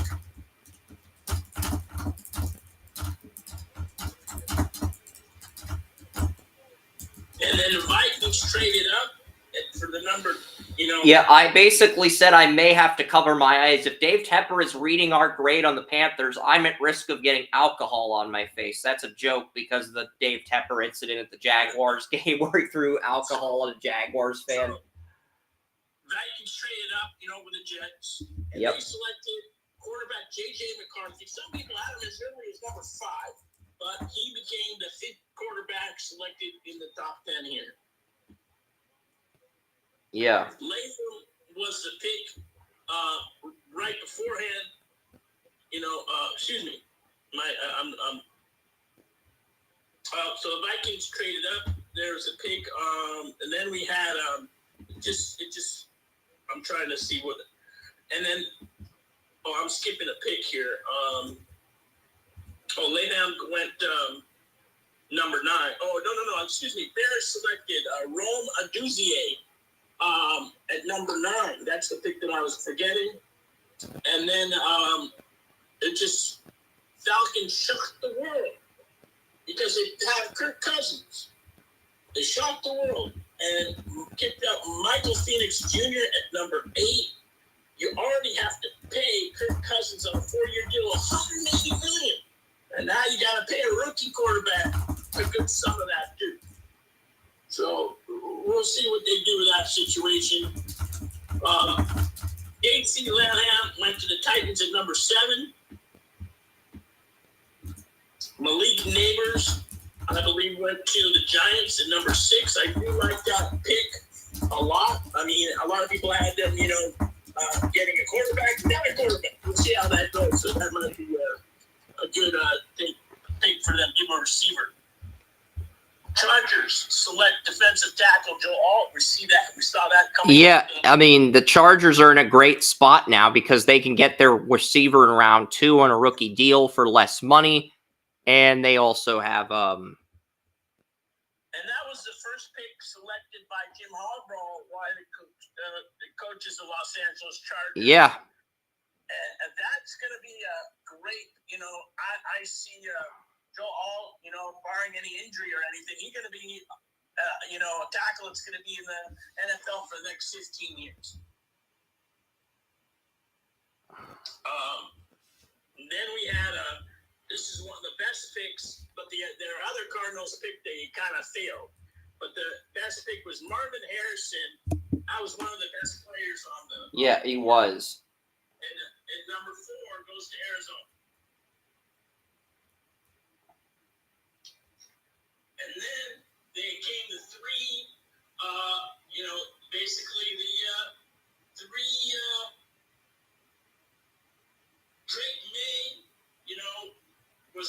That's freaking somebody gave the Raiders an F+ for Bowers. I can't get on board with that. That's an A+ pick from a value standpoint. Are you kidding me? Somebody in the Draft Boyos group that Colton Edwards started.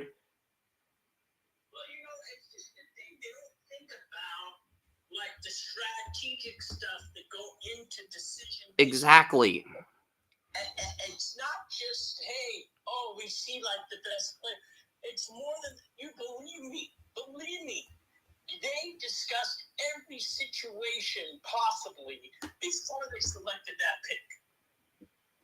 And they knew that the top 2 wide receivers will be off the board, and they possibly knew that the top 5 quarterbacks would be off the board. So maybe they didn't know Nix was going to be off the board.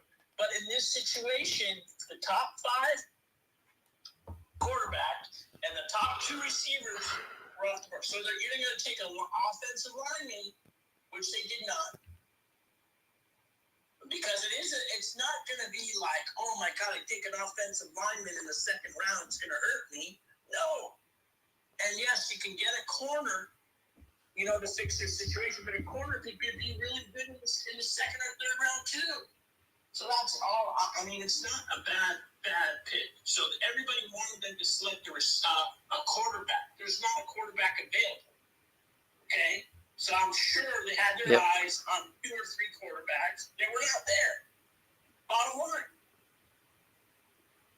Yep. And Drake May went to your favorite team. You want to bring your thoughts? Yeah, I'm very happy about that. Yeah, I mean, he has a great size. His arm strength is wonderful. Athleticism, I like him.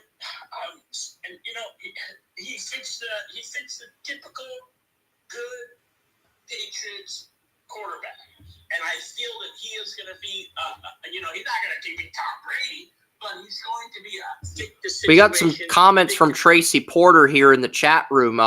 Great pick for the Jaguars of getting Brian Thomas to pair with Trevor Lawrence. And Nate Wiggins to the Ravens. Good stuff, Tracy Porter. I didn't even see the comments, but yeah, I appreciate the feedback there, Tracy. It does mean a lot. And then number 2 was Jaden Daniels. Everybody likes him. I hope he succeeds in the Commanders. I just don't think Fields he's in the right team, but we don't know. I mean, if he gets good in both ways, he could succeed in the NFL. I just don't want him to be in the wrong place. I kind of see that happening because you and I both seen so many situations. You just go with the wrong team, and they might be the best quarterback. It's just they're in the wrong scheme. USC, we all knew what would happen to this pick, and number 1 overall pick, and basically USC has a lot of talented members, quarterbacks that's been in the NFL, so I hope he can at least be better than Carson Palmer, because that was the last QB that lasted a while in the NFL from USC. Yep. And that's a roundup of the first round, and we're going to be exciting stuff coming up. Yeah, tomorrow we got day 2 of the draft. Picks 33 through 100. So you'll be getting 67 full picks. You'll also be getting 67. You'll be getting picks 6. You'll be getting picks.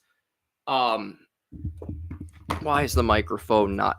You'll be getting picks 33 through 100 tomorrow. 67 draft picks, maybe 68. 68 draft picks tomorrow. And then 101 through 257 is Saturday at noon. That's going to be...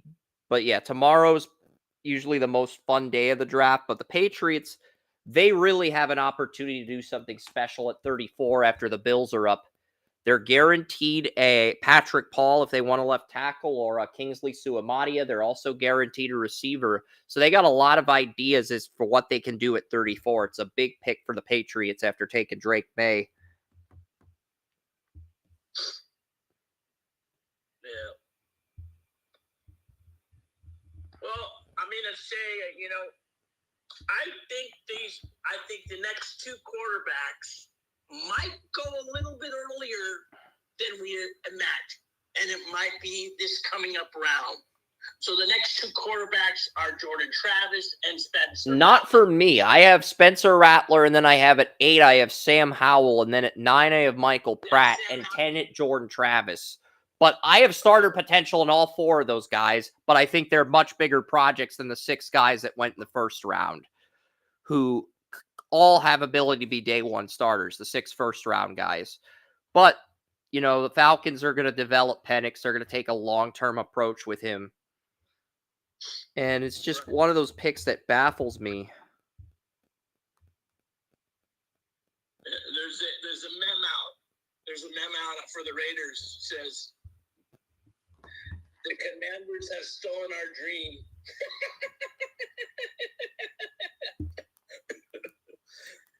Yeah. Shit. So Pete Briscoe gives, you know, I don't get how these guys come up with these grades.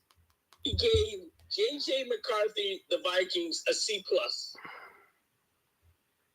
Yeah, I gave the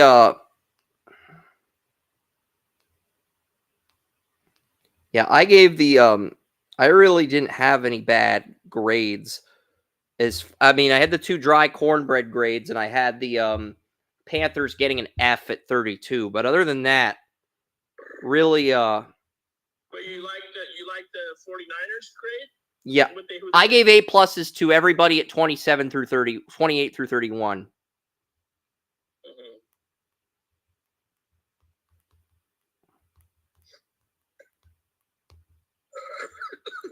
Yeah, I mean, it's just to trade that pick in the first, to get back in the first round is kind of ridiculous. Yep.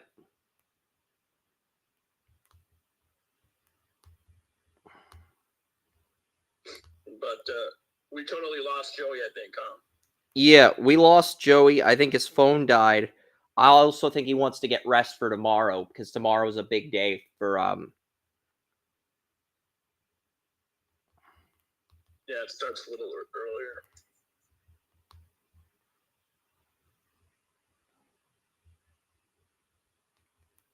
I'm just trying to see who are the best picks right now. I go to my board here.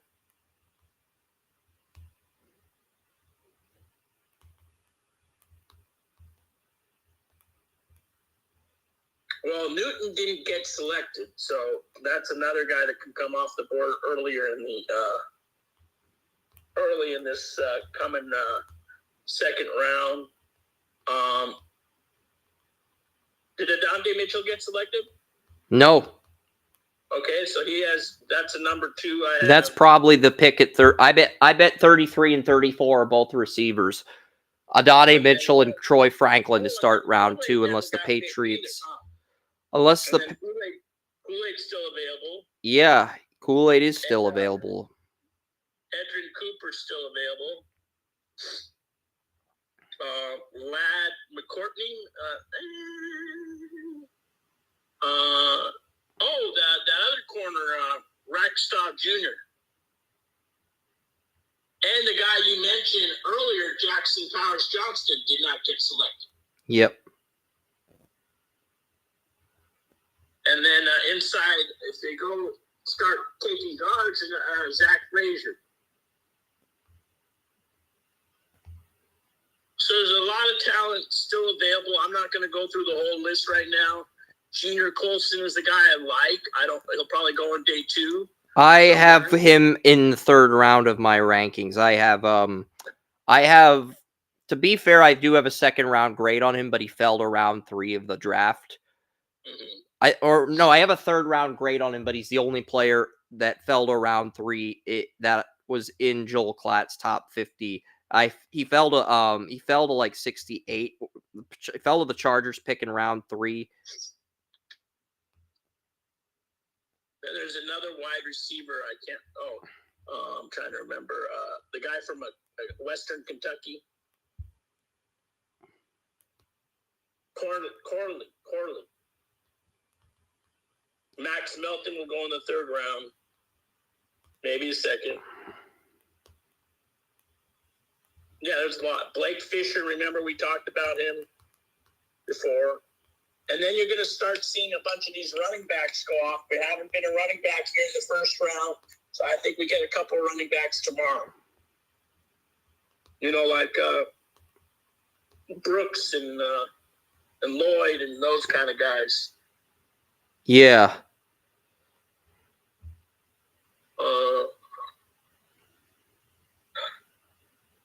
There's a lot of good linemen still available, and I think they're going to make a difference on a team. I could see, the teams that didn't get a lineman, you think that we're going to get a lineman, might get a lineman now. Yeah, Luke's saying that Xavier Worthy's going to be wide receiver 2 and 3. No, Worthy's going to be wide receiver 1. I think Rice is going to be 2, and I think Marquez Brown is going to be wide receiver 3. Wait, Yeah. Ian Rappaport is saying the 49ers took Ricky Pearsall, not Cooper DeJean. That's what I said. Are you happy with that pick? I'm not happy with that. No, pick. I'm not happy with that pick either. I thought Cooper DeJean was the pick, so I'm going to go back and edit that. I do have a second round grade on Ricky Pearsall, but that is a reach at 31. So Cooper DeJean is still available too. Yeah, Cooper DeJean is still available. So that does change things. That does change things a lot. Raiders should move up and take him. Yeah, they should. And Kool-Aid's also there. Yeah.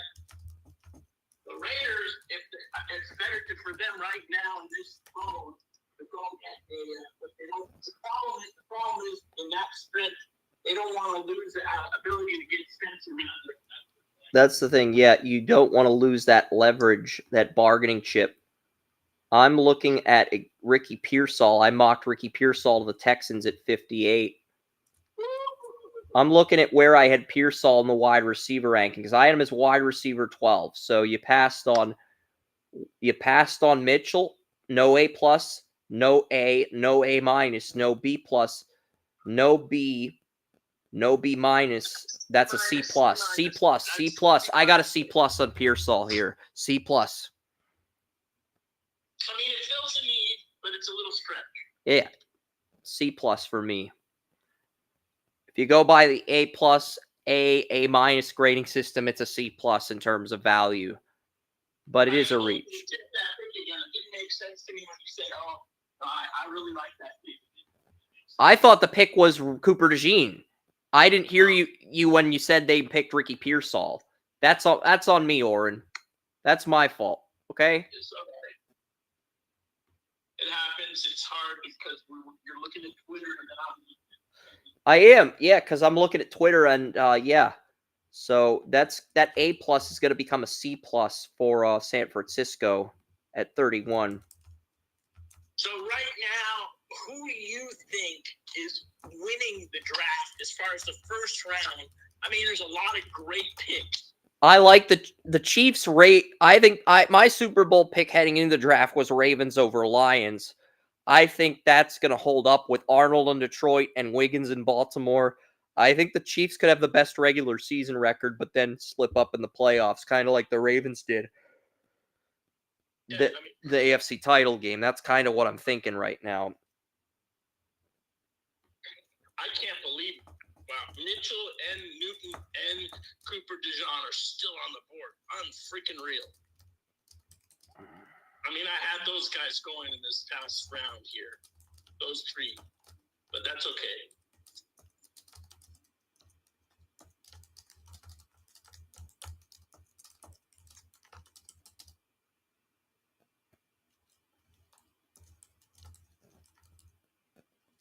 I'm going to see where they put the... Yeah, because I'm getting the notes on Ricky Pearsall here, and then I'll update the pick accordingly. Here we go.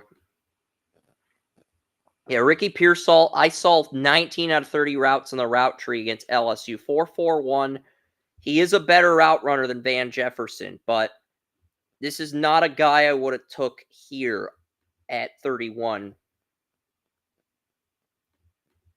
This could be the 49ers' worst value pick at wide receiver since taking AJ Brown, not AJ Brown, is a former Illinois receiver, and then I think they took Jonathan Baldwin in the first round as well. Maybe the Chiefs did. I don't remember, but yeah. But the Cooper DeJean pick goes bye-bye. I'll refresh the site here. And yeah, Cooper DeJean. I had...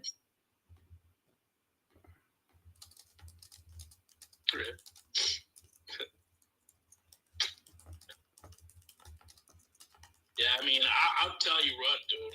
I'm giving Ricky Pearsall a D, man. I gave it a C+. I would give him a D, but that's okay.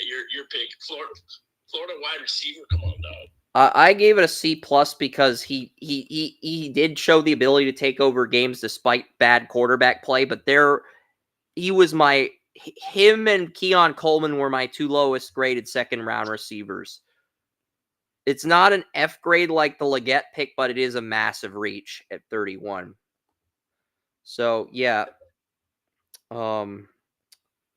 So yeah, now that we know that's the pick for Darius Robinson is a massive reach. Robinson, I gave the Cardinals dry cornbread for that pick at 27.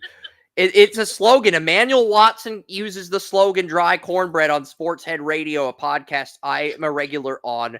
So I gave the Seahawks and the Cardinals both dry cornbread grades. I gave the 49ers a C+. So if you're a Rams fan, not only did you get the best defensive player in Jared Verse, two of your division rivals got dry cornbread. Oren's disappointed I'm not giving the Niners dry cornbread to complete the holy trifecta of NFC West teams getting dry cornbread. You are, because Ricky Pearsall for you could argue this is a pick that warrants that consideration here with how big of a reach that was at 31. Right. But, yeah.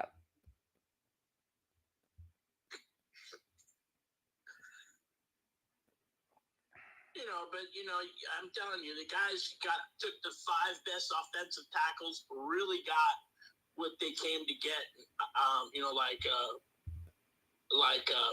Mims going at number 18. That's a good pick.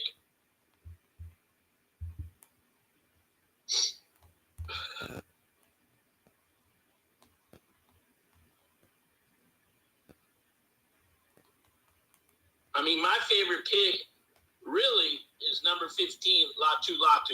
Yeah, Latu's a great pick. Don't get me wrong. But I feel like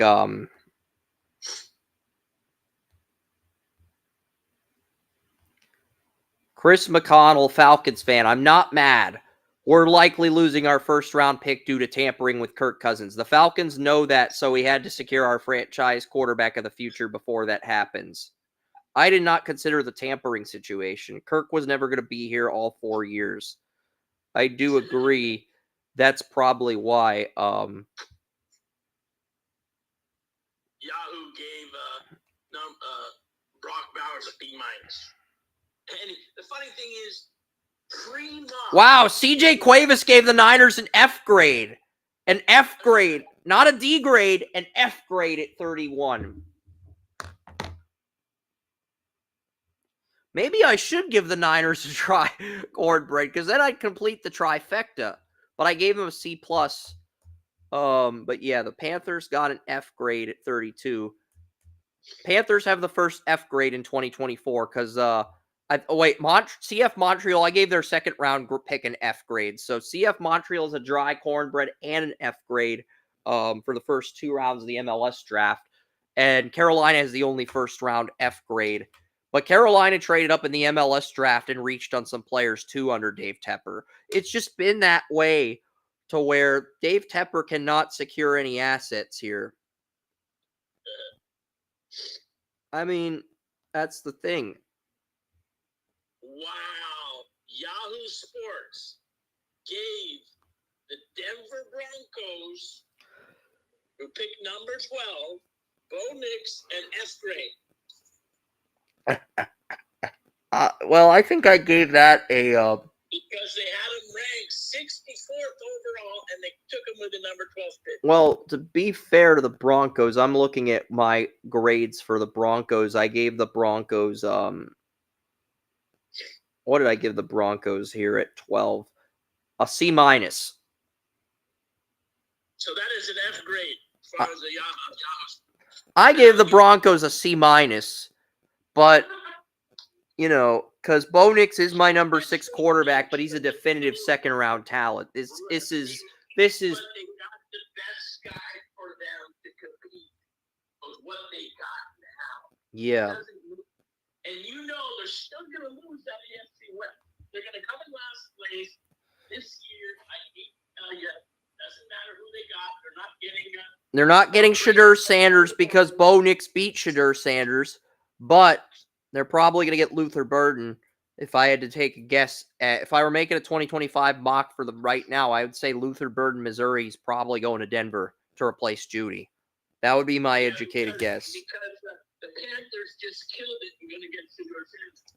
Yeah. But it really doesn't matter if the Panthers stick with Bryce Young or go after Shadur Sanders. They're screwed either way. I mean, they just knocked the season out. I can't believe that. But anyway, not my problem. Carolina. Going to Carolina.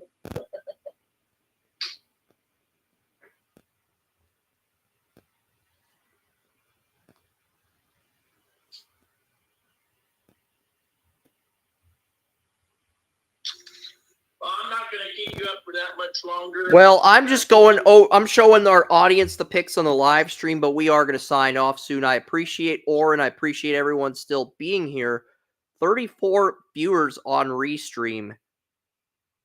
Yeah, that's a lot. So, and I'm still here, guys. I've just been busy with some of the picks. But yeah, I feel like the Ravens, the Chiefs, the Jets. I feel like the Ravens, Chiefs, Jets are the top 4 AFC teams right now. And I feel like the Colts have a chance to close that window with the Texans. I don't feel that way about the Jaguars. I feel like Dave Tepper has had too many slip-ups in Duval. And, you know, those slip-ups, the dire need for a number 2 corner, I could see the Jags dropping to 3rd in this division. And they have the best. You can make an argument that before Stroud's emergence, they had the best QB in the division in Trevor Lawrence. But I just think, as far as team needs go, I just feel like the Jaguars, the only reason they're not last is because the Titans are in their division. They are a 7 to 8 win team based on what I've seen from the Colts so far. I think the Colts and Texans are going to be the top 2 teams in that AFC South next year. I won't be surprised if the Colts win the division and the Texans get a wild card and Anthony Richardson just goes off in year 2. That would be my bold prediction. It's not that the Jets can't accumulate more talent for Josh Allen. I just feel like the peak for Buffalo has happened, and we'll see what happens tomorrow. But yeah, Oren, any final thoughts before we close out? It's 12:25. I want to end the live stream by 12:30 if that's all right, man. Perfect. You know, I just want to, just like Chris said, you know, great show. I know, great draft. It was fabulous. It was fun, kind of fun. You know, got a few jolted arguments a little bit along the way. Me, Joey, and that's the way we've been. Don't worry about it. If you don't like that stuff, don't ever walk away because you're going to get a lot of information. We've been doing this stuff for years. So stay with us tomorrow. We'll be back on the show. We really appreciate all you guys, and try to get your friends to hear us as well. And I know they're going air during the week, and I'll be back when the season's back as well. I'm out. All right. That was Oren Shiri. I'm Chris Ransom. We'll be back for day 2 tomorrow. And